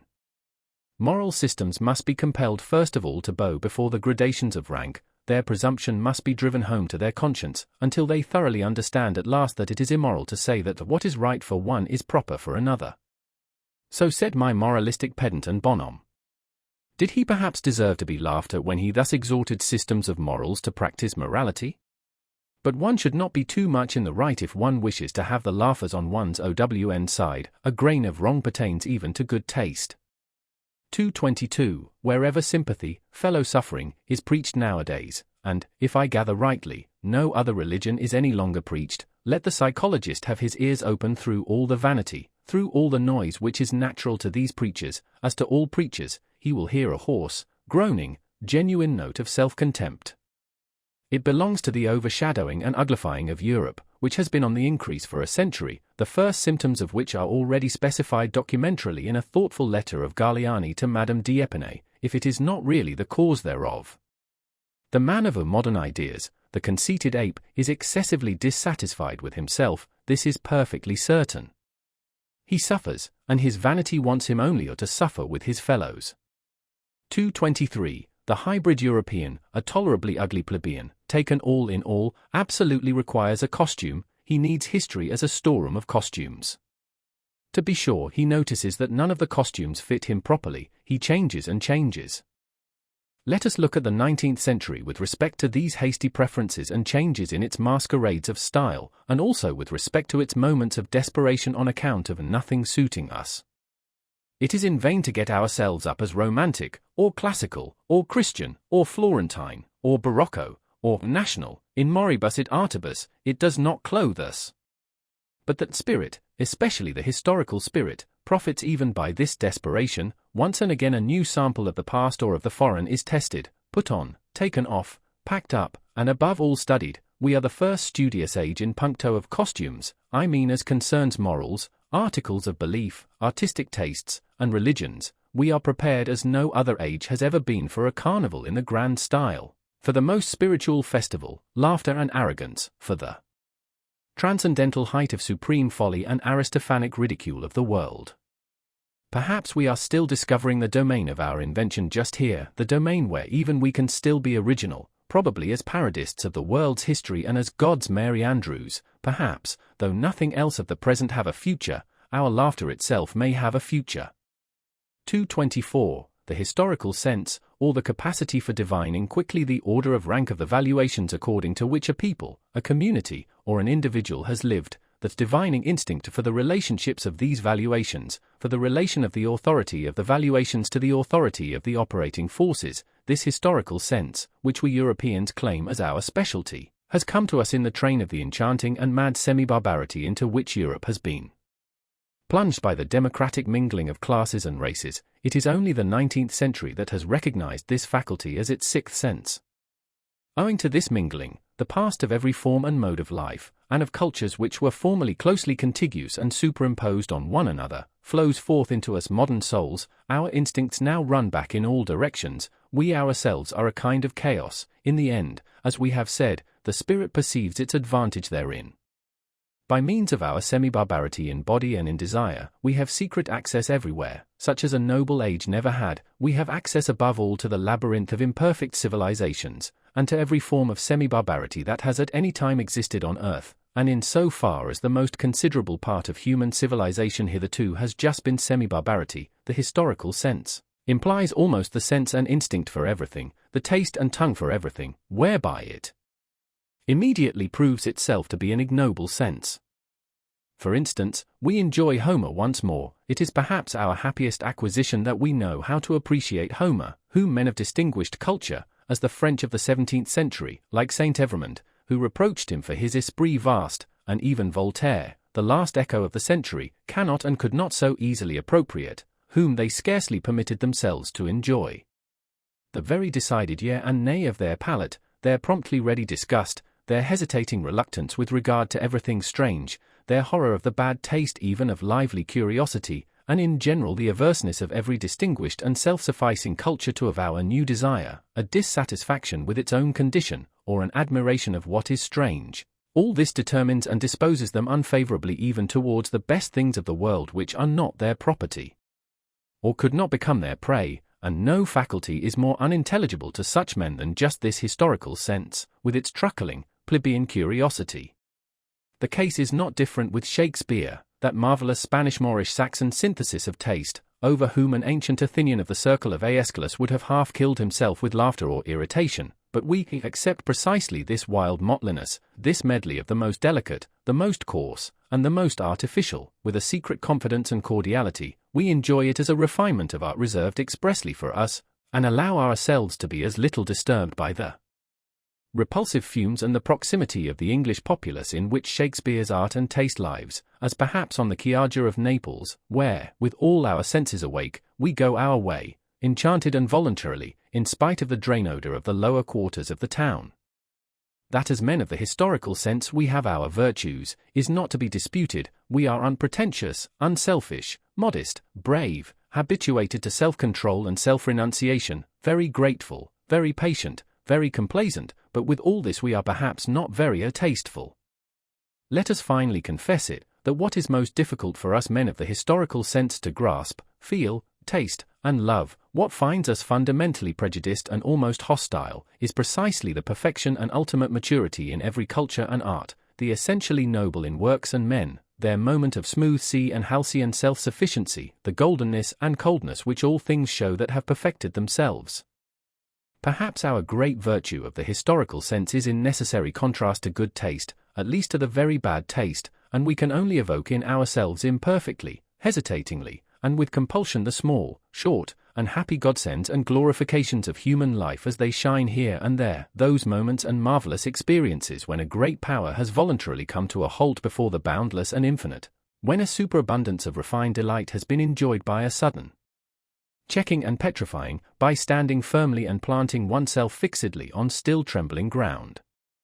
Proportionateness is strange to us, let us confess it to ourselves. Our itching is really the itching for the infinite, the immeasurable. Like the rider on his forward panting horse, we let the reins fall before the infinite, we modern men, we semi-barbarians, and are only in our highest bliss when we are in most danger. 225. Whether it be hedonism, pessimism, utilitarianism, or eudaimonism, all those modes of thinking which measure the worth of things according to pleasure and pain, that is, according to accompanying circumstances and secondary considerations, are plausible modes of thought and naivets, which every one conscious of creative powers and an artist's conscience will look down upon with scorn, though not without sympathy. Sympathy for you, to be sure, that is not sympathy as you understand it, it is not sympathy for social distress, for society with its sick and misfortuned, for the hereditarily vicious and defective who lie on the ground around us, still less is it sympathy for the grumbling, vexed, revolutionary slave classes who strive after power, they call it freedom. Our sympathy is a loftier and further-sighted sympathy. We see how man dwarfs himself, how you dwarf him. And there are moments when we view your sympathy with an indescribable anguish, when we resist it, when we regard your seriousness as more dangerous than any kind of levity. You want, if possible, and there is not a more foolish if possible, to do away with suffering, and it really seems that we would rather have it increased and made worse than it has ever been. Well-being, as you understand it, is certainly not a goal. It seems to us an end, a condition which at once renders man ludicrous and contemptible, and makes his destruction desirable. The discipline of suffering, of great suffering, know ye not that it is only this discipline that has produced all the elevations of humanity hitherto? The tension of soul in misfortune which communicates to it its energy, its shuddering in view of rack and ruin, its inventiveness and bravery in undergoing, enduring, interpreting, and exploiting misfortune, and whatever depth, mystery, disguise, spirit, artifice, or greatness has been bestowed upon the soul, has it not been bestowed through suffering, through the discipline of great suffering?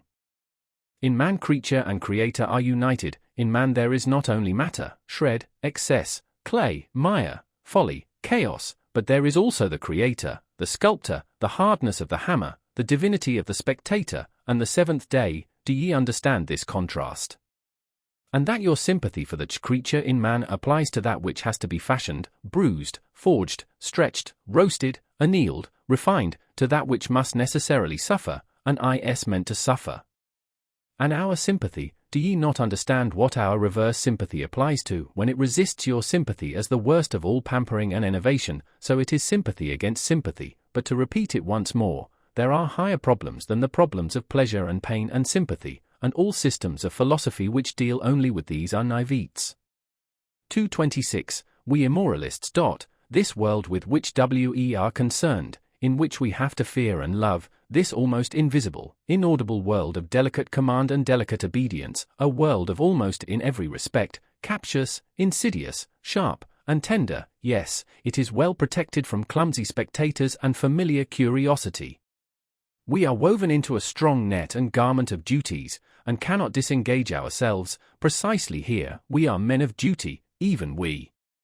Occasionally, it is true, we dance in our chains and betwixt our swords. It is none the less true that more often we gnash our teeth under the circumstances, and are impatient at the secret hardship of our lot. But do what we will, fools and appearances say of us, these are men without duty. We have always fools and appearances against us. 227. Honesty, granting that it is the virtue of which we cannot rid ourselves, we free spirits, well, we will labor at it with all our perversity and love, and not tire of perfecting ourselves in our virtue, which alone remains. May its glance some day overspread like a gilded, blue, mocking twilight this aging civilization with its dull gloomy seriousness. And if, nevertheless, our honesty should one day grow weary, and sigh, and stretch its limbs, and find us too hard, and would fain have it pleasanter, easier, and gentler, like an agreeable vice, let us remain hard, we latest Stoics, and let us send to its help whatever devilry we have in us, our disgust at the clumsy and undefined, our enitima invetitum, our love of adventure, our sharpened and fastidious curiosity, our most subtle, disguised, intellectual will to power and universal conquest, which rambles and roves avidiously around all the realms of the future. Let us go with all our devils to the help of our God. It is probable that people will misunderstand and mistake us on that account. What does it matter? They will say, their honesty, that is their devilry, and nothing else. What does it matter? And even if they were right, have not all gods hitherto been such sanctified, rebaptized devils? And after all, what do we know of ourselves? And what the spirit that leads us wants to be called? It is a question of names. And how many spirits we harbor? Our honesty, we free spirits, let us be careful lest it become our vanity, our ornament and ostentation, our limitation, our stupidity. Every virtue inclines to stupidity, every stupidity to virtue, stupid to the point of sanctity, they say in Russia. Let us be careful lest out of pure honesty we eventually become saints and bores. Is not life 100 times too short for us to bore ourselves? One would have to believe in eternal life in order to. 228. I hope to be forgiven for discovering that all moral philosophy hitherto has been tedious and has belonged to the soporific appliances, and that virtue, in my opinion, has been more injured by the tediousness of its advocates than by anything else. At the same time, however, I would not wish to overlook their general usefulness. It is desirable that as few people as possible should reflect upon morals, and consequently it is very desirable that morals should not some day become interesting. But let us not be afraid. Things still remain today as they have always been. I see no one in Europe who has, or discloses, an idea of the fact that philosophizing concerning morals might be conducted in a dangerous, captious, and ensnaring manner, that calamity might be involved therein. Observe, for example, the indefatigable, inevitable English utilitarians, how ponderously and respectably they stalk along, a Homeric metaphor expresses it better, in the footsteps of Bentham, just as he had already stalked in the footsteps of the respectable Helvetius. No, he was not a dangerous man, Helvetius, ce senator poco curanti, to use an expression of Galiani. No new thought, nothing of the nature of a finer turning or better expression of an old thought, not even a proper history of what has been previously thought on the subject, an impossible literature, taking it all in all, unless one knows how to leaven it with some mischief. In effect, the old English vice called cant, which is moral tartuffism, has insinuated itself also into these moralists, whom one must certainly read with an eye to their motives if one must read them, concealed this time under the new form of the scientific spirit. Moreover, there is not absent from them a secret struggle with the pangs of conscience, from which a race of former Puritans must naturally suffer, in all their scientific tinkering with morals. Is not a moralist the opposite of a Puritan? That is to say, as a thinker who regards morality as questionable, as worthy of interrogation, in short, as a problem. Is moralizing not immoral? In the end, they all want English morality to be recognized as authoritative, inasmuch as mankind, or a general utility, or the happiness of the greatest number, no. The happiness of England will be best served thereby. They would like, by all means, to convince themselves that the striving after English happiness, I mean after comfort and fashion, and in the highest instance, a seat in Parliament, is at the same time the true path of virtue. In fact, that in so far as there has been virtue in the world hitherto, it has just consisted in such striving. Not one of those ponderous, conscience-stricken herding animals, who undertake to advocate the cause of egoism as conducive to the general welfare, wants to have any knowledge or inkling of the facts that the general welfare is no ideal, no goal, no notion that can be at all grasped, but is only a nostrum, that what is fair to one may not at all be fair to another, that the requirement of one morality for all is really a detriment to higher men, in short, that there is a distinction of rank between man, and consequently between morality and morality. They are an unassuming and fundamentally mediocre species of men, these utilitarian Englishmen, and, as already remarked, in so far as they are tedious, one cannot think highly enough of their utility. One ought even to encourage them, as has been partially attempted in the following rhymes. Hail, ye worthies, barrow wheeling. Longer, better, eye revealing. Stiffer eye in head and knee. Unenraptured, never jesting. Mediocre everlasting. Sans geniet sans esprit. 229. In these later ages, which may be proud of their humanity, there still remains so much fear, so much superstition of the fear of the cruel wild beast, the mastering of which constitutes the very pride of these humaner ages, that even obvious truths, as if by the agreement of centuries, have long remained unuttered, because they have the appearance of helping the finally slain wild beast back to life again. I perhaps risk something when I allow such a truth to escape, let others capture it again and give it so much the milk of pious sentiment. Footnote, an expression from Schiller's William Tell, Act 4, Scene 3, to drink, that it will lie down quiet and forgotten, in its old corner. One ought to learn anew about cruelty, and open one's eyes. One ought at last to learn impatience, in order that such immodest gross errors, as, for instance, have been fostered by ancient and modern philosophers with regard to tragedy, may no longer wander about virtuously and boldly. Almost everything that we call higher culture is based upon the spiritualizing and intensifying of cruelty. This is my thesis. The wild beast has not been slain at all, it lives, it flourishes, it has only been transfigured.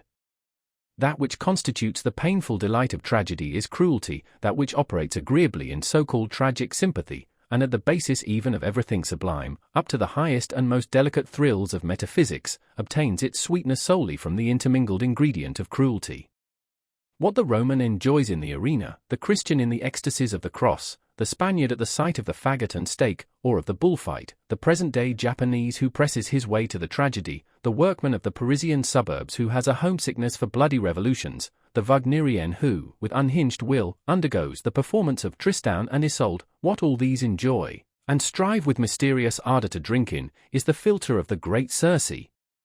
Cruelty.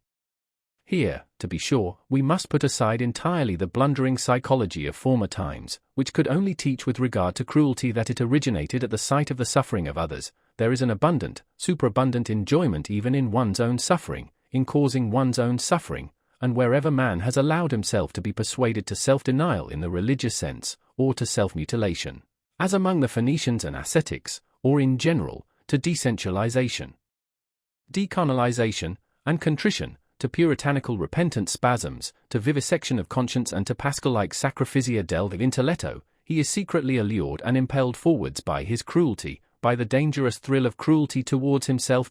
Finally, let us consider that even the seeker of knowledge operates as an artist and glorifier of cruelty, in that he compels his spirit to perceive against its own inclination, and often enough against the wishes of his heart, he forces it to say nay, where he would like to affirm, love, and adore. Indeed, every instance of taking a thing profoundly and fundamentally is a violation, an intentional injuring of the fundamental will of the spirit, which instinctively aims at appearance and superficiality. Even in every desire for knowledge there is a drop of cruelty. 230. Perhaps what I have said here about a fundamental will of the spirit may not be understood without further details. I may be allowed a word of explanation. That imperious something which is popularly called the spirit, wishes to be master internally and externally, and to feel itself master. It has the will of a multiplicity for a simplicity, a binding, taming, imperious, and essentially ruling will. Its requirements and capacities here are the same as those assigned by physiologists to everything that lives, grows, and multiplies. The power of the spirit to appropriate foreign elements reveals itself in a strong tendency to assimilate the new to the old, to simplify the manifold, to overlook or repudiate the absolutely contradictory, just as it arbitrarily re-underlines, makes prominent, and falsifies for itself certain traits and lines in the foreign elements, in every portion of the outside world. Its object thereby is the incorporation of new experiences, the assortment of new things in the old arrangements, in short, growth, or more properly, the feeling of growth, the feeling of increased power, is its object. This same will has at its service an apparently opposed impulse of the spirit, a suddenly adopted preference of ignorance, of arbitrary shutting out, a closing of windows, an inner denial of this or that, a prohibition to approach, a sort of defensive attitude against much that is knowable, a contentment with obscurity, with the shutting in horizon, an acceptance and approval of ignorance, as that which is all necessary according to the degree of its appropriating power, its a digestive power. To speak figuratively, and in fact the spirit resembles a stomach more than anything else. Here also belong an occasional propensity of the spirit to let itself be deceived, perhaps with a waggish suspicion that it is not so and so, but is only allowed to pass as such, a delight in uncertainty and ambiguity, an exulting enjoyment of arbitrary, out-of-the-way narrowness and mystery, of the too near, of the foreground, of the magnified, the diminished, the misshapen, the beautified. An enjoyment of the arbitrariness of all these manifestations of power.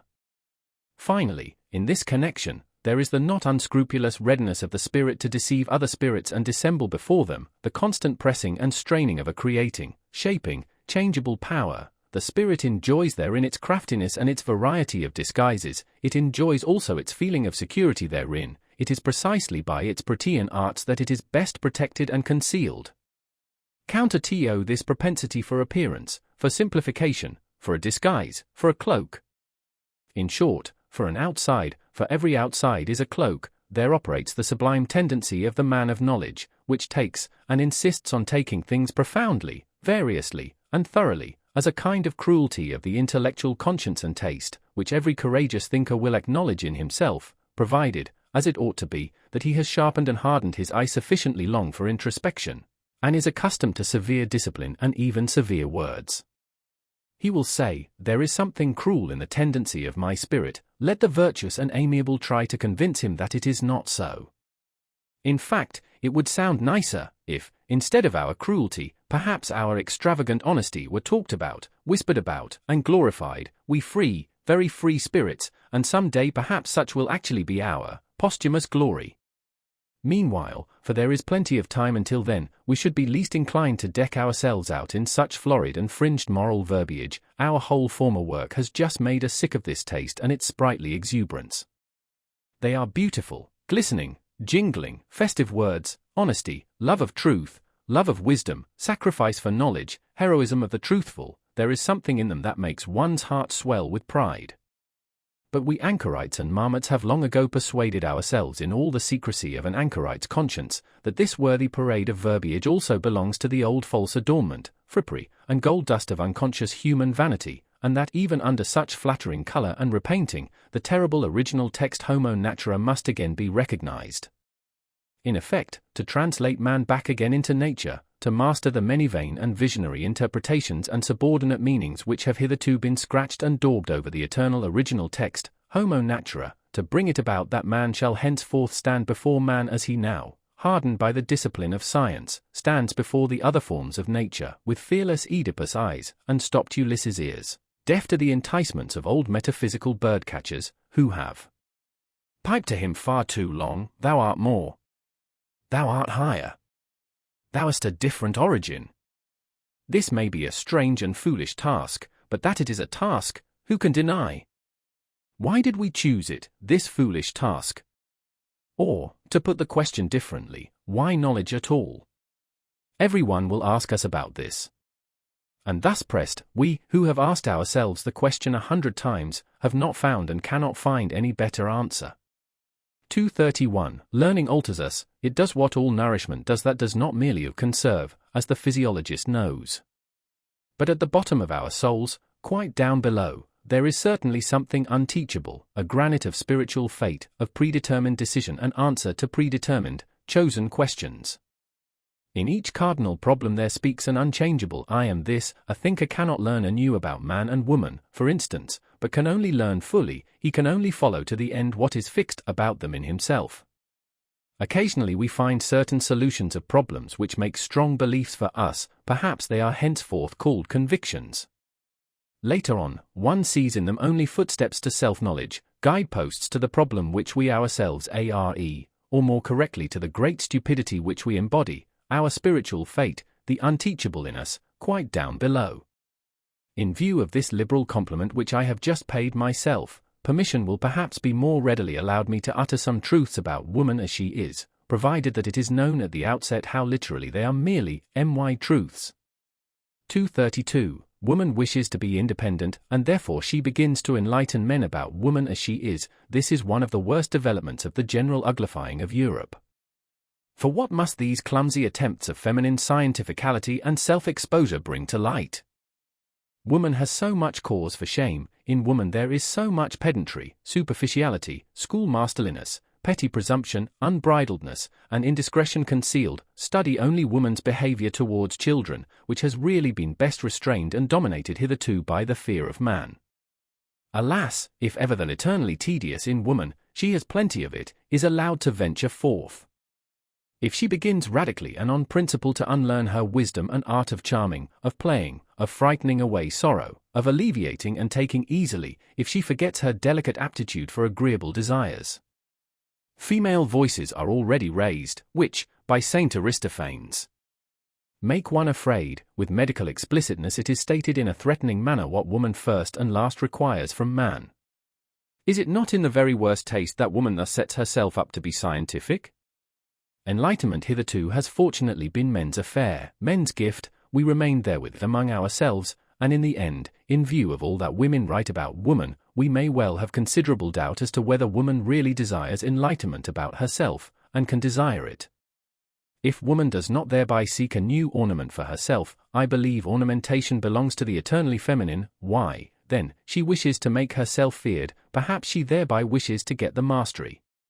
But she does not want truth. What does woman care for truth? From the very first, nothing is more foreign, more repugnant, or more hostile to woman than truth, her great art is fostered, her chief concern is appearance and beauty. Let us confess it, we men, we honor and love this very art and this very instinct in woman, we who have the hard task, and for our recreation gladly seek the company of beings under whose hands, glances, and delicate follies, our seriousness, our gravity, and profundity appear almost like follies to us.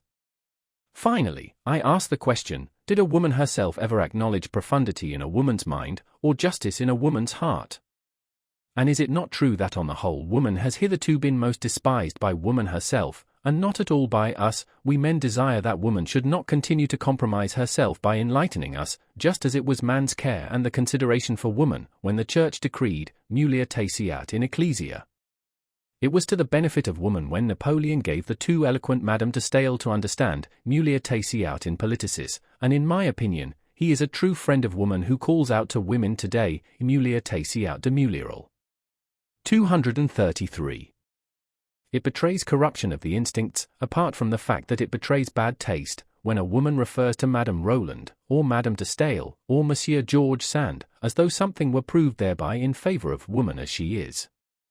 Among men, these are the three comical women as they are, nothing more, and just the best involuntary counter-arguments against feminine emancipation and autonomy. 234. Stupidity in the kitchen, woman as cook, the terrible thoughtlessness with which the feeding of the family and the master of the house is managed. Woman does not understand what food means, and she insists on being cook. If woman had been a thinking creature, she should certainly, as cook for thousands of years, have discovered the most important physiological facts, and should likewise have got possession of the healing art. Through bad female cooks, through the entire lack of reason in the kitchen, the development of mankind has been longest retarded and most interfered with. Even today matters are very little better. A word to high school girls. 235. There are turns and casts of fancy, there are sentences, little handfuls of words, in which a whole culture, a whole society suddenly crystallizes itself. Among these is the incidental remark of Madame de Lambert to her son, Mon ami, ni vous permettez jamais que des folies, Qui vous feront grand plaisir, the motherliest and wisest remark, by the way, that was ever addressed to a son.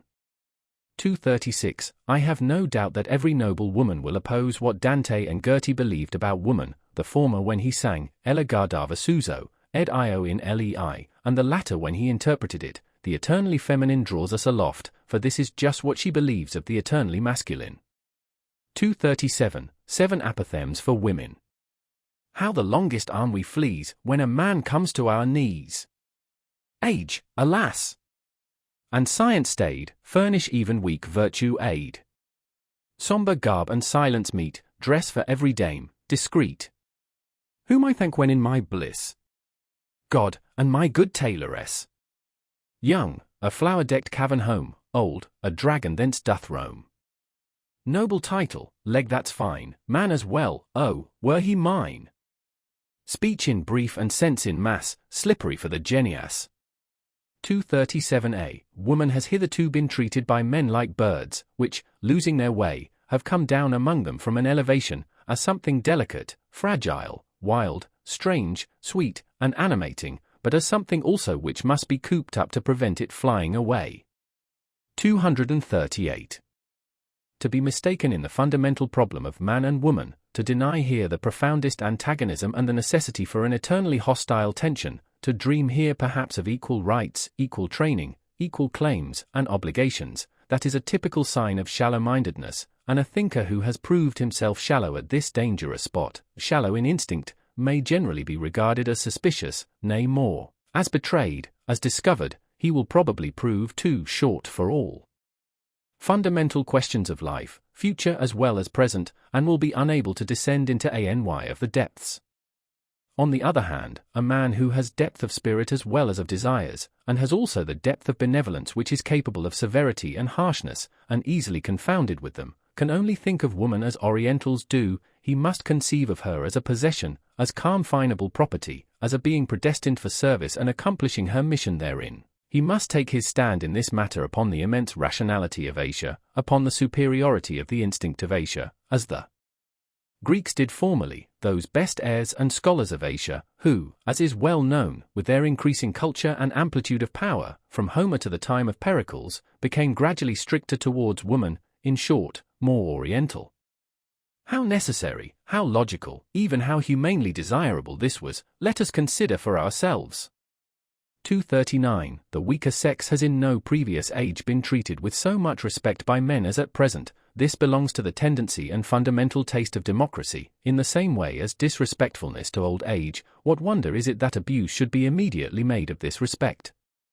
They want more, they learn to make claims, the tribute of respect is at last felt to be well-nigh galling, rivalry for rights, indeed actual strife itself, would be preferred. In a word, woman is losing modesty. And let us immediately add that she is also losing taste. She is unlearning to fear man, but the woman who unlearns to fear sacrifices her most womanly instincts. That woman should venture forward when the fear-inspiring quality in man, or more definitely, the man in man, is no longer either desired or fully developed, is reasonable enough and also intelligible enough. What is more difficult to understand is that precisely thereby, woman deteriorates. This is what is happening nowadays, let us not deceive ourselves about it. Wherever the industrial spirit has triumphed over the military and aristocratic spirit, woman strives for the economic and legal independence of a clerk. Woman as clerkess is inscribed on the portal of the modern society which is in course of formation. While she thus appropriates new rights, aspires to be a master, and inscribes progress of woman on her flags and banners, the very opposite realizes itself with terrible obviousness: woman retrogrades. Since the French Revolution, the influence of woman in Europe has declined in proportion as she has increased her rights and claims, and the emancipation of woman, insofar as it is desired and demanded by women themselves, and not only by masculine shallowpates, thus proves to be a remarkable symptom of the increased weakening and deadening of the most womanly instincts. There is stupidity in this movement, an almost masculine stupidity of which a well-reared woman, who is always a sensible woman, might be heartily ashamed. To lose the intuition as to the ground upon which she can most surely achieve victory, to neglect exercise in the use of her proper weapons, to let herself go before man, perhaps even to the book, where formerly she kept herself in control and in refined, artful humility, to neutralize with her virtuous audacity man's faith in a veiled, fundamentally different ideal in woman, something eternally, necessarily feminine, to emphatically and loquaciously dissuade man from the idea that woman must be preserved, cared for, protected, and indulged, like some delicate, strangely wild, and often pleasant domestic animal, the clumsy and indignant collection of everything of the nature of servitude and bondage which the position of woman in the hitherto existing order of society has entailed and still entails, as though slavery were a counter-argument, and not rather a condition of every higher culture, of every elevation of culture. What does all this betoken, if not a disintegration of womanly instincts, a defeminizing? Certainly, there are enough of idiotic friends and corrupters of woman among the learned asses of the masculine sex, who advise woman to defeminize herself in this manner, and to imitate all the stupidities from which man in Europe, European manliness, suffers, who would like to lower woman to the general culture, indeed even to newspaper reading and meddling with politics. Here and there they wish even to make women into free spirits and literary workers, as though a woman without piety would not be something perfectly obnoxious or ludicrous to a profound and godless man. Almost everywhere her nerves are being ruined by the most morbid and dangerous kind of music, our latest German music, and she is daily being made more hysterical and more incapable of fulfilling her first and last function, that of bearing robust children.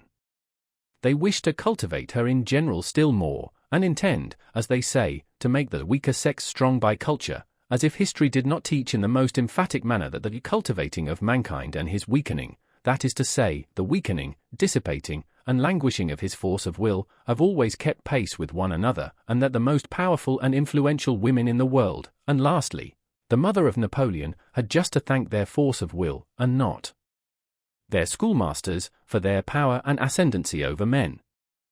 That which inspires respect in woman, and often enough fear also, is her nature, which is more natural than that of man, her genuine, carnivore-like, cunning flexibility, her tiger claws beneath the glove, her naivete in egoism, her untrainableness and innate wildness, the incomprehensibleness, extent, and deviation of her desires and virtues.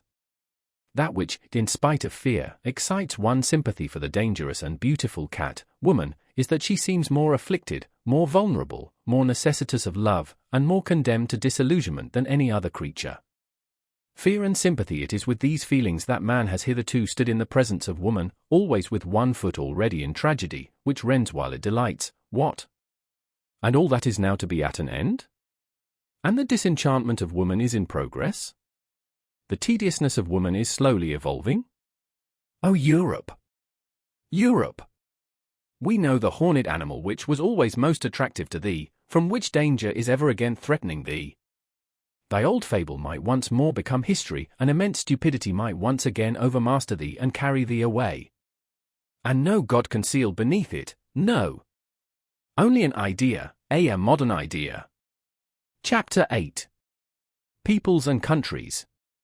240. I heard, once again for the first time, Richard Wagner's overture to the Master Singer. It is a piece of magnificent, gorgeous, heavy, latter-day art, which has the pride to presuppose 2 centuries of music as still living, in order that it may be understood. It is an honor to Germans that such a pride did not miscalculate. What flavors and forces, what seasons and climes do we not find mingled in it? It impresses us at one time as ancient, at another time as foreign, bitter, and too modern. It is as arbitrary as it is pompously traditional. It is not infrequently roguish, still oftener rough and coarse. It has fire and courage, and at the same time the loose, dun-colored skin of fruits which ripen too late. It flows broad and full, and suddenly there is a moment of inexplicable hesitation, like a gap that opens between cause and effect, an oppression that makes us dream, almost a nightmare, but already it broadens and widens anew, the old stream of delight, the most manifold delight, of old and new happiness, including especially the joy of the artist in himself, which he refuses to conceal, his astonished, happy cognizance of his mastery of the expedients here employed, the newly acquired, imperfectly tested expedients of art which he apparently betrays to us. All in all, however, no beauty, no south, nothing of the delicate southern clearness of the sky, nothing of grace, no dance, hardly a will to logic, a certain clumsiness even, which is also emphasized, as though the artist wished to say to us, it is part of my intention, a cumbersome drapery, something arbitrarily barbaric and ceremonious, a flurring of learned and venerable conceits and witticisms, something German in the best and worst sense of the word, something in the German style. Manifold, formless, and inexhaustible, a certain German potency and superplenitude of soul, which is not afraid to hide itself under the raffinements of decadence, which, perhaps, feels itself most at ease there, a real, genuine token of the German soul, which is at the same time young and aged, too ripe and yet still too rich in futurity. This kind of music expresses best what I think of the Germans. They belong to the day before yesterday and the day after tomorrow. They have as yet no today. 241. We good Europeans, we also have hours when we allow ourselves a warm-hearted patriotism, a plunge and relapse into old loves and narrow views. I have just given an example of it, hours of national excitement, of patriotic anguish, and all other sorts of old-fashioned floods of sentiment. Duller spirits may perhaps only get done with what confines its operations in us to hours and plays itself out in hours, in a considerable time, some in half a year, others in half a lifetime, according to the speed and strength with which they digest and change their material. Indeed, I could think of sluggish, hesitating races, which even in our rapidly moving Europe, would require half a century ere they could surmount such atavistic attacks of patriotism and soil attachment, and return once more to reason, that is to say, to good Europeanism. And while digressing on this possibility, I happened to become an ear-witness of a conversation between 2 old patriots. They were evidently both hard of hearing and consequently spoke all the louder. He has as much, and knows as much, philosophy as a peasant or a corps student, said the one. He is still innocent. But what does that matter nowadays? It is the age of the masses. They lie on their belly before everything that is massive. And so also in politicis. A statesman who rears up for them a new Tower of Babel, some monstrosity of empire and power, they call great. What does it matter that we more prudent and conservative ones do not meanwhile give up the old belief that it is only the great thought that gives greatness to an action or affair? Supposing a statesman were to bring his people into the position of being obliged henceforth to practice high politics, for which they were by nature badly endowed and prepared, so that they would have to sacrifice their old and reliable virtues, out of love to a new and doubtful mediocrity, supposing a statesman were to condemn his people generally to practice politics, when they have hitherto had something better to do and think about, and when in the depths of their souls they have been unable to free themselves from a prudent loathing of the restlessness, emptiness, and noisy wranglings of the essentially politics-practicing nations, supposing such a statesman were to stimulate the slumbering passions and avidities of his people, were to make a stigma out of their former diffidence and delight in aloofness, an offence out of their exoticism and hidden permanency, were to depreciate their most radical proclivities, subvert their consciences, make their minds narrow, and their tastes national, what? A statesman who should do all this, which his people would have to do penance for throughout their whole future, if they had a future, such a statesman would be great, would he? Undoubtedly, replied the other old patriot vehemently, otherwise he could not have done it. It was mad perhaps to wish such a thing. But perhaps everything great has been just as mad at its commencement. Misuse of words, cried his interlocutor, contradictorily, strong. Strong. Strong and mad. Not great. The old men had obviously become heated as they thus shouted their truths in each other's faces, but I, in my happiness and apartness, considered how soon a stronger one may become master of the strong, and also that there is a compensation for the intellectual superficializing of a nation, namely, in the deepening of another. 242. Whether we call it civilization, or humanizing, or progress, which now distinguishes the European, whether we call it simply, without praise or blame, by the political formula the democratic movement in Europe, behind all the moral and political foregrounds pointed to by such formulas, an immense physiological process goes on, which is ever extending the process of the assimilation of Europeans, their increasing detachment from the conditions under which, climatically and hereditarily, united races originate, their increasing independence of every definite milieu, that for centuries would fain inscribe itself with equal demands on soul and body, that is to say, the slow emergence of an essentially supranational and nomadic species of man, who possesses, physiologically speaking, a maximum of the art and power of adaptation as his typical distinction. This process of the evolving European, which can be retarded in its tempo by great relapses, but will perhaps just gain and grow thereby in vehemence and depth, the still raging storm and stress of national sentiment pertains to it, and also the anarchism which is appearing at present. This process will probably arrive at results on which its naive propagators and panegyrists, the apostles of modern ideas, would least care to reckon. The same new conditions under which on an average a levelling and mediocrising of man will take place, a useful, industrious, variously serviceable, and clever gregarious man, are in the highest degree suitable to give rise to exceptional men of the most dangerous and attractive qualities. 4. While the capacity for adaptation, which is every day trying changing conditions, and begins a new work with every generation, almost with every decade, makes the powerfulness of the type impossible, while the collective impression of such future Europeans will probably be that of numerous, talkative, weak-willed, and very handy workmen who require a master, a commander, as they require their daily bread, while, therefore, the democratizing of Europe will tend to the production of a type prepared for slavery in the most subtle sense of the term. The strong man will necessarily in individual and exceptional cases, become stronger and richer than he has perhaps ever been before, owing to the unprejudicedness of his schooling, owing to the immense variety of practice, art, and disguise. I meant to say that the democratizing of Europe is at the same time an involuntary arrangement for the rearing of tyrants, taking the word in all its meanings, even in its most spiritual sense. 243. I hear with pleasure that our sun is moving rapidly towards the constellation Hercules, and I hope that the men on this earth will do like the sun. And we foremost, we good Europeans. 244.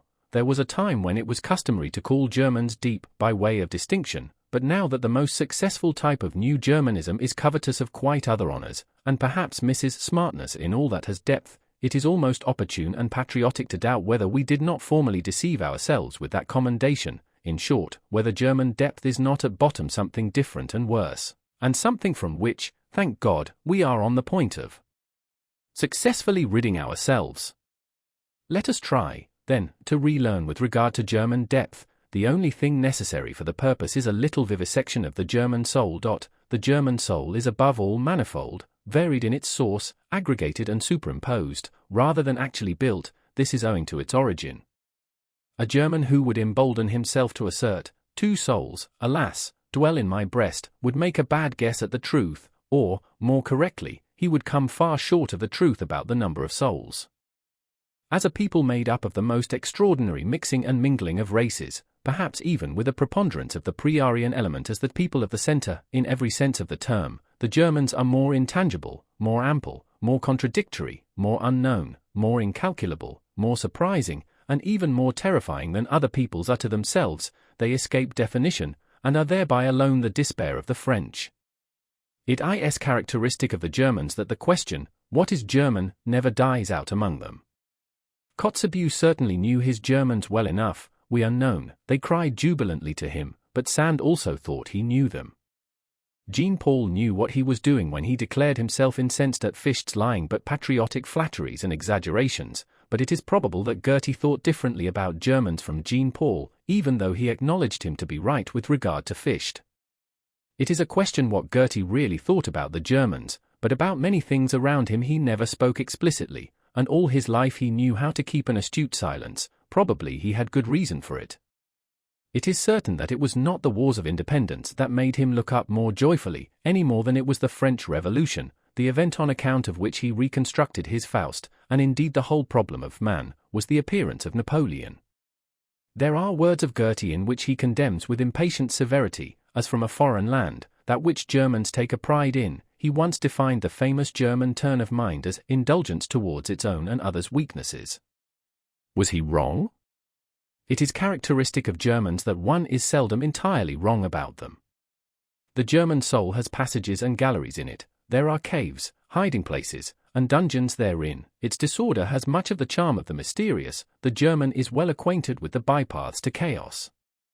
And as everything loves its symbol, so the German loves the clouds and all that is obscure, evolving, crepuscular, damp, and shrouded. It seems to him that everything uncertain, undeveloped, self-displacing, and growing is deep. The German himself does not exist, he is becoming, he is developing himself.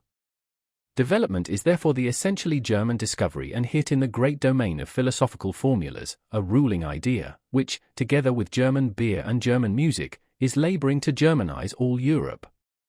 Foreigners are astonished and attracted by the riddles which the conflicting nature at the basis of the German soul propounds to them, riddles which Hegel systematized and Richard Wagner has in the end set to music.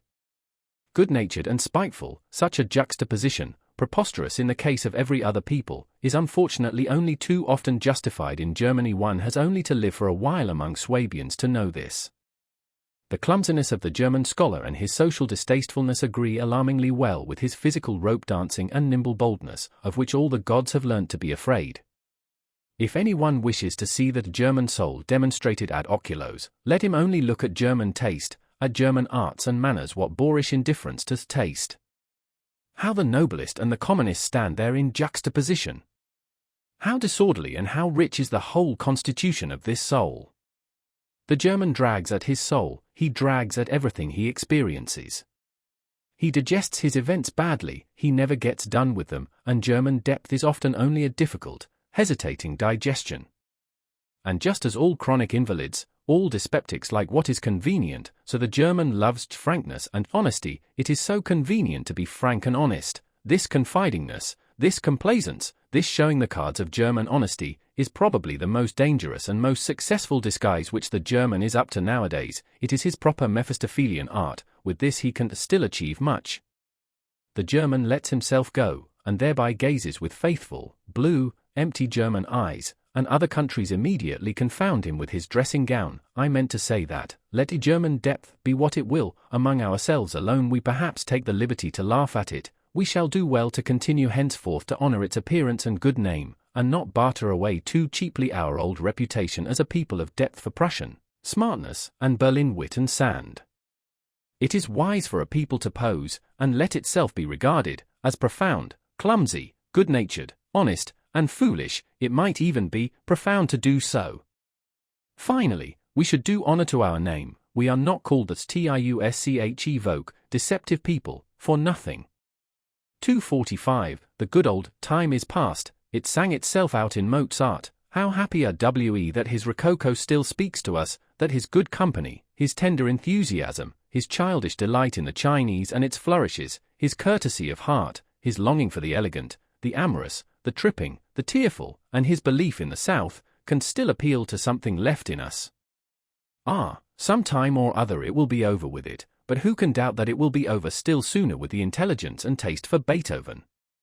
For he was only the last echo of a break and transition in style, and not, like Mozart, the last echo of a great European taste which had existed for centuries. Beethoven is the intermediate event between an old mellow soul that is constantly breaking down, and a future over-young soul that is always coming. There is spread over his music the twilight of eternal loss and eternal extravagant hope, the same light in which Europe was bathed when it dreamed with Rousseau, when it danced round the tree of liberty of the Revolution, and finally almost fell down in adoration before Napoleon. But how rapidly does this very sentiment now pale, how difficult nowadays is even the apprehension of this sentiment, how strangely does the language of Rousseau, Schiller, Shelley, and Byron sound to our ear, in whom collectively the same fate of Europe was able to speak, which knew how to sing in Beethoven. Whatever German music came afterwards, belongs to Romanticism, that is to say, to a movement which, historically considered, was still shorter, more fleeting, and more superficial than that great interlude, the transition of Europe from Rousseau to Napoleon, and to the rise of democracy. Weber, but what do we care nowadays for Frischutz and Oberon? Or Marschner's Hans Heiling and Vampire? Or even Wagner's Tannhäuser? That is extinct, although not yet forgotten music.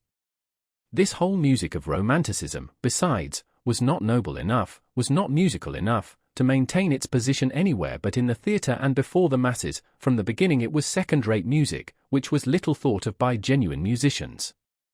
It was different with Felix Mendelssohn, that halcyon master, who, on account of his lighter, purer, happier soul, quickly acquired admiration, and was equally quickly forgotten, as the beautiful episode of German music. But with regard to Robert Schumann, who took things seriously, and has been taken seriously from the first, he was the last that founded a school. Do we not now regard it as a satisfaction, a relief, a deliverance, that this very romanticism of Schumann's has been surmounted?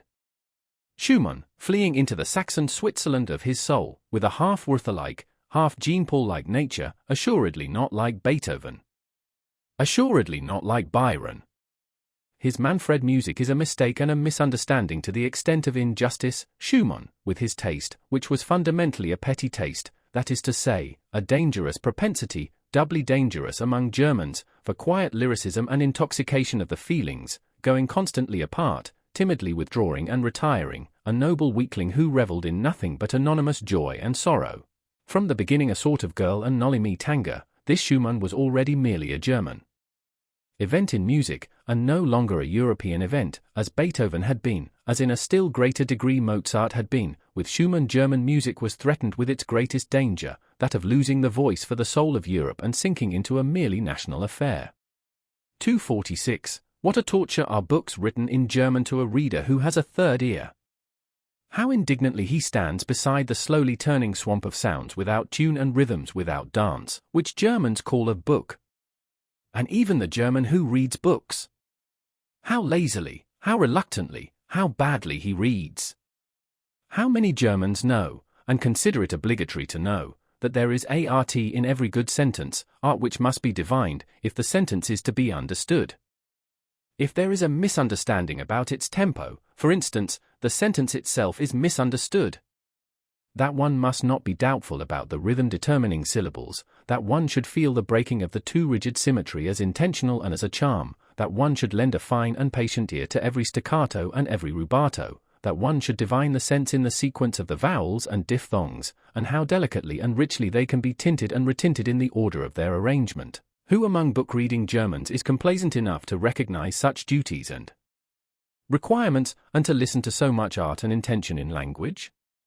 After all, one just has no ear for it, and so the most marked contrasts of style are not heard, and the most delicate artistry is as it were squandered on the deaf dot. These were my thoughts when I noticed how clumsily and unintuitively two masters in the art of prose writing have been confounded, one, whose words drop down hesitatingly and coldly, as from the roof of a damp cave, he counts on their dull sound and echo, and another who manipulates his language like a flexible sword, and from his arm down into his toes feels the dangerous bliss of the quivering, oversharp blade, which wishes to bite, hiss, and cut. 247. How little the German style has to do with harmony and with the ear, is shown by the fact that precisely our good musicians themselves write badly. The German does not read aloud, he does not read for the ear, but only with his eyes. He has put his ears away in the drawer for the time. In antiquity, when a man read, which was seldom enough, he read something to himself, and in a loud voice. They were surprised when any one read silently, and sought secretly the reason of it. In a loud voice, that is to say, with all the swellings, inflections, and variations of key and changes of tempo, in which the ancient public world took delight. The laws of the written style were then the same as those of the spoken style, and these laws depended partly on the surprising development and refined requirements of the ear and larynx, partly on the strength, endurance, and power of the ancient lungs. In the ancient sense, a period is above all a physiological whole, inasmuch as it is comprised in one breath. Such periods as occur in Demosthenes and Cicero, swelling twice and sinking twice, and all in one breath, were pleasures to the men of antiquity, who knew by their own schooling how to appreciate the virtue therein, the rareness and the difficulty in the deliverance of such a period. We have really no right to the big period, we modern men, who are short of breath in every sense. Those ancients, indeed, were all of them dilettanti in speaking, consequently connoisseurs, consequently critics. They thus brought their orators to the highest pitch, in the same manner as in the last century, when all Italian ladies and gentlemen knew how to sing. The virtuosoship of song, and with it also the art of melody, reached its elevation. In Germany, however, until quite recently, when a kind of platform eloquence began shyly and awkwardly enough to flutter its young wings, there was properly speaking only one kind of public and approximately artistical discourse, that delivered from the pulpit. The preacher was the only one in Germany who knew the weight of a syllable or a word, in what manner a sentence strikes, springs, rushes, flows, and comes to a close. He alone had a conscience in his ears, often enough a bad conscience, for reasons are not lacking why proficiency in oratory should be especially seldom attained by a German, or almost always too late. The masterpiece of German prose is therefore with good reason the masterpiece of its greatest preacher. The Bible has hitherto been the best German book. Compared with Luther's Bible, almost everything else is merely literature, something which has not grown in Germany, and therefore has not taken and does not take root in German hearts, as the Bible has done. 248. There are two kinds of geniuses, one which above all engenders and seeks to engender, and another which willingly lets itself be fructified and brings forth. And similarly, among the gifted nations, there are those on whom the woman's problem of pregnancy has devolved, and the secret task of forming, maturing, and perfecting. The Greeks, for instance, were a nation of this kind, and so are the French, and others which have to fructify and become the cause of new modes of life, like the Jews, the Romans, and, in all modesty be it asked, like the Germans. Nations tortured and enraptured by unknown fevers and irresistibly forced out of themselves.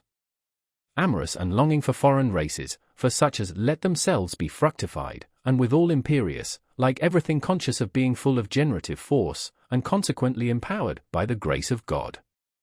These two kinds of geniuses seek each other like man and woman, but they also misunderstand each other, like man and woman.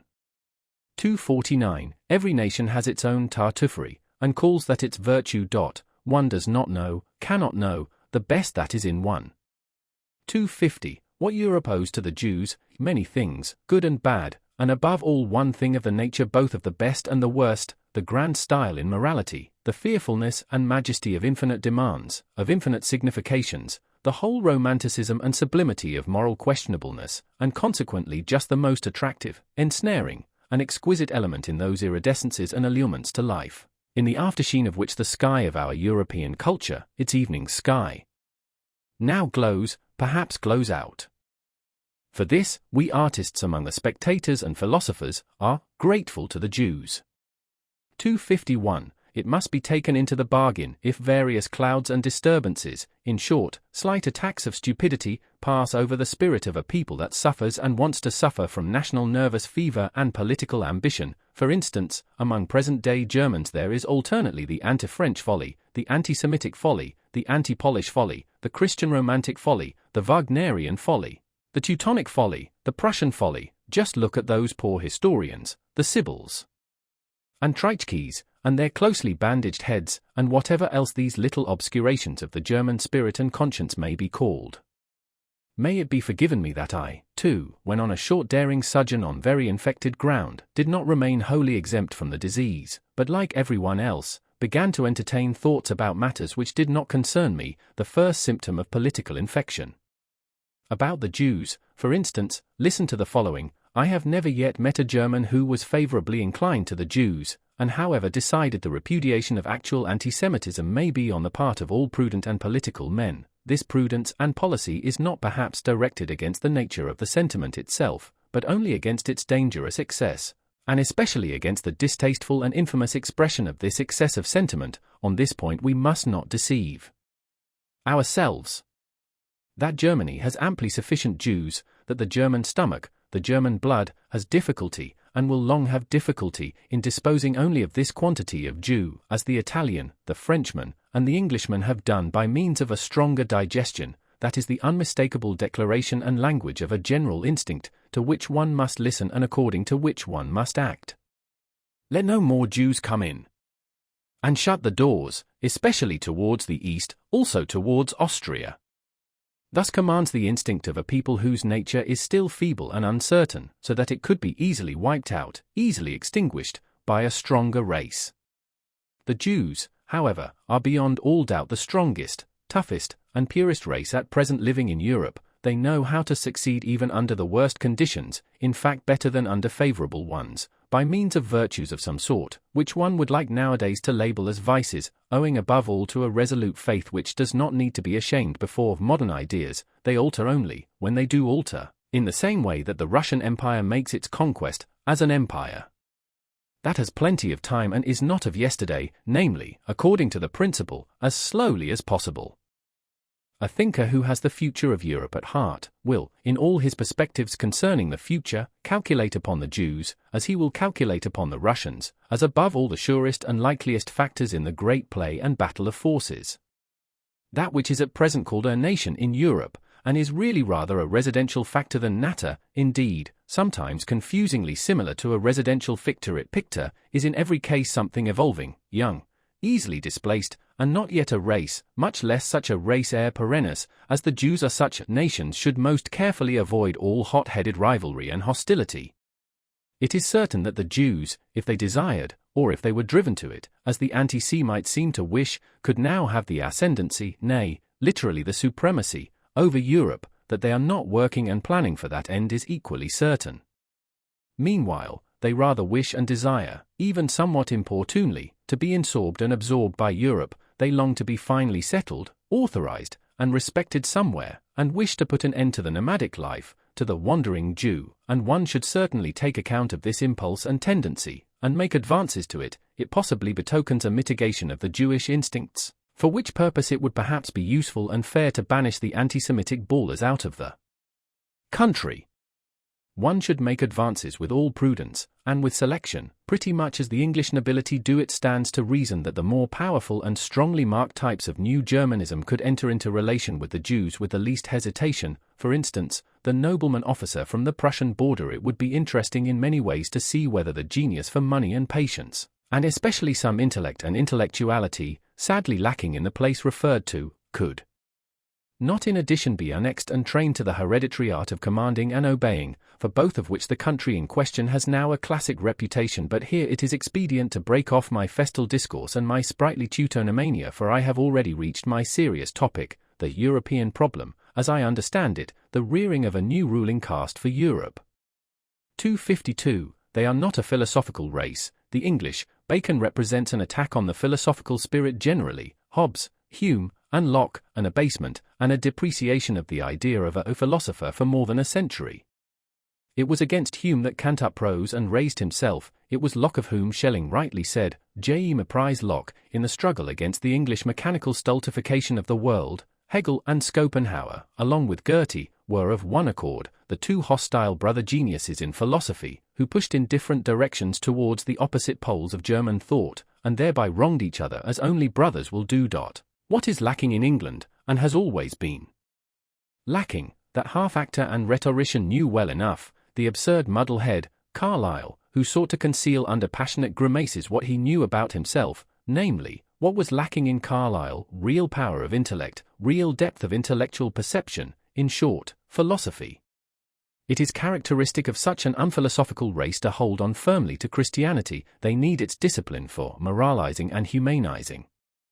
The Englishman, more gloomy, sensual, headstrong, and brutal than the German, is for that very reason, as the baser of the two, also the most pious, he has all the more need of Christianity.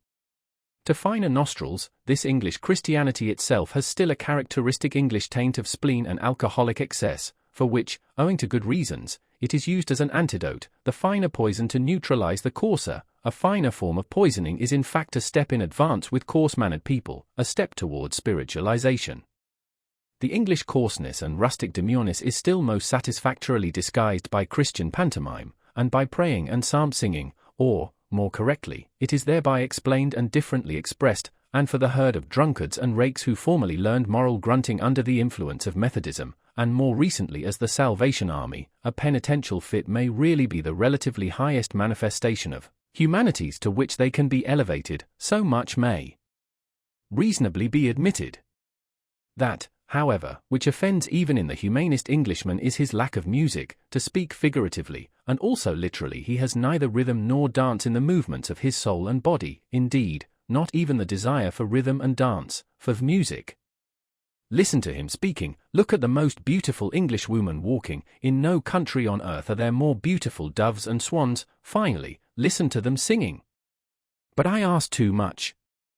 253. There are truths which are best recognized by mediocre minds, because they are best adapted for them. There are truths which only possess charms and seductive power for mediocre spirits. One is pushed to this probably unpleasant conclusion, now that the influence of respectable but mediocre Englishmen, I may mention Darwin, John Stuart Mill, and Herbert Spencer, begins to gain the ascendancy in the middle-class region of European taste. Indeed, who could doubt that it is a useful thing for such minds to have the ascendancy for a time?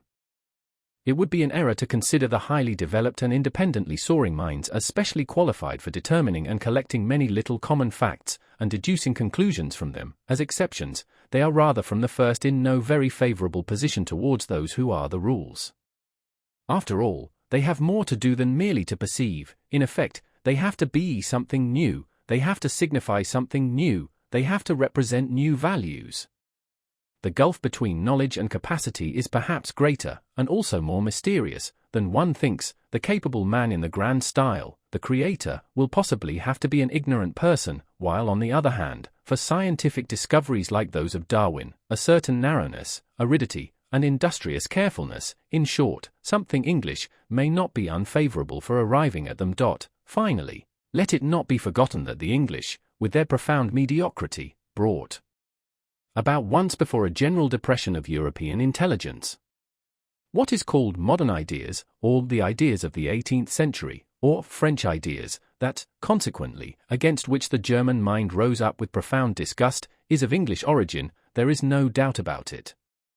The French were only the apes and actors of these ideas, their best soldiers, and likewise, alas, their first and profoundest victims, for owing to the diabolical Anglomania of modern ideas, the ame franchise has in the end become so thin and emaciated, that at present one recalls its 16th and 17th centuries, its profound, passionate strength, its inventive excellency, almost with disbelief.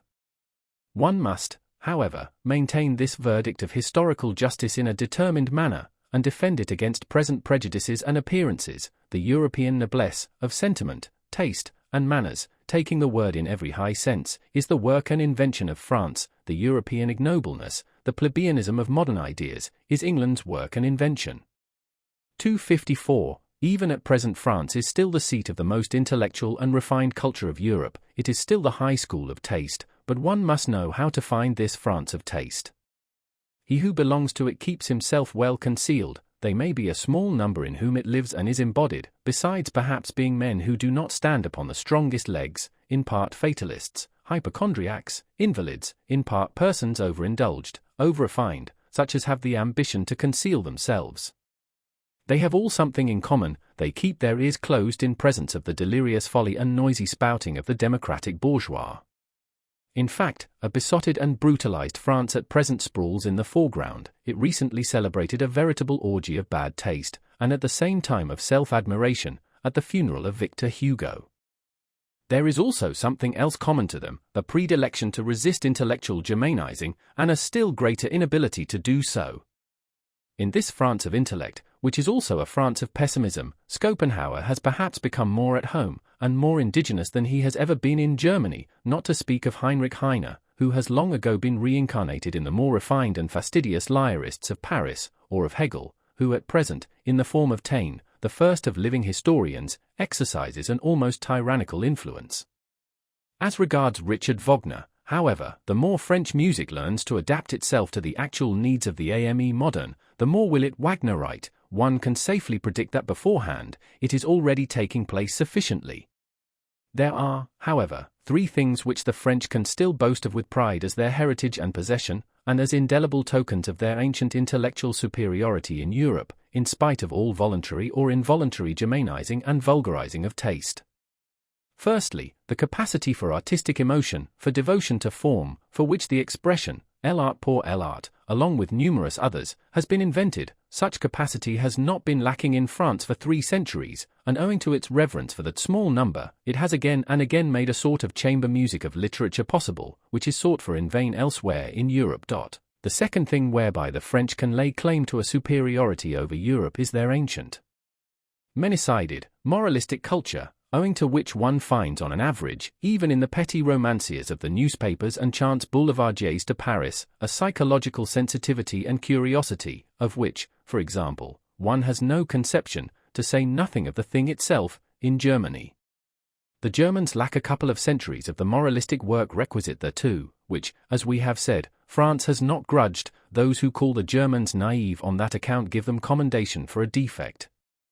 As the opposite of the German inexperience and innocence in voluptate psychologica, which is not too remotely associated with the tediousness of German intercourse, and as the most successful expression of genuine French curiosity and inventive talent in this domain of delicate thrills, Henri Bayle may be noted, that remarkable anticipatory and forerunning man, who, with a Napoleonic tempo, traversed his Europe, in fact, several centuries of the European soul, as a surveyor and discoverer thereof. It has required 2 generations to overtake him one way or other, to divine long afterward some of the riddles that perplexed and enraptured him, this strange Epicurean and man of interrogation, the last great psychologist of France.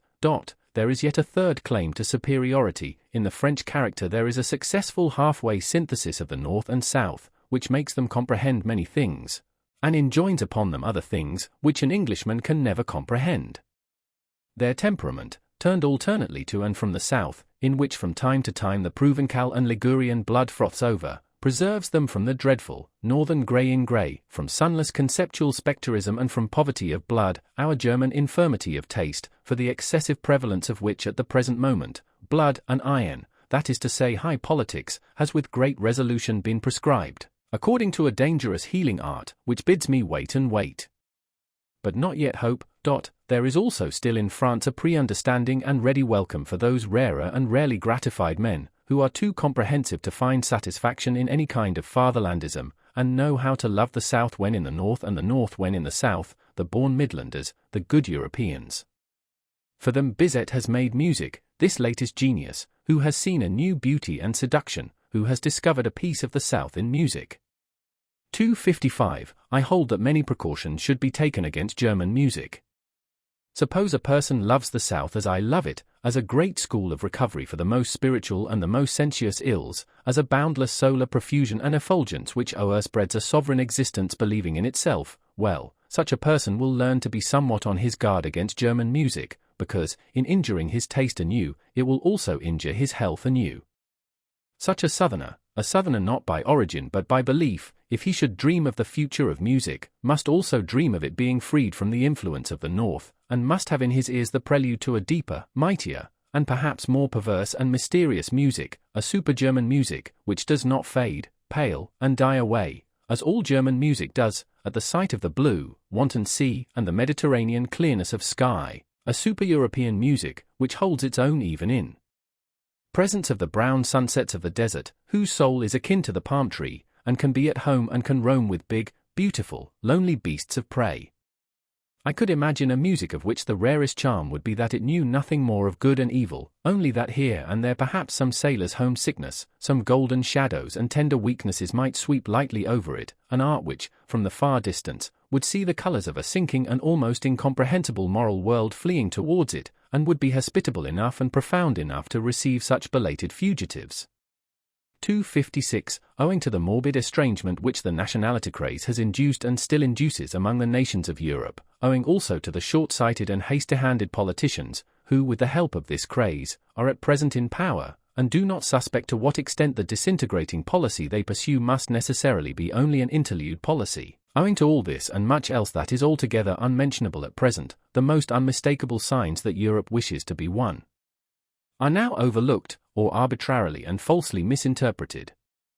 With all the more profound and large-minded men of this century, the real general tendency of the mysterious labor of their souls was to prepare the way for that new synthesis, and tentatively to anticipate the European of the future. Only in their simulations, or in their weaker moments, in old age perhaps, did they belong to the fatherlands. They only wrested from themselves when they became patriots. I think of such men as Napoleon, Goethe, Beethoven, Stendhal, Heinrich Heine, Schopenhauer. It must not be taken amiss if I also count Richard Wagner among them, about whom one must not let oneself be deceived by his own misunderstandings. Geniuses like him have seldom the right to understand themselves, still less, of course, by the unseemly noise with which he is now resisted and opposed in France. The fact remains, nevertheless, that Richard Wagner and the later French Romanticism of the 40s are most closely and intimately related to one another. They are akin, fundamentally akin, in all the heights and depths of their requirements. It is Europe, the one Europe, whose soul presses urgently and longingly, outwards and upwards, in their multifarious and boisterous art. Whither? Into a new light? Towards a new sun? But who would attempt to express accurately what all these masters of new modes of speech could not express distinctly? It is certain that the same storm and stress tormented them, that they sought in the same manner, these last great seekers. All of them steeped in literature to their eyes and ears, the first artists of universal literary culture, for the most part even themselves writers, poets, intermediaries, and blenders of the arts and the senses. Wagner, as musician, is reckoned among painters, as poet among musicians, as artist generally among actors, all of them fanatics for expression at any cost. I specially mention Delacroix, the nearest related to Wagner, all of them great discoverers in the realm of the sublime, also of the loathsome and dreadful, still greater discoverers in effect, in display, in the art of the show shop, all of them talented far beyond their genius, out-and-out virtuosi, with mysterious accesses to all that seduces, allures, constrains, and upsets, born enemies of logic and of the straight line, hankering after the strange, the exotic, the monstrous, the crooked, and the self-contradictory, as men, Tantalases of the will, plebeian parvenus, who knew themselves to be incapable of a noble tempo or of a lento in life and action. Think of Balzac, for instance, unrestrained workers, almost destroying themselves by work, antinomians and rebels in manners, ambitious and insatiable, without equilibrium and enjoyment, all of them finally shattering and sinking down at the Christian cross, and with right and reason, for who of them would have been sufficiently profound and sufficiently original for an anti-Christian philosophy? On the whole, a boldly daring, splendidly overbearing, high-flying, and aloft-up-dragging class of higher men, who had first to teach their century, and it is the century of the masses, the conception higher man.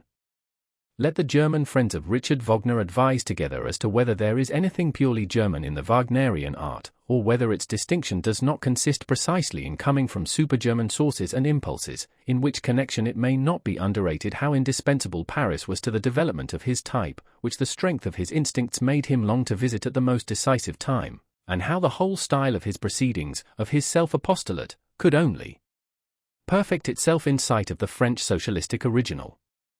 On a more subtle comparison it will perhaps be found, to the honor of Richard Wagner's German nature, that he has acted in everything with more strength, daring, severity, and elevation than a 19th-century Frenchman could have done, owing to the circumstance that we Germans are as yet nearer to barbarism than the French. Perhaps even the most remarkable creation of Richard Wagner is not only at present, but forever inaccessible, incomprehensible, and inimitable to the whole latter day Latin race, the figure of Siegfried, that very free man, who is probably far too free, too hard, too cheerful, too healthy, too anti-Catholic for the taste of old and mellow civilized nations. He may even have been a sin against Romanticism, this anti-Latin Siegfried. Well, Wagner atoned amply for this sin in his old sad days, when, anticipating a taste which has meanwhile passed into politics, he began, with the religious vehemence peculiar to him, to preach, at least, the way to Rome, if not to walk therein. That these last words may not be misunderstood, I will call to my aid a few powerful rhymes, which will even betray to less delicate ears what I mean counter to the last Wagner and his Parsifal music. Is this our mode? From German heart came this vexed ululating? From German body, this self-lacerating? Is ours this priestly hand dilation, this incense-fuming exaltation? Is ours this faltering, falling, shambling, this quite uncertain ding-dong dangling? This sly nun-ogling, Ave our bell ringing, this holy false enraptured heaven o'er springing? Is this our mode? Think well, ye still wait for admission, for what ye hear is Rome, Rome's faith by intuition. Chapter 9. What is noble? 257. Every elevation of the type of man has hitherto been the work of an aristocratic society, and so it will always be, a society believing in a long scale of gradations of rank and differences of worth among human beings, and requiring slavery in some form or other.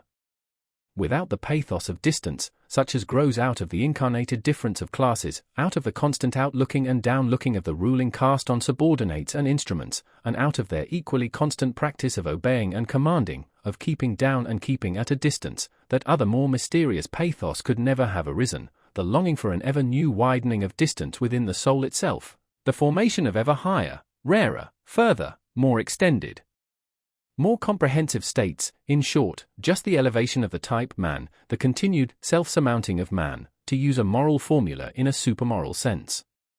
To be sure, one must not resign oneself to any humanitarian illusions about the history of the origin of an aristocratic society, that is to say, of the preliminary condition for the elevation of the type man. The truth is hard. Let us acknowledge unprejudicedly how every higher civilization hitherto has originated. Men with a still natural nature, barbarians in every terrible sense of the word, men of prey, still in possession of unbroken strength of will and desire for power, threw themselves upon weaker, more moral, more peaceful races, perhaps trading or cattle-rearing communities, or upon old mellow civilizations in which the final vital force was flickering out in brilliant fireworks of wit and depravity. At the commencement, the noble caste was always the barbarian caste. Their superiority did not consist first of all in their physical, but in their psychical power. They were more complete men, which at every point also implies the same as more complete beasts.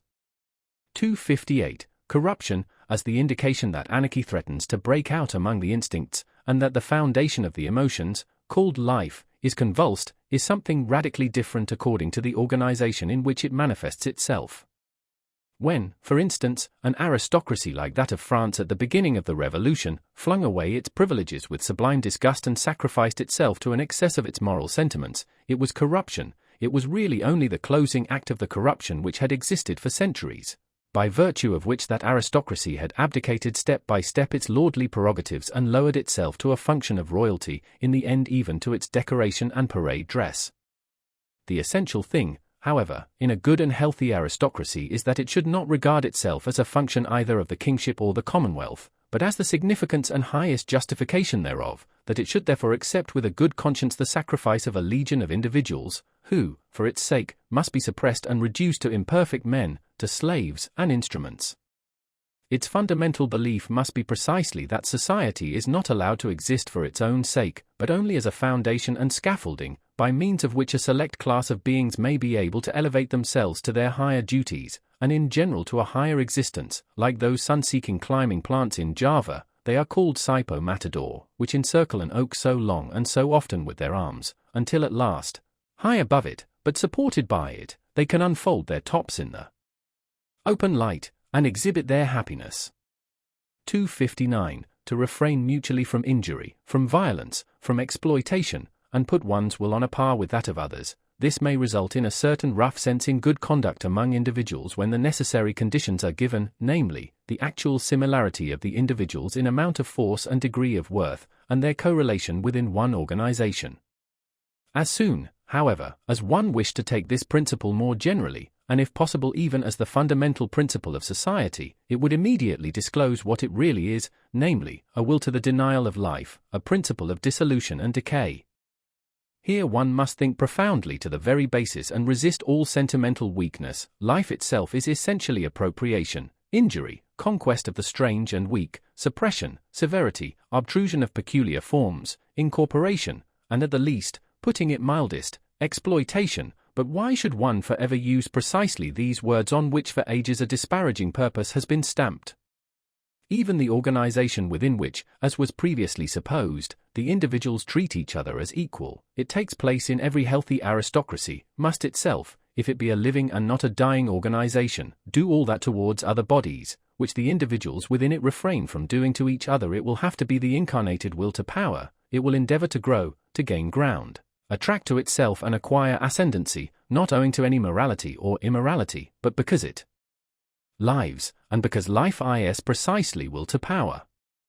On no point, however, is the ordinary consciousness of Europeans more unwilling to be corrected than on this matter. People now rave everywhere, even under the guise of science, about coming conditions of society in which the exploiting character is to be absent. That sounds to my ears as if they promise to invent a mode of life which should refrain from all organic functions.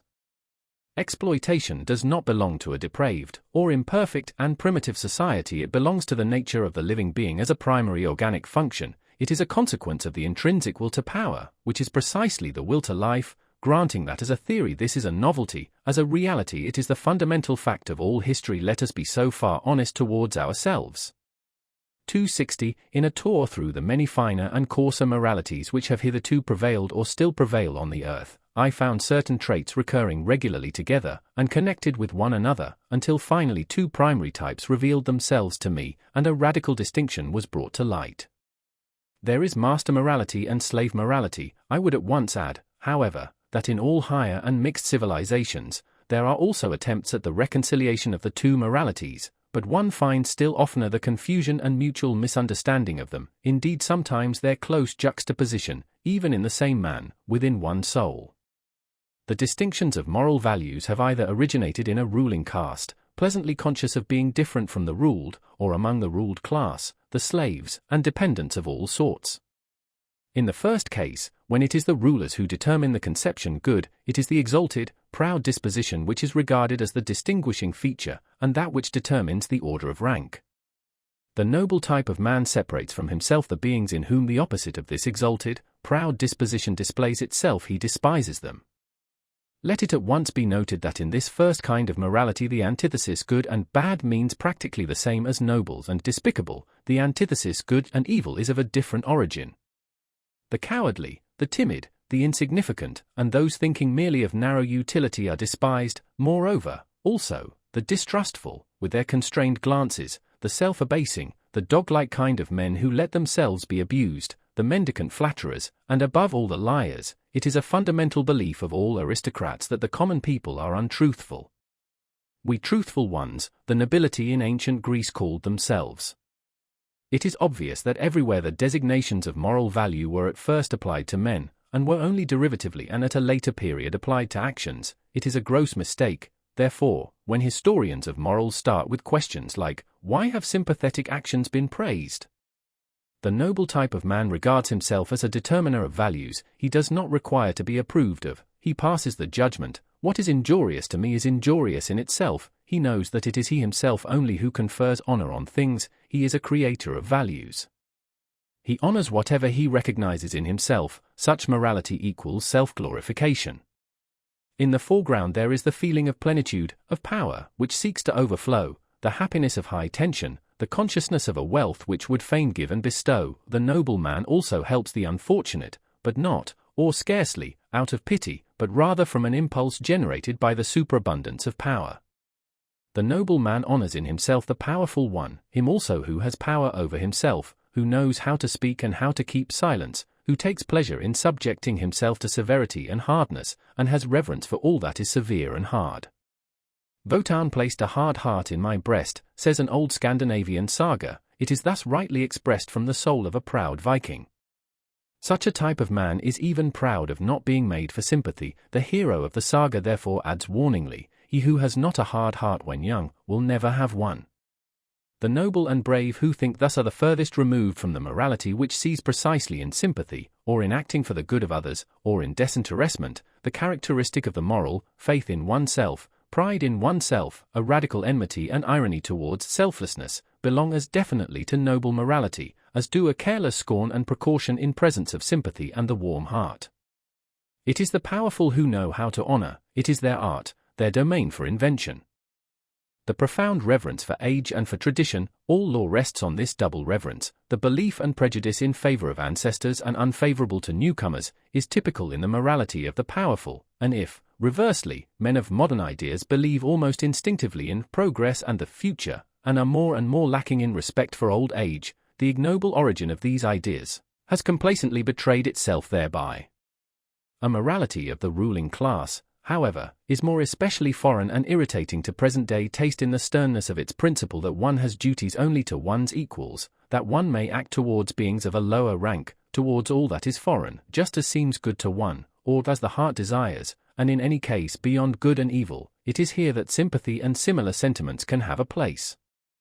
The ability and obligation to exercise prolonged gratitude and prolonged revenge, both only within the circle of equals, artfulness in retaliation, refinement of the idea in friendship, a certain necessity to have enemies, as outlets for the emotions of envy, quarrelsomeness, arrogance, in fact, in order to be a good friend, all these are typical characteristics of the noble morality, which, as has been pointed out, is not the morality of modern ideas, and is therefore at present difficult to realize, and also to unearth and disclose.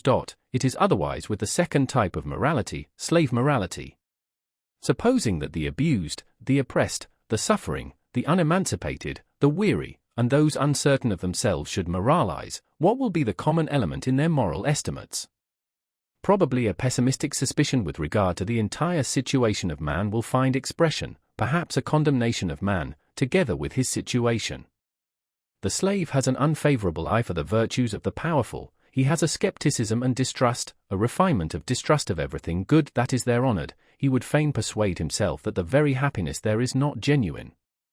On the other hand, those qualities which serve to alleviate the existence of sufferers are brought into prominence and flooded with light. It is here that sympathy, the kind, helping hand, the warm heart, patience, diligence, humility, and friendliness attain to honor, for here these are the most useful qualities, and almost the only means of supporting the burden of existence.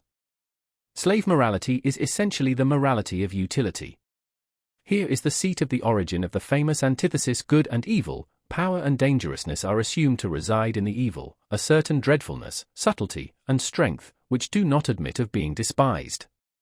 According to slave morality, therefore, that evil's man arouses fear. According to master morality, it is precisely the good man who arouses fear and seeks to arouse it, while the bad man is regarded as the despicable being. The contrast attains its maximum when, in accordance with the logical consequences of slave morality, a shade of depreciation, it may be slight and well-intentioned, at last attaches itself to the good man of this morality, because, according to the servile mode of thought, the good man must in any case be the safe man. He is good-natured, easily deceived, perhaps a little stupid, un bonhomme. Everywhere that slave morality gains the ascendancy, language shows a tendency to approximate the significations of the words good and stupid. A last fundamental difference, the desire for freedom, the instinct for happiness and the refinements of the feeling of liberty belong as necessarily to slave morals and morality, as artifice and enthusiasm in reverence and devotion are the regular symptoms of an aristocratic mode of thinking and estimating. Hence we can understand without further detail why love as a passion, it is our European specialty, must absolutely be of noble origin. As is well known, its invention is due to the Provençal poet cavaliers, those brilliant, ingenious men of the Gari sabre, to whom Europe owes so much, and almost owes itself. 261. Vanity is one of the things which are perhaps most difficult for a noble man to understand. He will be tempted to deny it, where another kind of man thinks he sees it self-evidently. The problem for him is to represent to his mind beings who seek to arouse a good opinion of themselves which they themselves do not possess, and consequently also do not deserve, and who yet believe in this good opinion afterwards. This seems to him on the one hand such bad taste and so self-disrespectful, and on the other hand so grotesquely unreasonable, that he would like to consider vanity an exception, and is doubtful about it in most cases when it is spoken of. He will say, for instance, I may be mistaken about my value, and on the other hand may nevertheless demand that my value should be acknowledged by others precisely as I rate it. That, however, is not vanity, but self-conceit, or, in most cases, that which is called humility, and also modesty. Or he will even say, for many reasons I can delight in the good opinion of others, perhaps because I love and honor them, and rejoice in all their joys, perhaps also because their good opinion endorses and strengthens my belief in my own good opinion, perhaps because the good opinion of others, even in cases where I do not share it, is useful to me, or gives promise of usefulness. All this, however, is not vanity. The man of noble character must first bring it home forcibly to his mind, especially with the aid of history, that, from time immemorial, in all social strata in any way dependent, the ordinary man was only that which he passed for, not being at all accustomed to fixed values. He did not assign even to himself any other value than that which his master assigned to him. It is the peculiar right of masters to create values. It may be looked upon as the result of an extraordinary atavism, that the ordinary man, even at present, is still always waiting for an opinion about himself, and then instinctively submitting himself to it, yet by no means only to a good opinion, but also to a bad and unjust one. Think, for instance, of the greater part of the self-appreciations and self-depreciations which believing women learn from their confessors, and which in general the believing Christian learns from his church. In fact, conformably to the slow rise of the democratic social order, and its cause, the blending of the blood of masters and slaves, the originally noble and rare impulse of the masters to assign a value to themselves and to think well of themselves, will now be more and more encouraged and extended, but it has at all times an older, ampler, and more radically ingrained propensity opposed to it, and in the phenomenon of vanity, this older propensity overmasters the younger. The vain person rejoices over every good opinion which he hears about himself, quite apart from the point of view of its usefulness, and equally regardless of its truth or falsehood, just as he suffers from every bad opinion, for he subjects himself to both, he feels himself subjected to both, by that oldest instinct of subjection which breaks forth in him. It is the slave in the vain man's blood, the remains of the slave's craftiness, and how much of the slave is still left in woman, for instance, which seeks to seduce to good opinions of itself. It is the slave, too, who immediately afterwards falls prostrate himself before these opinions, as though he had not called them forth. And to repeat it again, vanity is an atavism. 262. A species originates, and a type becomes established and strong in the long struggle with essentially constant unfavorable conditions. On the other hand, it is known by the experience of breeders that species which receive superabundant nourishment, and in general a surplus of protection and care, immediately tend in the most marked way to develop variations, and are fertile in prodigies and monstrosities, also in monstrous vices.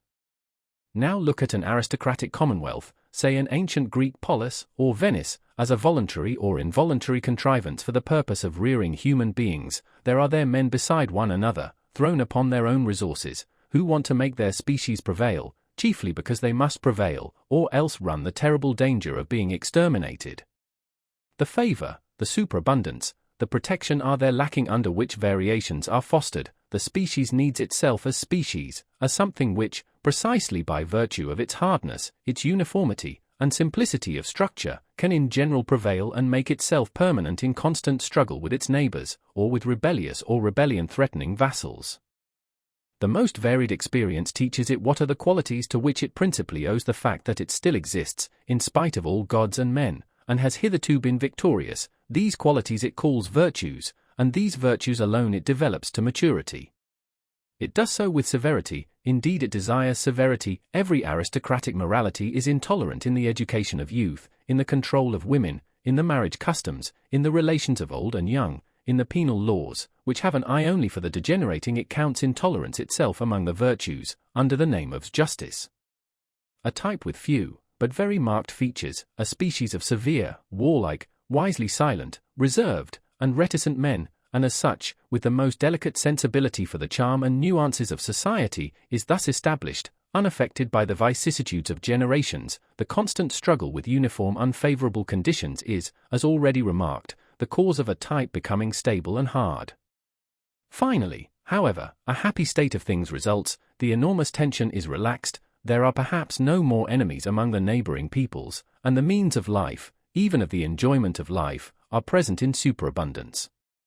With one stroke the bond and constraint of the old discipline severs, it is no longer regarded as necessary, as a condition of existence. If it would continue, it can only do so as a form of luxury, as an archasing taste. Variations, whether they be deviations, into the higher, finer, and rarer, or deteriorations and monstrosities, appear suddenly on the scene in the greatest exuberance and splendor. The individual dares to be individual and detach himself. At this turning point of history there manifest themselves, side by side, and often mixed and entangled together, a magnificent, manifold, virgin forest-like upgrowth and upstriving, a kind of tropical tempo in the rivalry of growth, and an extraordinary decay and self-destruction, owing to the savagely opposing and seemingly exploding egoisms, which strive with one another for sun and light, and can no longer assign any limit, restraint, or forbearance for themselves by means of the hitherto existing morality.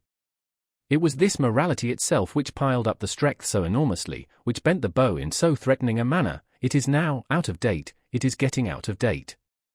The dangerous and disquieting point has been reached when the greater, more manifold, more comprehensive life is lived beyond the old morality. The individual stands out, and is obliged to have recourse to his own law-giving, his own arts and artifices for self-preservation, self-elevation, and self-deliverance. Nothing but new whys, nothing but new hows, no common formulas any longer, misunderstanding and disregard in league with each other, decay, deterioration, and the loftiest desires frightfully entangled, the genius of the race overflowing from all the cornucopias of good and bad, a portentous simultaneousness of spring and autumn, full of new charms and mysteries peculiar to the fresh, still inexhausted, still unwearied corruption. Danger is again present, the mother of morality, great danger, this time shifted into the individual, into the neighbor and friend, into the street, into their own child, into their own heart, into all the most personal and secret recesses of their desires and volitions. What will the moral philosophers who appear at this time have to preach? They discover, these sharp onlookers and loafers, that the end is quickly approaching, that everything around them decays and produces decay, that nothing will endure until the day after tomorrow, except one species of man, the incurably mediocre.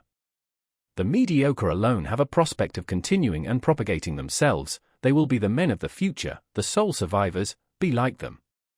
Become mediocre is now the only morality which has still a significance, which still obtains a hearing. But it is difficult to preach this morality of mediocrity. It can never avow what it is and what it desires.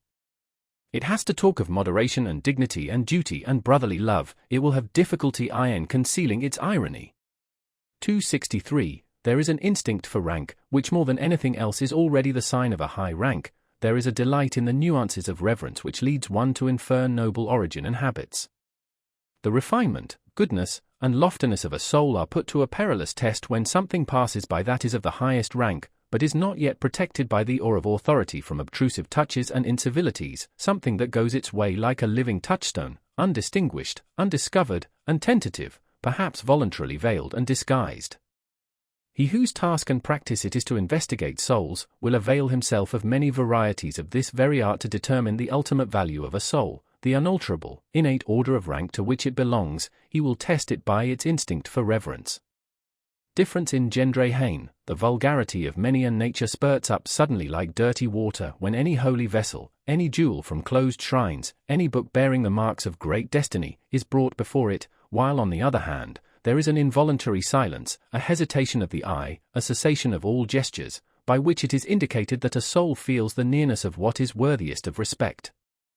The way in which, on the whole, the reverence for the Bible has hitherto been maintained in Europe is perhaps the best example of discipline and refinement of manners which Europe owes to Christianity. Books of such profoundness and supreme significance require for their protection an external tyranny of authority, in order to acquire the period of thousands of years which is necessary to exhaust and unriddle them. Much has been achieved when the sentiment has been at last instilled into the masses, the shallow pates and the boobies of every kind, that they are not allowed to touch everything, that there are holy experiences before which they must take off their shoes and keep away the unclean hand. It is almost their highest advance towards humanity. On the contrary, in the so-called cultured classes, the believers in modern ideas, nothing is perhaps so repulsive as their lack of shame, the easy insolence of eye and hand with which they touch, taste, and finger everything, and it is possible that even yet there is more relative nobility of taste, and more tact for reverence among the people, among the lower classes of the people, especially among peasants, than among the newspaper-reading demimonde of intellect, the cultured class. 264. It cannot be effaced from a man's soul what his ancestors have preferably and most constantly done, whether they were perhaps diligent economizers attached to a desk and a cash-box, modest and citizen-like in their desires, modest also in their virtues, or whether they were accustomed to commanding from morning till night, fond of rude pleasures and probably of still ruder duties and responsibilities, or whether, finally, at one time or another, they have sacrificed old privileges of birth and possession, in order to live wholly for their faith, for their God, as men of an inexorable and sensitive conscience, which blushes at every compromise. It is quite impossible for a man not to have the qualities and predilections of his parents and ancestors in his constitution, whatever appearances may suggest to the contrary. This is the problem of race. Granted that one knows something of the parents, it is admissible to draw a conclusion about the child. Any kind of offensive incontinence, any kind of sordid envy, or of clumsy self-vaunting, the three things which together have constituted the genuine plebeian type in all times, such must pass over to the child, as surely as bad blood, and with the help of the best education and culture one will only succeed in deceiving with regard to such heredity. And what else does education and culture try to do nowadays? In our very democratic, or rather very plebeian age, education and culture must be essentially the art of deceiving with regard to origin, with regard to the inherited plebeianism in body and soul. An educator who nowadays preached truthfulness above everything else, and called out constantly to his pupils, "Be true. Be natural. Show yourselves as you are." Even such a virtuous and sincere as would learn in a short time to have recourse to the furca of Horace, naturam expellere, with what results? Plebeianism usque recurrit. Footnote: Horace's Epistles, Ix, 24. 265. At the risk of displeasing innocent ears, I submit that egoism belongs to the essence of a noble soul. I mean the unalterable belief that to a being such as we, other beings must naturally be in subjection, and have to sacrifice themselves. The noble soul accepts the fact of his egoism without question, and also without consciousness of harshness, constraint, or arbitrariness therein, but rather as something that may have its basis in the primary law of things. If he sought a designation for it, he would say, it is justice itself. He acknowledges under certain circumstances, which made him hesitate at first, that there are other equally privileged ones. As soon as he has settled this question of rank, he moves among those equals and equally privileged ones with the same assurance, as regards modesty and delicate respect, which he enjoys in intercourse with himself, in accordance with an innate heavenly mechanism which all the stars understand. It is an additional instance of his egoism, this artfulness and self-limitation in intercourse with his equals. Every star is a similar egoist. He honors himself in them, and in the rights which he concedes to them. He has no doubt that the exchange of honors and rights, as the essence of all intercourse, belongs also to the natural condition of things. The noble soul gives as he takes, prompted by the passionate and sensitive instinct of requital, which is at the root of his nature. The notion of favor has, inter pares, neither significance nor good repute. There may be a sublime way of letting gifts as it were light upon one from above, and of drinking them thirstily like dewdrops, but for those arts and displays the noble soul has no aptitude. His egoism hinders him here. In general, he looks aloft unwillingly. He looks either forward, horizontally and deliberately, or downwards. He knows that he is on a height. 266. One can only truly esteem him who does not look out for himself. Goethe to Rathschlosser. 267. The Chinese have a proverb which mothers even teach their children: Siosin, make thy heart small. This is the essentially fundamental tendency in latter-day civilizations. I have no doubt that an ancient Greek, also, would first of all remark the self-dwarfing in us Europeans of today. In this respect alone we should immediately be distasteful to him. 268. What, after all, is ignobleness? Words are vocal symbols for ideas. Ideas, however, are more or less definite mental symbols for frequently returning and concurring sensations, for groups of sensations. It is not sufficient to use the same words in order to understand one another. We must also employ the same words for the same kind of internal experiences. We must in the end have experiences in common. On this account the people of one nation understand one another better than those belonging to different nations, even when they use the same language, or rather, when people have lived long together under similar conditions of climate, soil, danger, requirement, toil, there originates therefrom an entity that understands itself, namely, a nation. In all souls a like number of frequently recurring experiences have gained the upper hand over those occurring more rarely. About these matters people understand one another rapidly and always more rapidly. The history of language is the history of a process of abbreviation. On the basis of this quick comprehension people always unite closer and closer.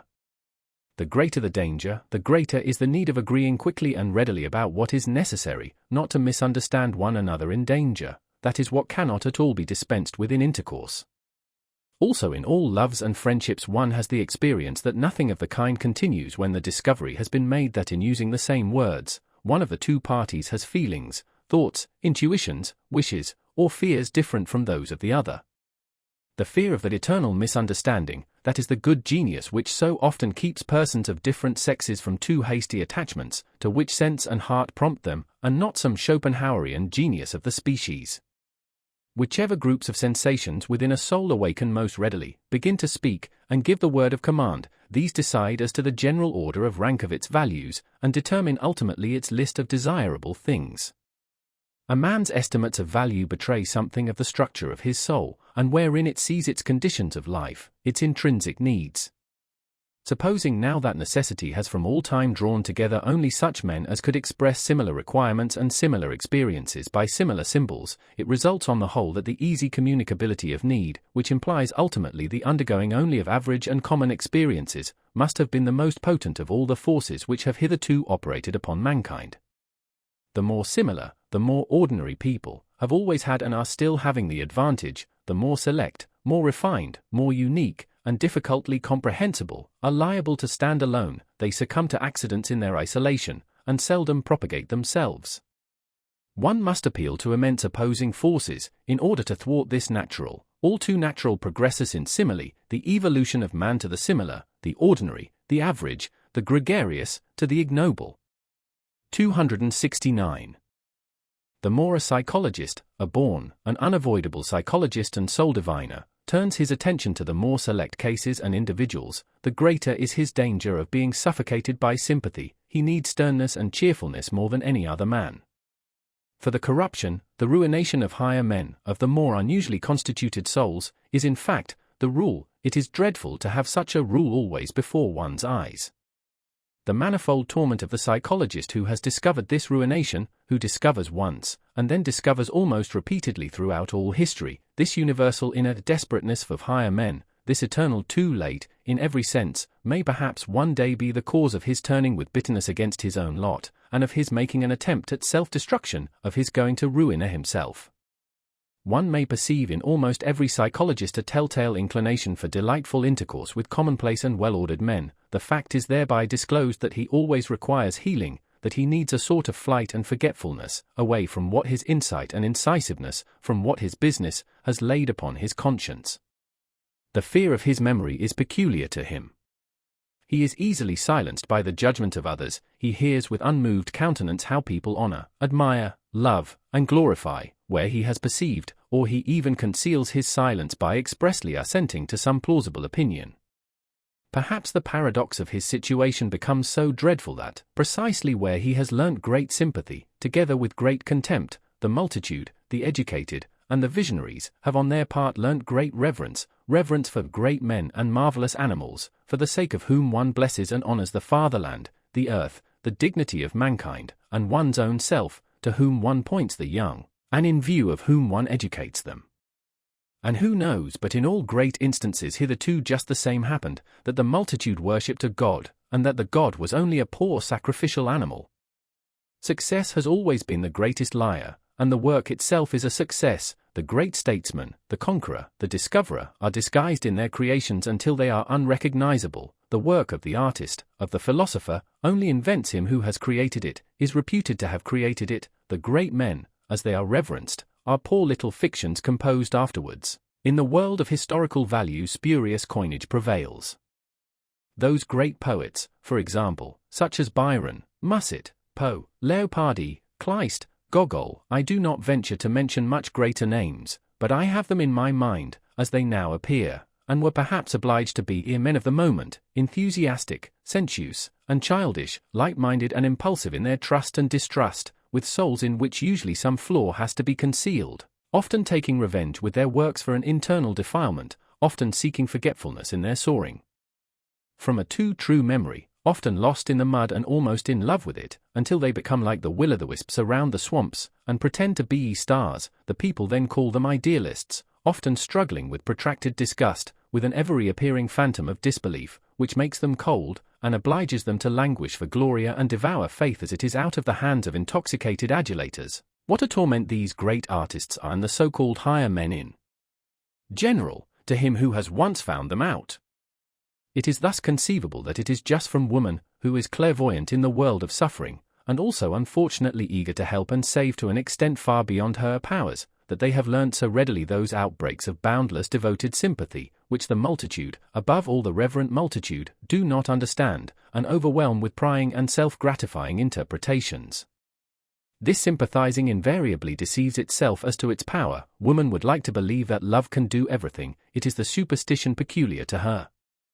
Alas, he who knows the heart finds out how poor, helpless, pretentious, and blundering even the best and deepest love is. He finds that it rather destroys than saves. It is possible that under the holy fable and travesty of the life of Jesus there is hidden one of the most painful cases of the martyrdom of knowledge about love, the martyrdom of the most innocent and most craving heart, that never had enough of any human love, that demanded inexorably and frantically to be loved and nothing else, with terrible outbursts against those who refused him their love, the story of a poor soul insatiate and insatiable in love, that had to invent hell to send thither those who would not love him, and that at last, enlightened about human love, had to invent a God who is entire love, entire capacity for love, who takes pity on human love, because it is so paltry, so ignorant.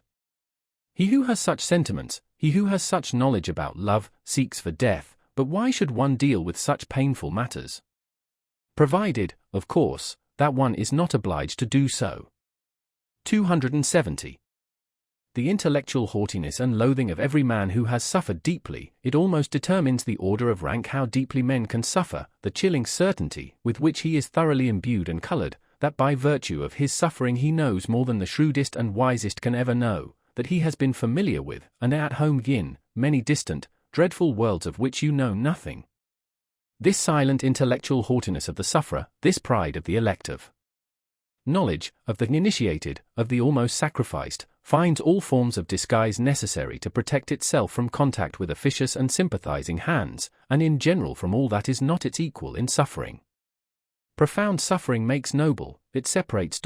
One of the most refined forms of disguise is epicurism, along with a certain ostentatious boldness of taste, which takes suffering lightly, and puts itself on the defensive against all that is sorrowful and profound. They are gay men who make use of gaiety, because they are misunderstood on account of it. They wish to be misunderstood. There are scientific minds who make use of science, because it gives a gay appearance, and because scientificness leads to the conclusion that a person is superficial, they wish to mislead to a false conclusion.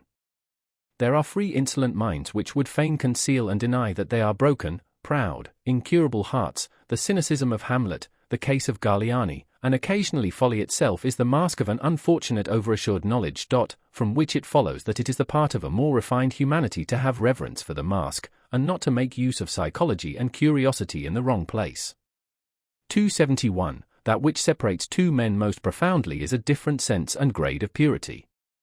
What does it matter about all their honesty and reciprocal usefulness? What does it matter about all their mutual goodwill? The fact still remains, they cannot smell each other. The highest instinct for purity places him who is affected with it in the most extraordinary and dangerous isolation, as a saint, for it is just holiness, the highest spiritualization of the instinct in question. Any kind of cognizance of an indescribable excess in the joy of the bath, any kind of ardor or thirst which perpetually impels the soul out of night into the morning, and out of gloom, out of affliction into clearness, brightness, depth, and refinement, just as much as such a tendency distinguishes, it is a noble tendency, it also separates. The pity of the saint is pity for the filth of the human, all too human. And there are grades and heights where pity itself is regarded by him as impurity, as filth. 272. signs of nobility, never to think of lowering our duties to the rank of duties for everybody, to be unwilling to renounce or to share our responsibilities, to count our prerogatives, and the exercise of them, among our duties. 273. A man who strives after great things looks upon every one whom he encounters on his way either as a means of advance, or a delay and hindrance, or as a temporary resting place. His peculiar lofty bounty to his fellowmen is only possible when he attains his elevation and dominates. Impatience, and the consciousness of being always condemned to comedy up to that time, for even strife is a comedy, and conceals the end, as every means does, spoil all intercourse for him. This kind of man is acquainted with solitude, and what is most poisonous in it. 274. The problem of those who wait. Happy chances are necessary, and many incalculable elements, in order that a higher man in whom the solution of a problem is dormant, may yet take action, or break forth, as one might say, at the right moment. On an average it does not happen, and in all corners of the earth there are waiting ones sitting who hardly know to what extent they are waiting, and still less that they wait in vain. Occasionally, too, the waking call comes too late, the chance which gives permission to take action, when their best youth and strength for action have been used up in sitting still, and how many a one, just as he sprang up, has found with horror that his limbs are benumbed and his spirits are now too heavy.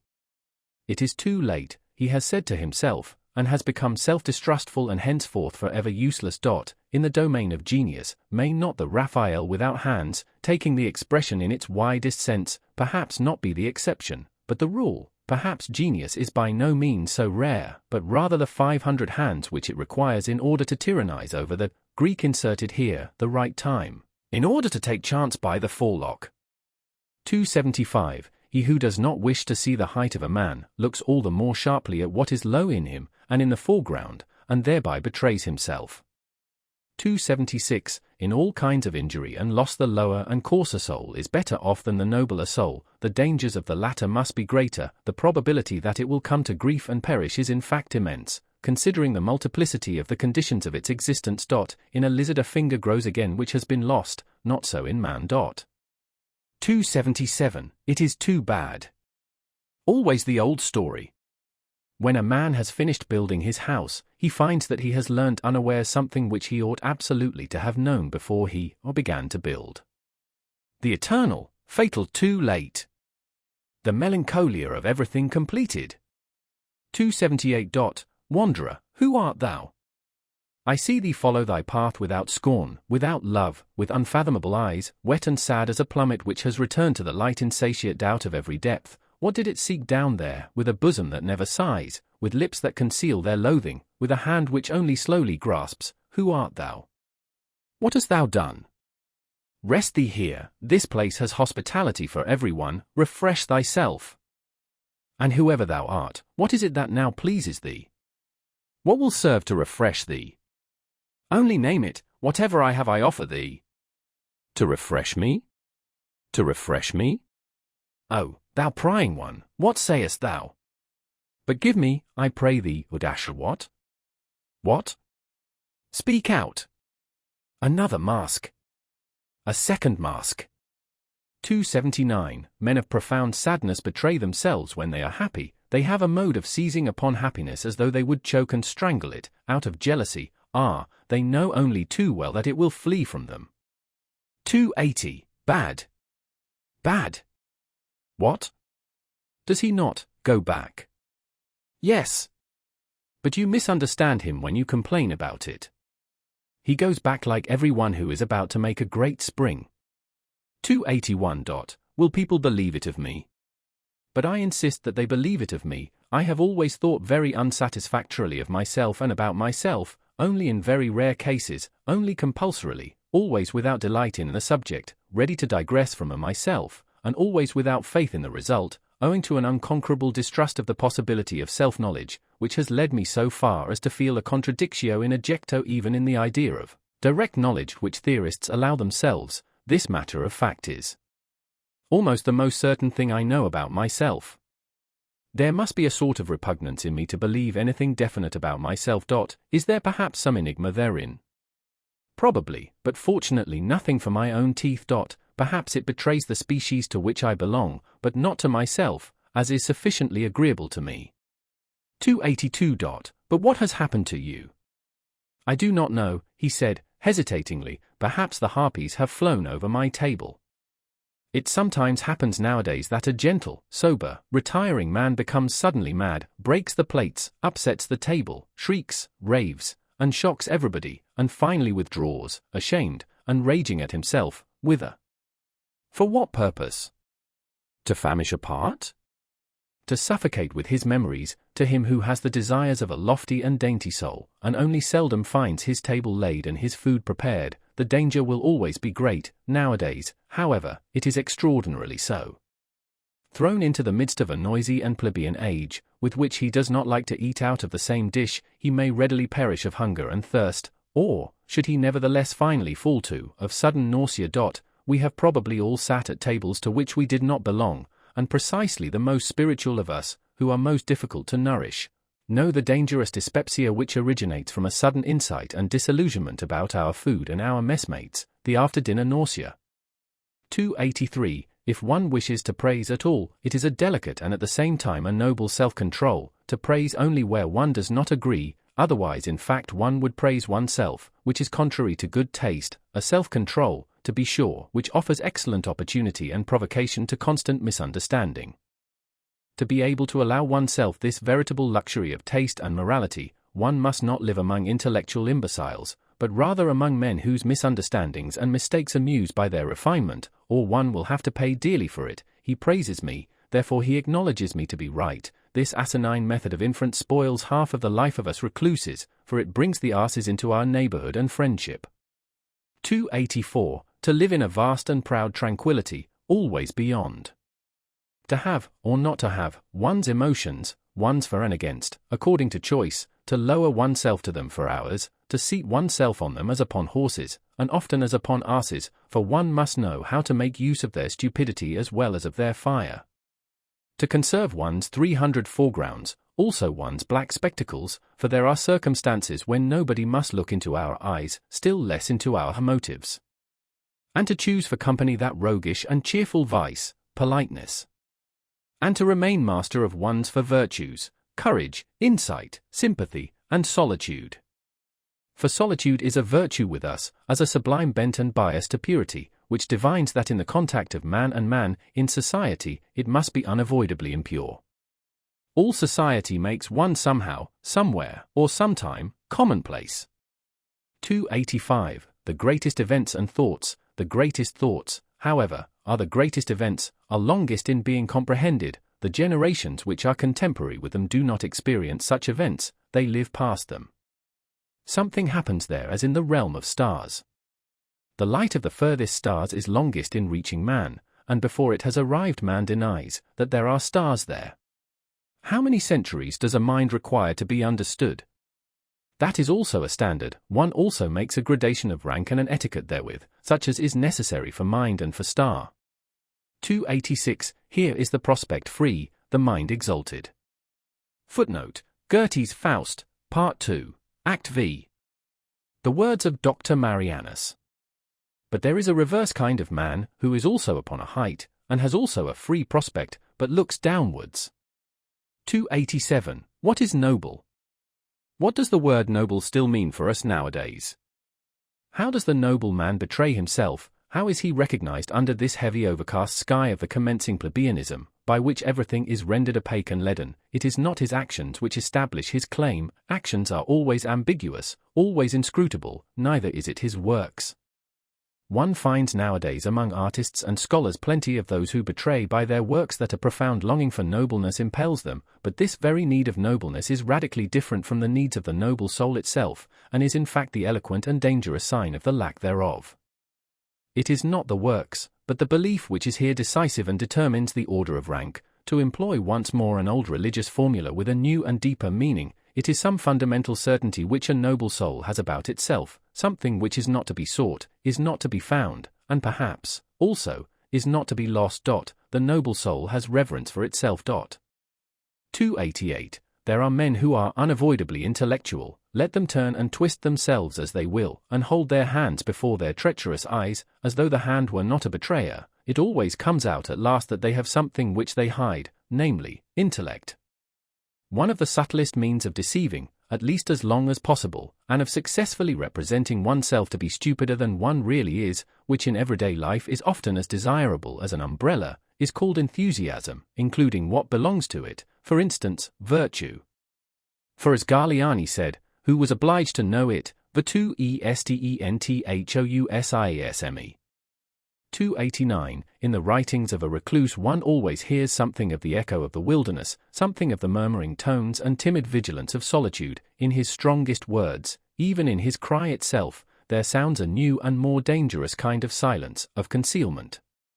He who has sat day and night, from year's end to year's end, alone with his soul in familiar discord and discourse, he who has become a cave bear, or a treasure seeker, or a treasure guardian and dragon in his cave, it may be a labyrinth, but can also be a gold mine, his ideas themselves eventually acquire a twilight color of their own, and an odor, as much of the depth as of the mold, something uncommunicative and repulsive, which blows chilly upon every passer-by. The recluse does not believe that a philosopher, supposing that a philosopher has always in the first place been a recluse, ever expressed his actual and ultimate opinions in books. Are not books written precisely to hide what is in us? Indeed, he will doubt whether a philosopher can have ultimate and actual opinions at all, whether behind every cave in him there is not, and must necessarily be, a still deeper cave, an ampler, stranger, richer world beyond the surface, an abyss behind every bottom, beneath every foundation. Every philosophy is a foreground philosophy. This is a recluse's verdict. There is something arbitrary in the fact that the philosopher came to a stand here, took a retrospect, and looked around, that he here laid his spade aside and did not dig any deeper. There is also something suspicious in it. Every philosophy also conceals a philosophy, every opinion is also a lurking place, every word is also a mask. 290. Every deep thinker is more afraid of being understood than of being misunderstood. The latter perhaps wounds his vanity, but the former wounds his heart, his sympathy, which always says, why would you also have as hard a time of it as I have? 291. Man, a complex, mendacious, artful, and inscrutable animal, uncanny to the other animals by his artifice and sagacity, rather than by his strength, has invented the good conscience in order finally to enjoy his soul as something simple, and the whole of morality is a long, audacious falsification, by virtue of which generally enjoyment at the sight of the soul becomes possible. From this point of view there is perhaps much more in the conception of art than is generally believed. 292. A philosopher, that is a man who constantly experiences, sees, hears, suspects, hopes, and dreams extraordinary things, who is struck by his own thoughts as if they came from the outside, from above and below, as a species of events and lightning flashes peculiar to him, who is perhaps himself a storm pregnant with new lightnings, a portentous man, around whom there is always rumbling and mumbling and gaping and something uncanny going on. A philosopher, alas, a being who often runs away from himself, is often afraid of himself, but whose curiosity always makes him come to himself again. 293. A man who says, I like that, I take it for my own, and mean to guard and protect it from every one, a man who can conduct a case, carry out a resolution, remain true to an opinion, keep hold of a woman, punish and overthrow insolence, a man who has his indignation and his sword, and to whom the weak, the suffering, the oppressed, and even the animals willingly submit and naturally belong, in short, a man who is a master by nature. When such a man has sympathy, well, that sympathy has value. But of what account is the sympathy of those who suffer? Or of those even who preach sympathy? There is nowadays, throughout almost the whole of Europe, a sickly irritability and sensitivity towards pain, and also a repulsive irrestrainableness in complaining, and effeminizing, which, with the aid of religion and philosophical nonsense, seeks to deck itself out as something superior. There is a regular cult of suffering. The unmanliness of that which is called sympathy by such groups of visionaries is always, I believe, the first thing that strikes the eye. One must resolutely and radically taboo this latest form of bad taste, and finally I wish people to put the good amulet, gai saber, gay science, in ordinary language, on heart and neck, as a protection against it. 294. The Olympian vice. Despite the philosopher who, as a genuine Englishman, tried to bring laughter into bad repute in all thinking minds, laughing is a bad infirmity of human nature which every thinking mind will strive to overcome. Hobbes, I would even allow myself to rank philosophers according to the quality of their laughing, up to those who are capable of golden laughter. And supposing that gods also philosophize, which I am strongly inclined to believe, owing to many reasons, I have no doubt that they also know how to laugh thereby in an overmanlike and new fashion, and at the expense of all serious things. Gods are fond of ridicule. It seems that they cannot refrain from laughter even in holy matters. 295. The genius of the heart, as that great mysterious one possesses it, the tempter god and born rat-catcher of consciences, whose voice can descend into the netherworld of every soul, who neither speaks a word nor casts a glance in which there may not be some motive or touch of allurement, to whose perfection it pertains that he knows how to appear, not as he is, but in a guise which acts as an additional constraint on his followers to press ever closer to him, to follow him more cordially and thoroughly, the genius of the heart, which imposes silence and attention on everything loud and self-conceited, which smooths rough souls and makes them taste a new longing, to lie placid as a mirror, that the deep heavens may be reflected in them, the genius of the heart, which teaches the clumsy and too hasty hand to hesitate, and to grasp more delicately, which scents the hidden and forgotten treasure, the drop of goodness and sweet spirituality under thick dark ice, and is a divining rod for every grain of gold, long buried and imprisoned in mud and sand, the genius of the heart, from contact with which every one goes away richer, not favored or surprised, not as though gratified and oppressed by the good things of others, but richer in himself, newer than before, broken up, blown upon, and sounded by a thawing wind, more uncertain, perhaps, more delicate, more fragile, more bruised, but full of hopes which as yet lack names, full of a new will and current, full of a new ill will and countercurrent. But what am I doing, my friends? Of whom am I talking to you? Have I forgotten myself so far that I have not even told you his name? Unless it be that you have already divined of your own accord who this questionable God and Spirit is, that wishes to be praised in such a manner. For, as it happens to every one who from childhood onward has always been on his legs, and in foreign lands, I have also encountered on my path many strange and dangerous spirits, above all, however, and again, the one of whom I have just spoken, in fact, no less a personage than the god Dionysus, the great equivocator and tempter, to whom, as you know, I once offered in all secrecy and reverence my first fruits, the last, as it seems to me, who has offered a sacrifice to him, for I have found no one who could understand what I was then doing. In the meantime, however, I have learned much, far too much, about the philosophy of this god, and, as I said, from mouth to mouth, I, the last disciple and initiate of the god Dionysus, and perhaps I might at last begin to give you, my friends, as far as I am allowed, a little taste of this philosophy. In a hushed voice, as is but seemly, for it has to do with much that is secret, new, strange, wonderful, and uncanny. The very fact that Dionysus is a philosopher, and that therefore gods also philosophize, seems to me a novelty which is not unensnaring, and might perhaps arouse suspicion precisely among philosophers. Among you, my friends, there is less to be said against it, except that it comes too late and not at the right time, for, as it has been disclosed to me, you are loath nowadays to believe in God and gods.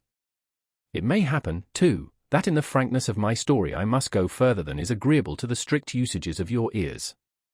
Certainly the God in question went further, very much further, in such dialogues, and was always many paces ahead of me. Indeed, if it were allowed, I should have to give him, according to human usage, fine ceremonious tides of lustre and merit. I should have to extol his courage as investigator and discoverer, his fearless honesty, truthfulness, and love of wisdom. But such a God does not know what to do with all that respectable trumpery and pomp. Keep that, he would say, for thyself and those like thee, and whoever else require it. I have no reason to cover my nakedness. One suspects that this kind of divinity and philosopher perhaps lacks shame. He once said, under certain circumstances I love mankind, and referred thereby to Ariadne, who was present. In my opinion man is an agreeable, brave, inventive animal, that has not his equal upon earth. He makes his way even through all labyrinths. I like man, and often think how I can still further advance him, and make him stronger, more evil, and more profound. Stronger, more evil, and more profound?